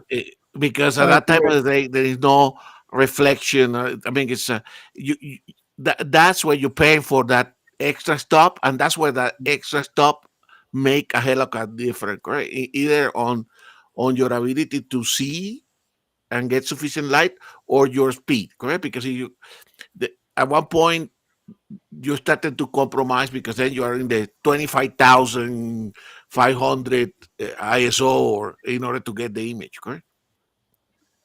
Well, the thing is, like, if I'm there, say I'm there till 10 o'clock in the morning. Yeah. Now that's a different story. If I'm there at 10 o'clock in the morning, I'm going to put a polarizer on that lens at that hour. I'm going to put a polarizer on it. But at 7 in the morning or 8 in the morning, I don't need to do that. But the other thing that the polarizer is good for, beyond darkening the sky or making your foliage look more saturated and better colors, is if you're doing street photography and you're shooting through windows of a business, you can get rid of that glare off the glass and so that you don't see a reflection from maybe a car that's in the window. You could basically tune it out, and you can also cut down on if you do automobile show pictures, you want to knock down the reflections off the chrome. Exactly. No, and actually, so you want to use so that the filter is the best. That's the best filter in your bag, really. Exactly. And that's actually the other use is, and I thought about it, but there was too much of a change in conditions. If, let's say, you're shooting in a river and you want to see some of what is on the water, stones or the whales, correct? Yeah. You want to eliminate some of the reflection from the water. Polarizer is the best possible use, but you have to have a lot of light to begin with. The light has to be at the right angle. Exactly. But I also use them under lights. And that's what I like, that Canon little window in your hood, because when you have your hood and then you have to go in front of that to rotate, that is terrible. I saw a video where someone used a pantyhose because they forgot their filter. It doesn't work. Yeah. I should have put it over their head. You know what, they used to use that sometimes to try to soften up around the edges. Yeah. And then people used to get filters, clear filters, Vaseline. And to get weird effects, they put Vaseline on the front. All those things you can do in Photoshop now, so they're redundant, but the polarizer is still unique. The way the polarizer makes it look is still unique. Exactly. But back in the SLR days, not the DSLR days, but not the DSLR days, but SLR days, you had all those filters for starbursts and all these special effect filters. As if you need them. You bought all those filters. You could buy a filter so that only the middle of your image was sharp and the rest was all blurry, and the other way around. I remember now. Yes, the Hoya filters, okay? And I actually remember what I mentioned before. That brought me to that I said about this special mine in Japan that produced the glass. Actually, it's called Hoya. That Hoya is the largest supplier of optical glass because they work out of the Hoya reservoir or the outcrop where they mine that so that closes the loop there. I didn't remember. It's called Hoya. It's Hoya, Japan. Yeah. It's where they mine the sand. half the fake filters are Hoya as well. Yeah, and that's why the Hoya filters are called after the sand that are produced for the glass. But I agree with you, Roy. Having that chunk of raw glass, no polish, just the raw material out of which the lenses are made, that's a neat That'd but be a nice paperweight. souvenir, wouldn't it? Paperweight. You ever see those? The website there, Etsy sells them, where people take a camera body like a Canon AE1 program, and they make a work of art out of it. They take it apart, like they make it into like an exploded view, and they sell it to you like that, like a model. You know, it's just a decorative thing, but they take the camera and they might cut the lens in half. You know, so you see so you can see how the inside of the lens Well, is the makers made. used to do that with their cameras to show you what's inside. Yeah, so you got people now making these designs for art, basically artwork, where they're taking camera bodies, old camera bodies, and they're breaking them apart in pieces, and you could see how it went together. You know, it's kind I'd of rather neat. play with the camera. You used to go in a shop and you'd always see these half cameras and half lenses on display. Yeah, they're probably a good collector items, correct? Yeah, I'd like to collect a few, but you don't see them anymore.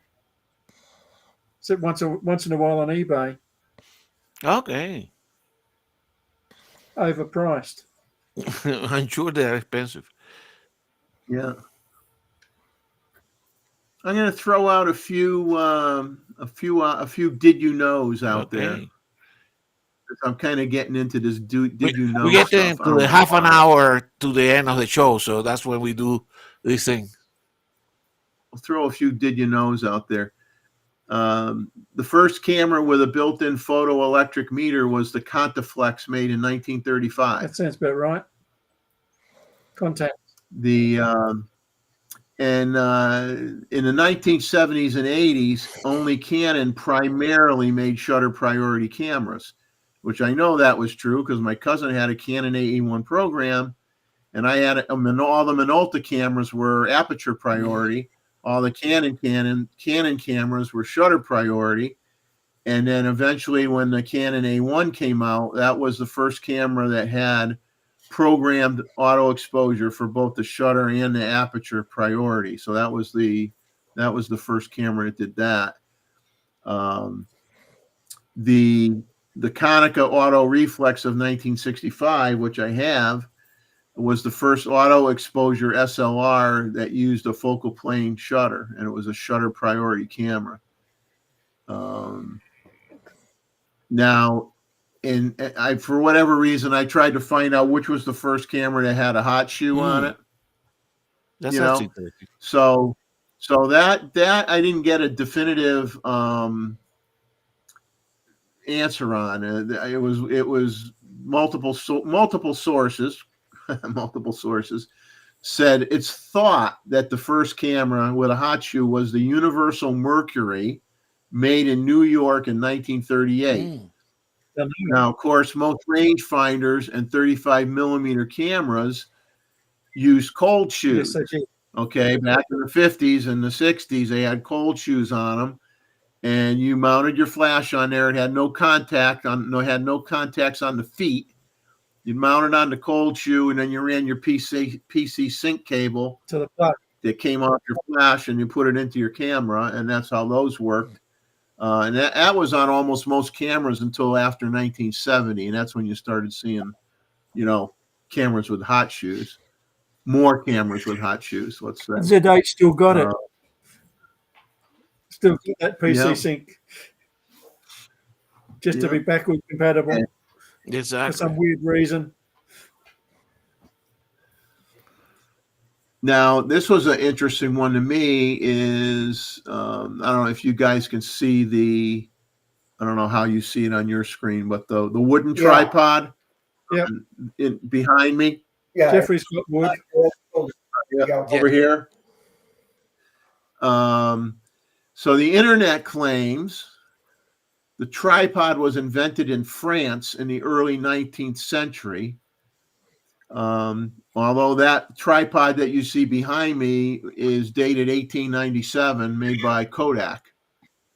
So who knows when it really came out, but the first, before you had camera tripods came out after they weren't specifically made for cameras, but you had tripod-like devices that were used a long time before camera tripods for surveying equipment. So in the early 1800s, and they'd be the ones that had the 3 legs, but then they'd have braces going across them, and it was like the legs were like 2 pieces of wood. They were wider, it wasn't just a thin piece of wood. Video cameras. Yeah, so you still have it on video cameras today. So those were out long before you had camera-specific tripods. And then the first ball head was introduced in the 1930s. Still don't like them. Oh, and this was my comical little slap in the face to the Sony A9 III. So Sony lovers, don't get mad at me, because as I wrote this, I just had to interject a little bit at the end about the A9 III. The first electronic flash using flash bulbs was invented by Harold Egerton in 1930. He took advantage of the short duration to make several iconic photographs, such as one of a bullet bursting through an apple. Wasn't he the guy that invented the electronic flash? That? Yes. Yeah, he was. Flash bulbs. Well, they weren't flash bulbs. They considered electronic flash bulbs, not necessarily auto thyristor types, but a flash bulb was still considered electronic. But I found it funny that a content creator reviewer, they had an image of an A9 III capturing a bullet leaving a gun. So this is a reminder that you don't need that technology to achieve this, as it was done in 1931 with a flash. Well, the flash is totally separate from the camera for exposure anyway. Yeah. But they make it out. I was just waiting for some Sony reviewer. I was just waiting. I knew it was going to happen. So I said to myself, someone is going to take a picture of a bullet coming out of a gun, and they're going to make it out like you can only do that with the A9 III. If they did it without a flash, I'd be impressed. Yeah. Well, I remember in the last Olympic, correct? The Winter Olympics, there was a famous, which was shortly after the C9 became available, correct? That there was a famous photo of the bullet JPEG coming out of the barrel of one of those, mixed shooter skiing effect. That's what's done with the C9 at 120 frames per second. Yeah. The thing is, anything you can do that with any camera. It's just that's all done by the flash, not by the camera. Exactly. No, but in the case of the 120 frames per second, it's because they can just go and shoot. You don't have to time it perfectly, correct? Mm-hmm. Yeah. Because the trick with the flash is you still have to time it.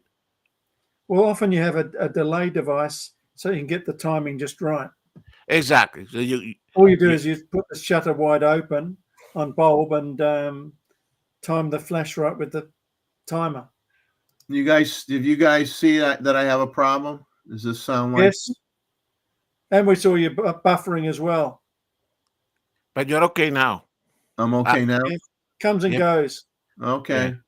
Yeah. But we are watching it through the restream, so our experience may be different from the audience. But buffered. Yeah, they're watching it on YouTube. They may have a different result. Exactly. Results may vary. How often do you hear your results may vary?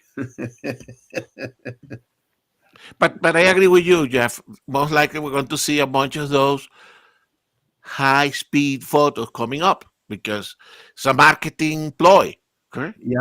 Yeah, it's nothing to do with the camera, though, is it? It's all about the flash. Well, and the true high speed camera, correct? The one that are used in industry. I mean, those are, That's different again. that's different animal altogether.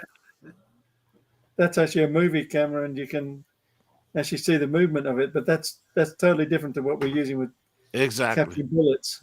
But if you turn that flash down, the actual duration reduces as well, so you get a faster flash. And that's why in nature photography, that's what was used to freeze the hummingbird, correct? It Yeah. was to, but because the light doesn't travel that far, then you have to put a fake background, correct? That you could illuminate as well. It's a lot of trouble to do that, and that's why I think having a high speed sync is attractive to me, because I don't need, I hate putting fake backgrounds. Yeah, I'm not. High I'm speed not sync a, works, but I'm not a fan of it. If you want precise illumination, high speed sync doesn't work. It drains the batteries too, and the flash. Yeah. There's But we also would high. see. yeah, I'm not a fake background guy myself, and I don't do. I pick on some people sometimes that they're really into the fake skies and stuff like that, Oh, and I don't do that. Hey, I mean, if you're, I understand it. I mean, my someone I know, put a fake sky in and took the same image I did, and I didn't put a fake sky in, and obviously, his image looked better than mine, because of the fake sky. But I just choose to. I mean, granted, I may go in and adjust my luminosity or something. If I have a little bit of blue in the sky, I may lighten or darken the blue slightly or what have you, for effect. But I don't physically replace the whole sky. But a lot of people do, and obviously it would, if I printed out my print and he printed out his print, and you put it in front of somebody and said, which one are you going to buy, they would buy the other person's print before they bought mine. but if you print it for yourself and you know it's fake, you know it, correct? So it always bother you that you know it. Yeah, it's just Never feels as good, does it? No, no, it's that whole, that brings up the whole conversation of, like, I remember all the stink, that was made, that, and probably still being made, but there was like a decade where everybody was beating up on people that were doing glamour magazines and Yeah. any magazines with females in it, female models in it, and they'd say, oh, that ain't how that person looks. That's photoshopped. Everything, that's a Photoshop image. That's a Photoshop image, because every blemish got removed from the face. Any you'd see an actress that had a beauty mark on her cheek or something, and then on the magazine cover, the beauty mark wasn't there anymore. So that was a big hot topic for a while. And the same thing with and then you had the phase when we had when HDR first came out. People got way carried away with HDR, and Everything looked like cartoons. yeah, everything looked like there's no way that is what you saw. There's just like no way. It was just colors were way too saturated or too vibrant or whatever. And you said there's no way, because they overdid it. You could do an HDR photo and have it look very realistic as long as you don't get carried away with it. But so you have all these phases that we go through where everybody is like in an uproar over a certain a technique or whatever in photography, and now we all have to deal with, now we got to all deal with AI, because that's like the new problem. And now, I mean, who are in trouble? Models, because the and I'm afraid. I mean, we're not going to live long enough for that, but certainly for younger girls, this issue of body image, I saw you guys probably have seen that because they have been circulating in the internet. Those software that create artificial models for photo shoots. Can you tell them I want a girl with this and that, and I create those things are becoming impossible. The only thing is that they are too perfect, correct? But they don't look like animation characters. They look like real people, correct? And once you get a model that you think attractive, these people create even accounts for this model, and they interact and they get money out of those. It is so. Imagine for a younger girl growing up in a world where they think they need to look perfect. These people are not real. Correct, they are not real. So that's a scary future. Not for a photographer. We don't care, because I mean we try to portray reality, but people that has all the insecurities that come with being a young person, correct, they have Well, to. that has had meant a detrimental effect to a lot of young women. Yes, but we're just scratching all the Photoshop images. We're talking about a model that have been retouched. That's scratching the surface. These AI models, they are.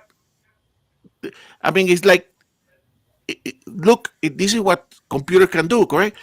They understand what they understand is psychology, correct? They understand the what makes a person attractive, and they will look for every single image in the internet and construct a person that will be attractive for the majority of the people, and that person doesn't exist, correct? So Well, it's like, remember you had there was that, maybe not as much now as it was a few years ago, but for many years you had the issue with where the models on the magazines were lucky if they weighed 98 pounds if they were soaking wet. exactly, So then you had young women and young girls, having eating disorders because they thought they were fat, and they weren't exactly. fat. They were healthy. They weren't And that is nothing, Jeff. That is nothing with what is the programs that are. I mean, they are the people that are making money is the people that make the software. I think Mid Journey and Leonardo, they produce fake people that are to the human brain the most attractive, perfect people that we can see. Okay, and once you tell them, hey, I like, they say you you prepare you give it a description to give you 10 different models, right? And you can even tell them, hey, make that model look like Brooke Shield, correct? And it doesn't create Brooke Shield, it creates somebody that has some of the attributes, correct, of Brooke Shield. And then when you say, okay, select that one, then you can have that model based on the attributes that you program to do any other pose. Now, obviously, it's scary, and not for us. We want to portray reality. I mean, it's like people talking about AI for, hey, if I don't have a wedding and I couldn't go to Paris for my honeymoon, but I put myself in Paris. I don't care about that. I want to be in Paris. I don't want to have a photo to show somebody else of me in Paris. I want to be in Paris. But this is for us. We are not of this age that is coming. This age that is coming is more important for them what other people think of you than what you think of yourself. Correct? I mean, this is the sad reality, in my opinion. I'm sorry that when they I start when they start doing the fake model thing, and let's say somebody says a young woman is looking at that and says, "Oh, wow, isn't that beautiful woman?" And maybe exactly. maybe the lips are a little fuller or whatever. Next thing you know, they're out getting Botox injections in their lip, Exactly. or Botox injections in their cheeks, so their cheeks are more pronounced. Where I mean, it's just going to exaggerate or that problem even more. I mean, it's And guys, sorry for the ranting, but that actually is great concern to me. Right? It's a It's worry to all of us. I think it the, might go backwards with any luck. Like a lot of movie stars are not having Botox anymore because their face doesn't move the way it should, and they don't show the expressions that they should. So a lot of movie stars are gone away from this sort of thing. Yeah. And that's what we were talking earlier. That at one point we're going to start value reality because it cannot go forever like this. It's going to create a lot of problems. There needs to be some way of actually specifying how much of it is artificial intelligence and how much is real on any photo or whatever. Exactly. Well, you have to look at this too, is with virtual reality, if they don't need any models and they make their own, there's less work for people to do. Yeah, Exactly. it's always going to be Luddism. And that's what I was saying, Randall, with the disappearing. People talk about generative AI replacing society, or certain work. Well, the work of a model, that's one that is going to be replaced. I think in that, I think it was a YouTube or it was in the news. This guy from an agency in Barcelona, Spain, that got fed up dealing with models, correct? Because model can be capricious, correct? You want to call it that way. Then he created his own model, and then I want to model this dress. He go and photograph the dress, put it on that model, and voila, he doesn't have to pay anybody. I saw that video. Yeah. That was scary. That was actually very scary. There's good and bad models, though. Many of them, you can see why they became models, because they'd never be a brain surgeon or a rocket scientist. Exactly. But that job is going out of the window. Yeah. You think that product photography is dying, and they're doing that? Well, it's all AI now. Good thing you made your money when you could, Roy. Yeah, I'm not going to make much more, am I? Well, that's what we are, Roy. You have to be a man of your time, correct? Mm-hmm. You have to be a person that live within the confines of your lifespan, because that your skills and things can change, correct? And maybe in the future that skill is not needed. You needed to. That's why living forever is not a good option, correct? Well, no, I'm going to live forever. A guy trying. You live forever. You got to go through retraining every 40 years because Exactly. you won't be employed. It's worse in the computer industry. I used to be in the computer industry. The amount of updates you have to do to keep up with everything is horrendous. So what do you think of the models that have like rings in their noses and tattoos all over the place? Well, that's almost every female waitress in Myrtle Beach looks like that. Then you look at an AI, you don't see any tattoos or anything on them. So you can remove the tattoos, but in the eye. But I agree with you, Randall. It's but I mean the concept of beauty is it changes through time, correct? Yeah. And I particularly, I mean, I'm expressing your opinion, personal, but tattoos are not my thing, correct? So, if you ever do a portfolio, you have to show the tattoos. I think that's what people want to see. I think for some people, I don't know about all, but for some people, I mean, I know people that have tattoos, and some people do it because, let's say, it tells a story. And sometimes a tattoo is done in remembrance of a family member that passed away. Exactly. Or something like that. Or telling someone uses it to tell the story of important things that happened in their life, or having their first child, or that type of thing. Exactly. And so there's a lot of reasons people get tattoos, but yes, my kid had one, and I just said, oh, just be careful what you do or how big you make it, because I says, when you get to my age, your skin gets all shrivelly looking, and that tattoo ain't gonna look so great anymore.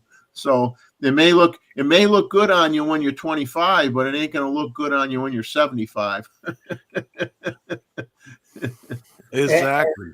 When you're ordering in a restaurant And if the waitress comes over with the tattoo, make sure that your spouse or your mom especially says, Randy, do you have a tattoo? And I says, no. Well, I'm glad you don't. Yeah, if you make that waitress mad, what is it? That one movie, what was it? Where David, he was on that FBI show where they search for aliens. Oh, Did David Duchovny. yeah, he did one movie where he was on a blind date and the waitress got mad at his date and poured out the bottled water and put in tap water. What it was Archie Bunker. Most of them do that anyway, don't they? Connor. It was one where his wife passed away, I believe, and his wife's heart saved the girlfriend he met. And Minnie Driver. What was it? It was well, anyway, it was a gorilla sanctuary, and every time she went in there at the zoo or the sanctuary, the gorilla put the hand up on the glass, and you kind of knew that was the heart that Minnie Driver had now, and it was a great movie. I'll have to look it up. That's going to drive you nuts the rest of the night. Yeah, you're going to look that up till you go to bed because that'll drive you nuts. That's like me. I get something in my head and I'm like, I can't remember it. And the next thing you know, I'm like searching and searching and searching to try to figure it out. Hey, Joe Mansland is in the house. Should you join for a bit? Well, we're going to, it'd be a very short bit, Joe, because we're going to call it quits in 9 minutes. It's up to you. That would be, he can join to say bye-bye. That's good, Joe. Yeah, I found it. Return Well, actually, Randall, this is actually where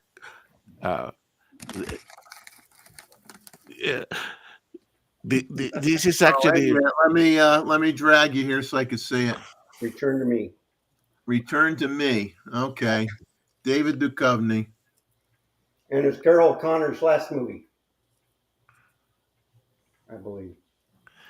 Yeah, this is what sci-fi is good at: exploring the possibilities and the weirdness of people. Exactly. Okay. Well, we still have 19 people on here, which is amazing for almost 2 o'clock in the morning. It's nearly 6 o'clock in the afternoon here. I'm trying to think. Outside. Trying to think of who the 19 people are, minus 4, so 15 people. But unless you've logged on it separately, would that show up as one of the 19? That's true. Yeah, I mean, people could be, just because they could be viewing but not in the chat. So yeah, they could be sleeping. That's right, or we put them to sleep. The nice thing about it is, at least they'll show the whole show while they're sleeping, and then when you log off, you say, "Well, I still got 20 viewers." So I know last week's show, I was hurting. I was extremely tired. We saw that. I think you guys picked up on that. I was hurting. I was dead tired before the show ever started. And then we still did the 5 hours. I have no clue how we did it. I have no clue. Unless it wasn't 10.5. It was like, I should have like a hospital stand next to me with an IV with Coca-Cola coming into my body to keep me awake, Give me Pepsi. I like Pepsi better. But one thing it had to be said of you, Jeff, because I know Chuck did the marathon, but you have been very consistent at the 5 hours for a long, long time. So you do quite well on consistency. You may not Yeah. do the 10-hour ones, but you do the 5-hour one all the time. Yeah.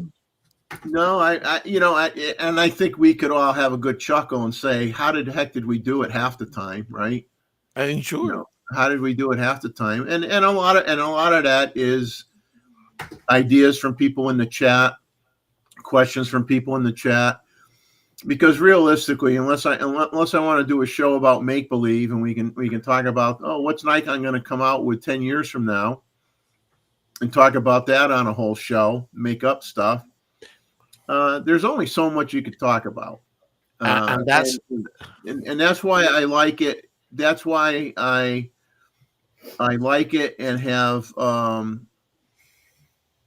encouraged people in the chat to share ideas and do presentations if they wish to, and bring them on the panel. Let them share a technique. Let them share something that they bought that they want to share with everybody, because that's how we need that kind of content to fill in the time slots. I mean, we can only come up with so much stuff, and that is what Chuck find out, correct?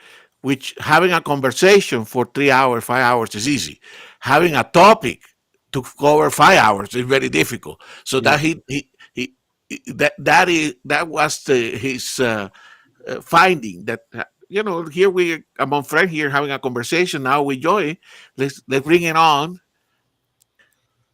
Well, what we got to do is when we run out of ideas, we look for this guy named Joe Man's Land, and we bring him in on the show a few minutes before we're going to go off the air, and then he could tell everybody that he was on the whole time and that we just didn't notice him. Right, Joe?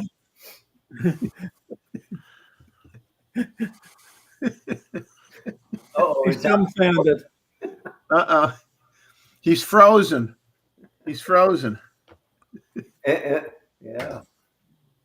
Can't hear you, Joe. No sound. Nothing. Yeah. Now can you hear me? Microphone Now can you hear me? for the restream. Now we can hear you. Now we can hear you. I love the range. No, I was just saying, Range man, will I be don't front think of the you. chair's big enough. Like that is solid, man. Like you look like you're commanding a Death Star. No, I was just gonna say I was gone Volume up, Joy. No. But no, I was up in Banff today. I was shooting with Evelyn and Dave from the camera store. It was a ton of fun. Street photography? I wish. No, so they closed the whole main street down today, and they put this sort of mobile ski track in, and they were having skiers towed by horses jump these things. So I was borrowing a lens from the camera store. It was the Leica 100-400 I was shooting for my review, and they were like, "Hey, we're going to come up too." So we ended up meeting up, having a few beers, and shooting some really, really cool stuff. So it was a fun day. Yeah, static is like. Yeah, your volume is very I don't know how I want to word it. There's like some noise in the background, and it's not clear and not very loud. Kind of combination of everything. So basically, it's the worst thing ever. Hold on Yeah. a second. We need to get you need to get a new cable from the camera store. Yeah, there we go. Can you guys hear me now? Is that better? That's better. But Like the volume is low. nominally better, or should I just switch it? I can switch it to my No, headset. it's good. It's good. I think Yeah, you're all this right. is good. Yeah. Yeah. All right. It'll Cool. last more than 2 minutes. Yeah, we only got 2 minutes left. Exactly. What could go wrong? No, it was good. Dave and Evelyn were really cool. It was really nice to shoot with them for the first time. I've never worked with them like directly before. I did the live cast before at the store, but it was really nice to kind of see what they were doing. They were shooting a video on the A9 III while we were up there with the global shutter, so that was pretty cool. Were they shooting the C6 III? Right? Yeah, I wish. No, it was just Sony, and I think Dave was shooting with a R3. I want to say he was rocking the R3. They were using an FX3 for shooting the video, and then Evelyn was using the A9 III.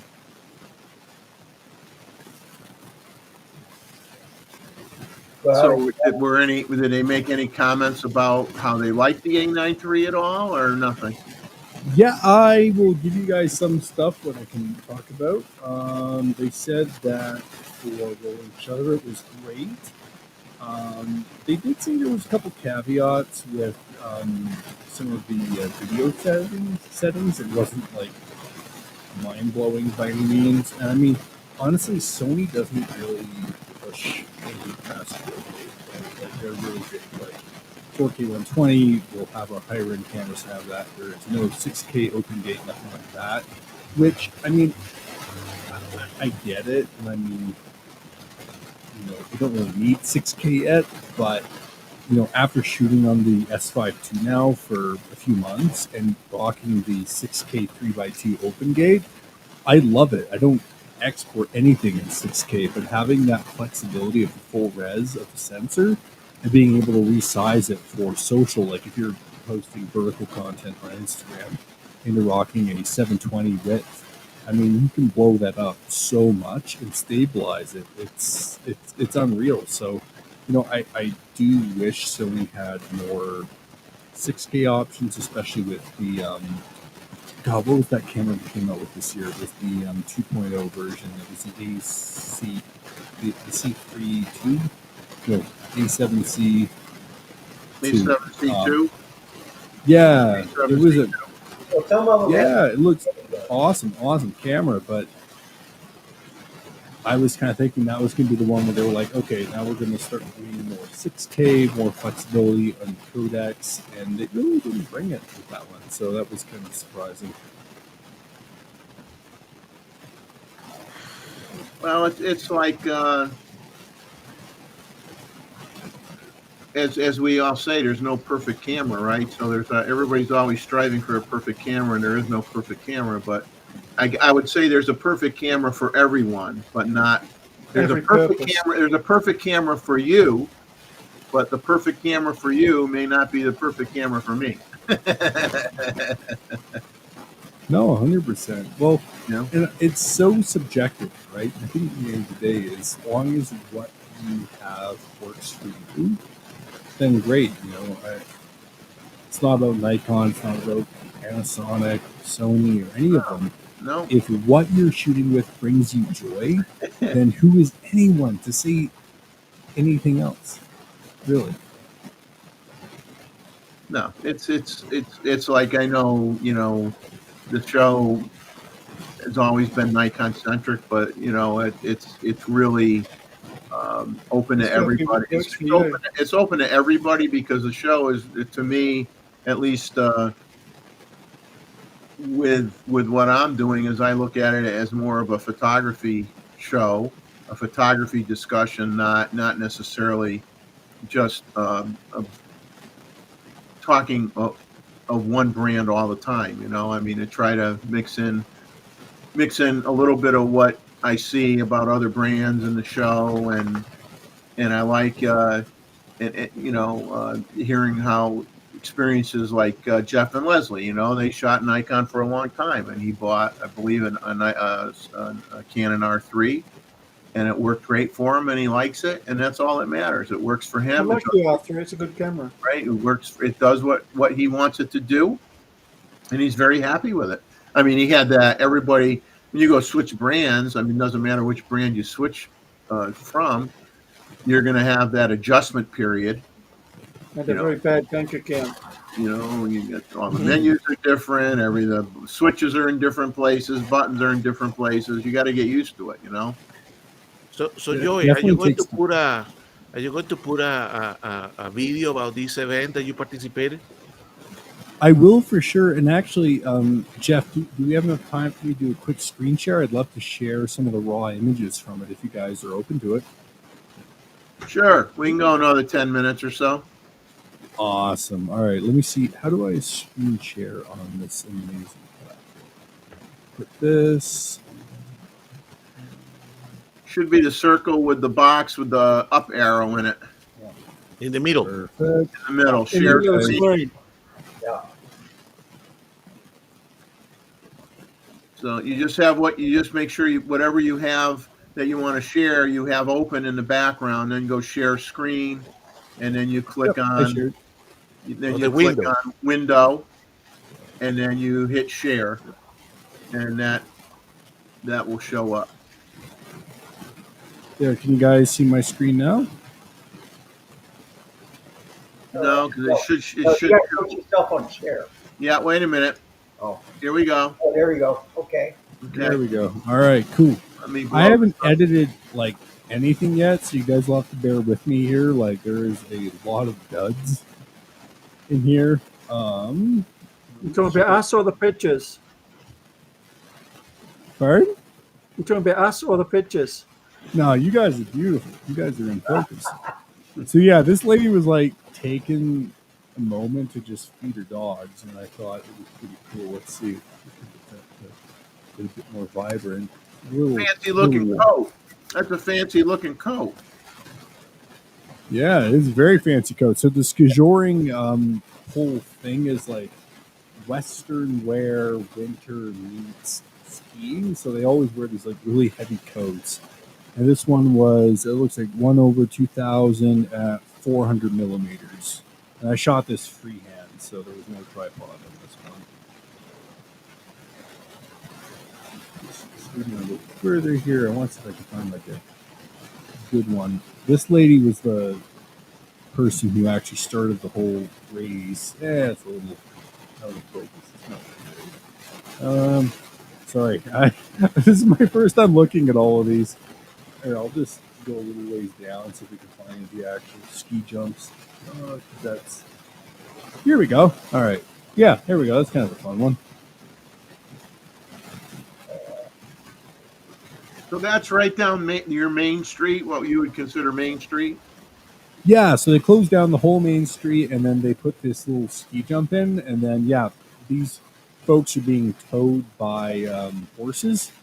And at this point, I was sitting on a second floor pub just right beside, and I shot this at, it looks like 185. The pub was just a coincidence, was it? Yeah, something like that. Something like that. No, it was great. Well, so I actually did the first race down in the mosh pit here, and it just did not go well. So I went over, saw this spot, and it was just way better. It just seemed like a better fit. So yeah, no. Anyways, I won't take up any more of anyone's time, but I just thought it was. You weren't allowed to use your drone, I take it. No. Too many people. I was gonna fly my drone on my way up the mountains, but then I saw a snow-nado go across the highway, and I was like, that is not good. I am going to keep that in my car, and I'm going to drive to the mountains. I was going to say, if all the pictures were blurry, we were going to blame it on the pub. Yeah, exactly, something like that. Although I will say, if you guys watch my video next week, Dave and Evelyn will be making a cameo in it, so it's pretty fun. Well, that's a good relationship that you are making there, Joey. Thanks, Gustavo. No, they're so nice. They're so generous with their time, and it was great to have that lens. I mean, I went from reviewing just the stuff I can afford to, ooh, here's a Leica lens. Oh my, that is outside my purview. Randall, your chair just got bigger. Like whatever angle you just pan to, like that is, it's inflatable. It's immense, man. The thing is, we know who has been the most comfortable on the show tonight. Exactly.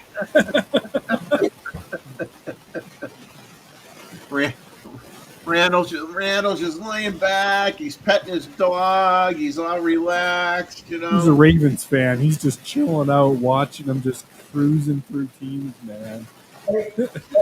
Now, here's something else to think about: is YouTube is now paying people to watch YouTube. So if you're not making any money on your web content stuff, just watch YouTube. See how much they pay you. Hence Randall's amazing work setup. Yeah, I know everything. I know everything there is about not making any money on YouTube. You get more money off your link. So if you had a link to your Westcott, someone clicks on it, you'll get some money if you had it, with the B&H or Adorama or Best Buy or Amazon. So you make more money through them than you would through YouTube. Well, I be honest with you, I don't, and I know I'm a broken record, and I've said this a million times, but I don't.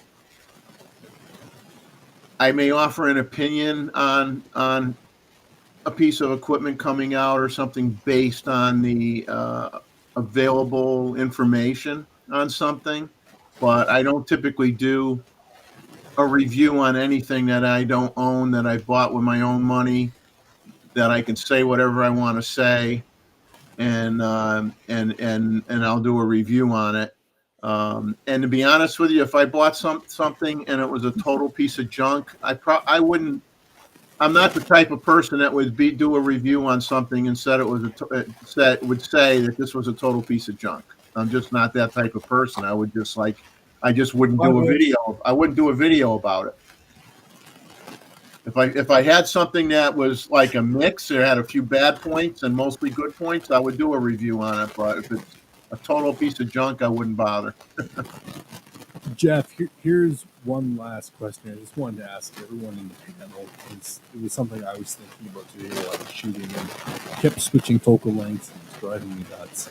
What is one lens that you're excited about that's coming out for your lens mount that's third party within the next year? What is one thing you're looking forward to buying? Like, not used, not waiting for a good deal. It's like, I'm waiting for this to drop and I am going to pounce on it. And it can't be from the actual brand maker of your camera. Well, that rules me out because I'm 98.9% brand lens guy. I'd like to try some Voigtlanders. The artisan is doing good too. And sure, all right. So, Yeah, there's some manual focus Voigtlander lenses in the 50 millimeter range or wider that I might entertain for the ZF.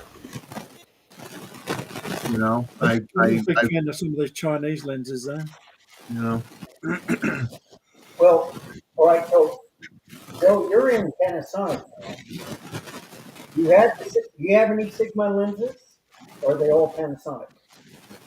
Currently, I have Panasonic. The one I loaned this weekend was Leica, and then I've got my. Okay, well, I guess I can tell you guys now because it finally signed the contract. I've got a loan coming from Panasonic Canada of a couple lenses, and I'm now a Panasonic ambassador. So it's like tricky because I want to keep doing third-party stuff, but they're pushing full-mount glass that they produce.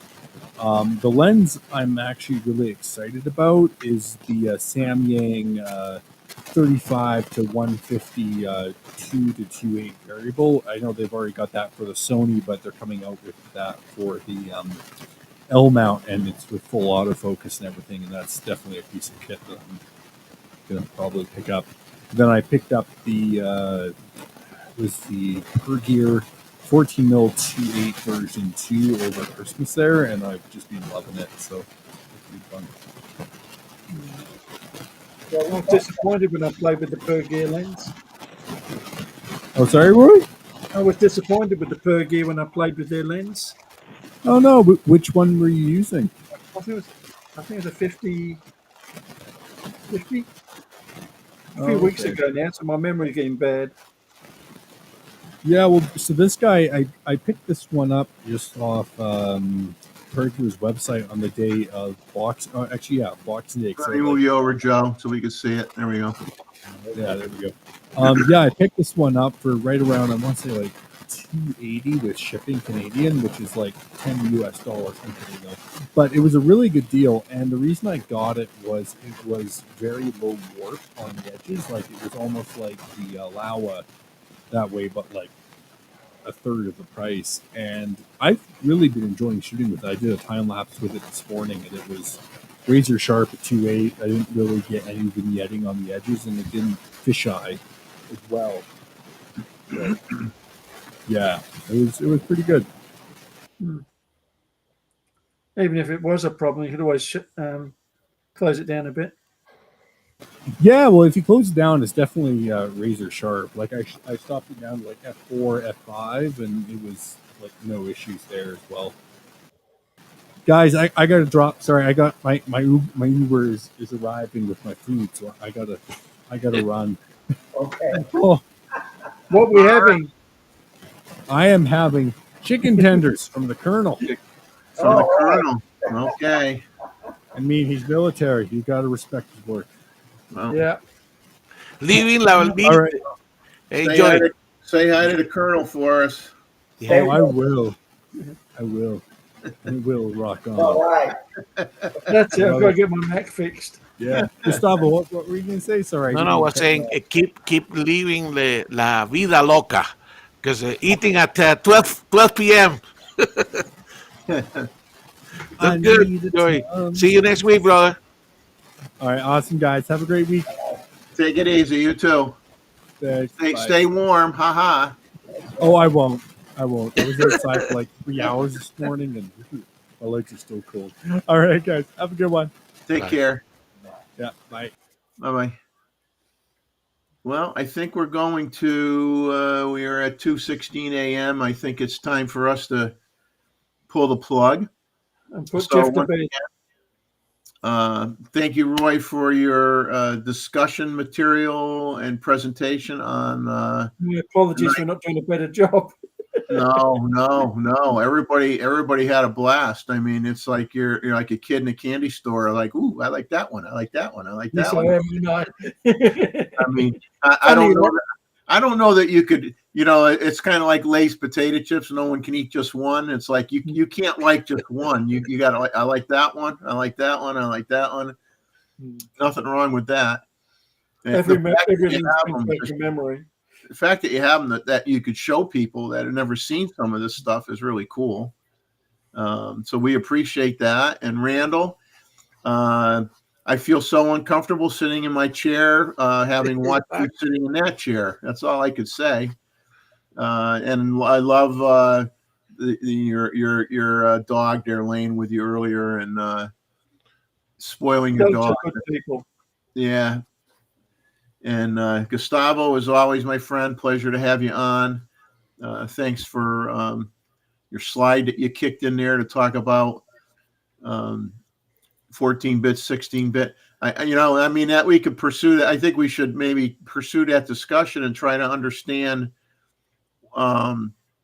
why it is that we haven't seen a 16-bit hybrid, mirrorless camera. People are not asking for it. That's why. I 16-bit. Well, the only thing I can think of is if I would think if you went 16-bit, you'd probably have to have an even better processor because you're processing a lot more data, and maybe that's when you'd have to have 2 XSpeed 7 chips in a camera body if you were going to go 16-bit. Exponential, brother. You go and you create a camera that does 16-bit and you put 2 XSpeed 7 chips in there, and maybe you charge an extra $1,000 for it. If Hasselblad can make a 16-bit camera 10 years ago, they should be able to do it in a full frame now. Cheap. Yeah, you would think so. I mean, it's just too much time being worried about megapixels. Yeah. I like megapixels. They're useful in some ways, but there's too much focus on them. They're good if you've got to touch up portraits and that. A few more megapixels makes it much easier, but they're not essential. But anyway, guys, thank you for your service. And to everybody in the chat, thank you so much for putting up with us for another 5+ hours for this episode. We hope you got something out of the show. We hope you got some questions answered. We hope you were mildly entertained and that you stayed awake. And we will see you hopefully next Saturday. And we're signing off. So take care, everybody. Bye, everybody. Thank you for watching.